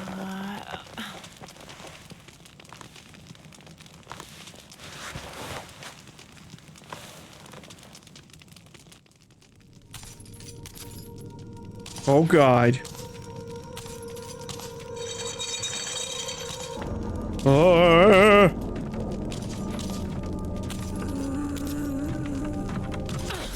Ow. Oh, now I got a tummy ache.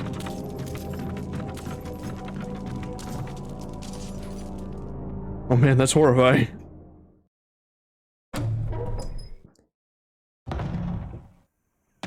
You never played this game? That is Lisa Trevor. She is a new addition to the remake of Resident Evil 1. She is incredibly dangerous. Nope, never played this? Wow. Yes. She is immortal. She cannot be harmed.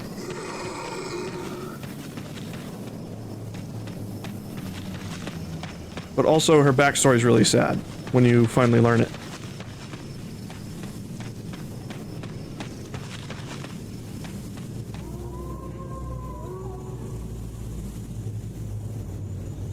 I think the idea was, this game, this is obviously the first Resident Evil game, and I think like their idea was, we want, Resident Evil 2 had Mr. X, Resident Evil 3 had Nemesis, and I think like their idea was, this game didn't have the pursuer, the enemy that would, like, be invincible and constantly show up and fuck things up for you. So I think, like, that's why they put her in this. There was a huge weeb growing up and I didn't play much that wasn't anime related. I mean, Resident Evil has anime things about it. It can get very weird.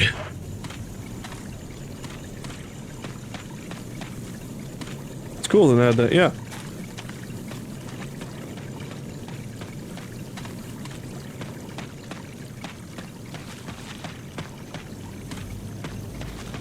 I also believe this game had like loads of different types of adaptations, whether it was like the CGI movies, which are hilariously over the top.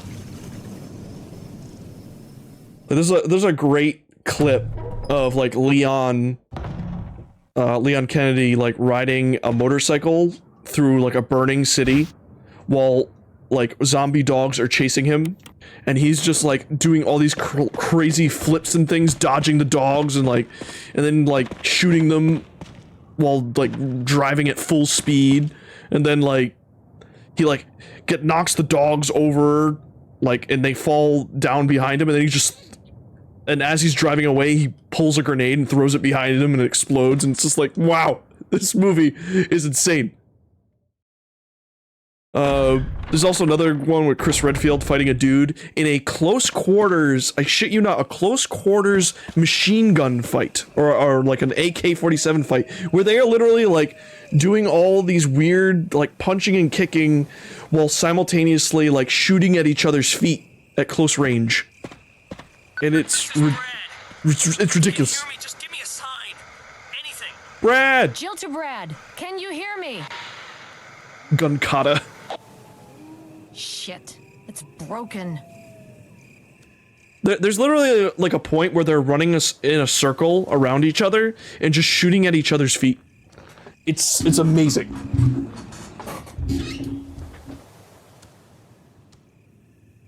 Wasn't anime enough for your edgy teenage brain.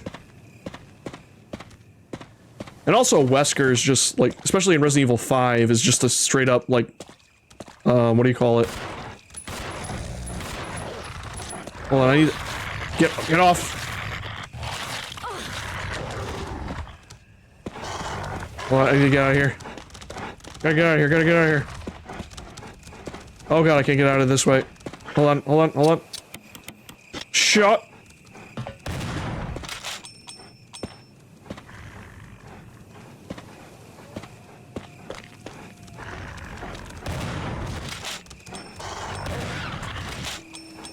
Dogs make monkey noises. Cause fuck it. Alright, that worked out. He's blonde evil Neo, yeah. It was very much influenced by that. Even... No, yeah, it was. And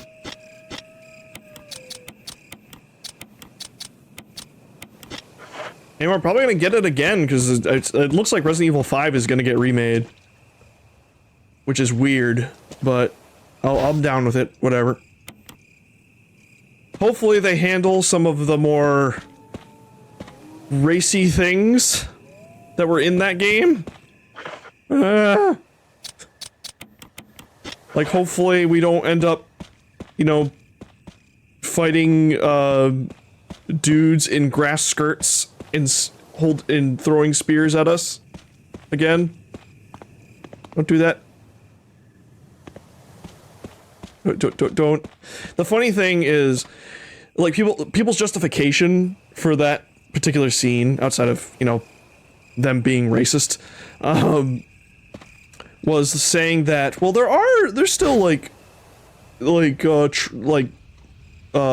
African tribes and stuff who still, like, wear skirts and stuff like that, and it's like, well, that might be true.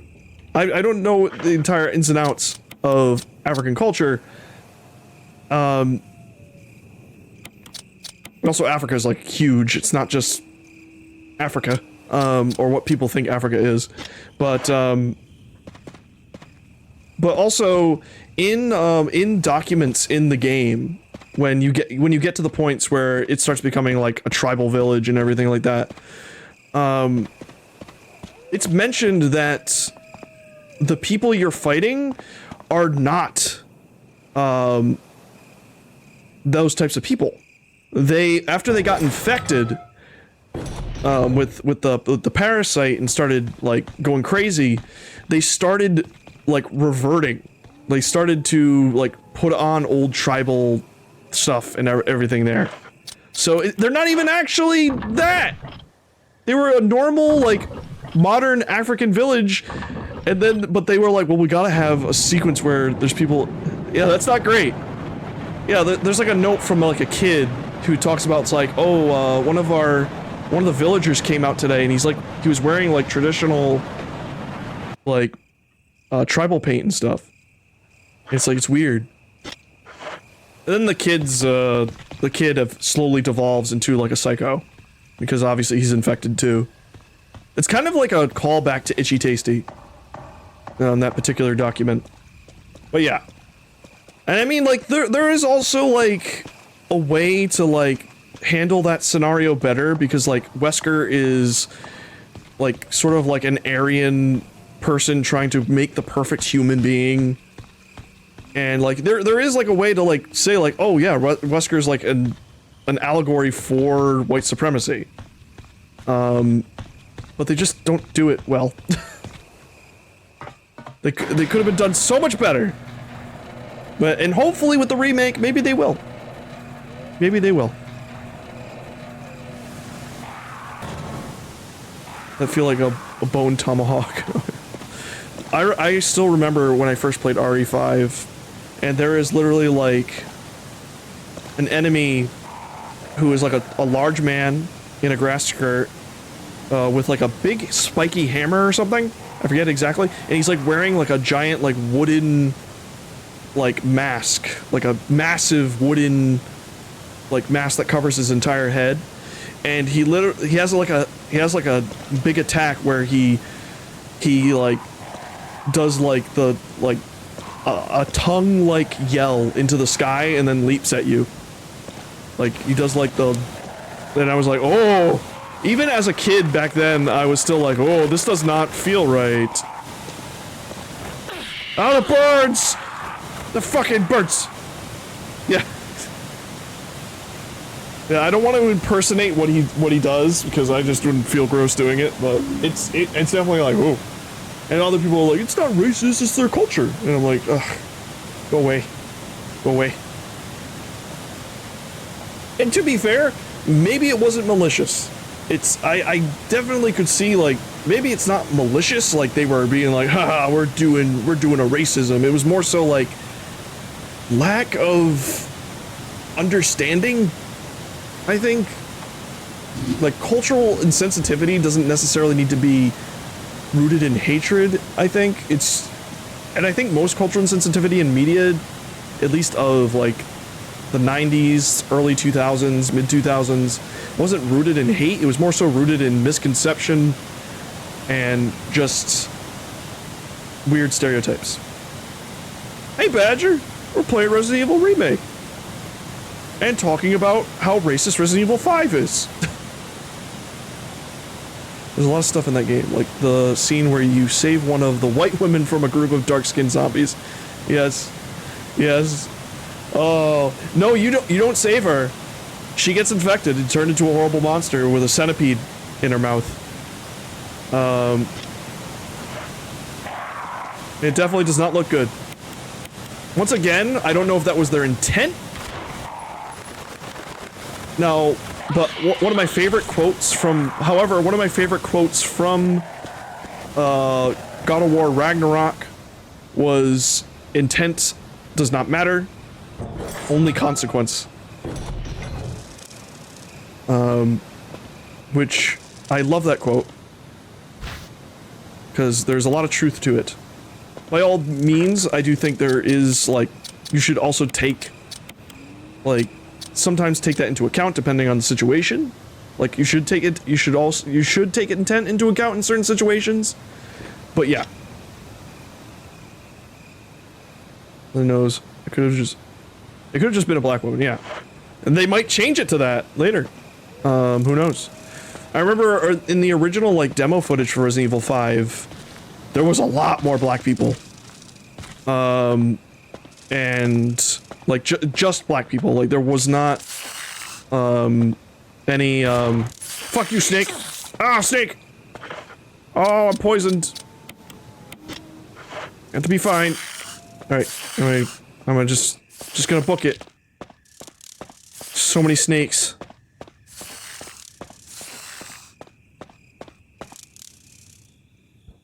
There's a lot of good quotes in God of War Ragnarok.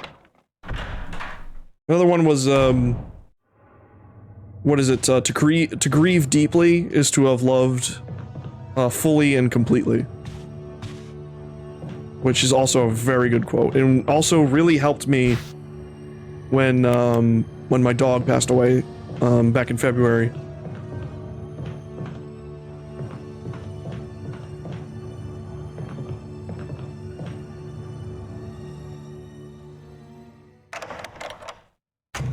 That game was good. That game was really good.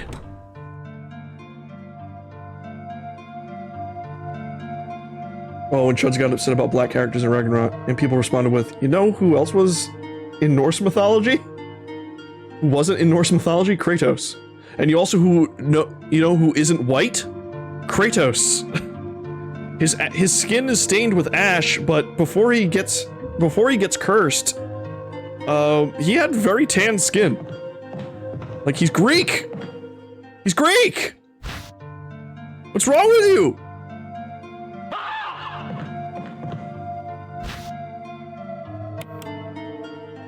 Wherever you lost, thank you. We actually got a new dog not too long ago, and his name's Buster, and he's the best. Plays with our other dog was very sad when Millie went. But she also did not like playing with our other dog a lot. She was like, ah, leave me alone, I just want to sit around. But Buster is like very playful since he's like a pup, so he plays with Wilson a lot more. It's very, yeah, a lot of people forget Kratos is Greek. You know what's interesting about Kratos, like having his skin stained white and how it creates the misconception that he's a white guy? It's very reminiscent of the fact that in actual art history, people think the Greeks, like white supremacists look to the Greeks for white supremacy, because they're like, oh, they made all these beautiful marble statues of them. The thing is, a lot of the marble statues the surviving marble statues from Greek are either unfinished or the paint on them weared away over time. They were not meant to be displayed all white. They were painted. And a lot of people did point out, like, I think you can look up some images of painted Greek sculptures and they look really weird. Because we are really used to seeing just the porcelain, or like the very, like, just straight up just white, which I think it like lets you, I think the one reason I like it when they're not painted is more so that you can really take in the anatomy. Like the anatomy was so well done. So I think like that's why I kind of prefer more of them like blank. I feel like the paint would probably distract too much.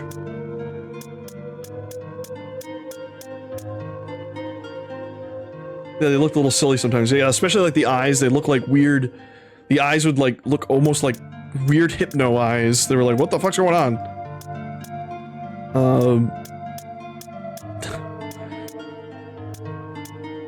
Big googly eyes. It's kind of funny though. It's like what the? It's like when the artist doesn't know when to stop. Which I definitely feel.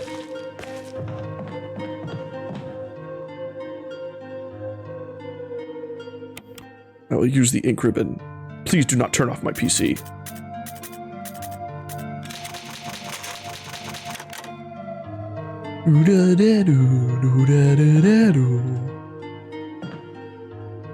Stop staring at me with them big old eyes.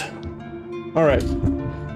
So I think that's a good point to stop for today with the Resident Evil. I've been enjoying talking though, because I like to get my thoughts out. It helps my brain do the good brain, I guess. I don't know.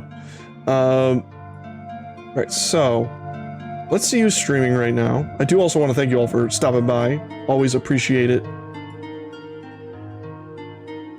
I enjoyed chatting with you too, Doodles. First of all, let me hit you guys with the socials. You can follow me on Twitter until it implodes. You can also follow me on Blue Sky for when it does implode. Or when Blue Sky, not Blue Sky implodes, but when Twitter implodes. We also got the YouTube for when we go live, or for all the VODs, as well as we got Discord. Come join the Discord, it's fun. We're slowly growing, more people showing up. I post art there, I post memes there.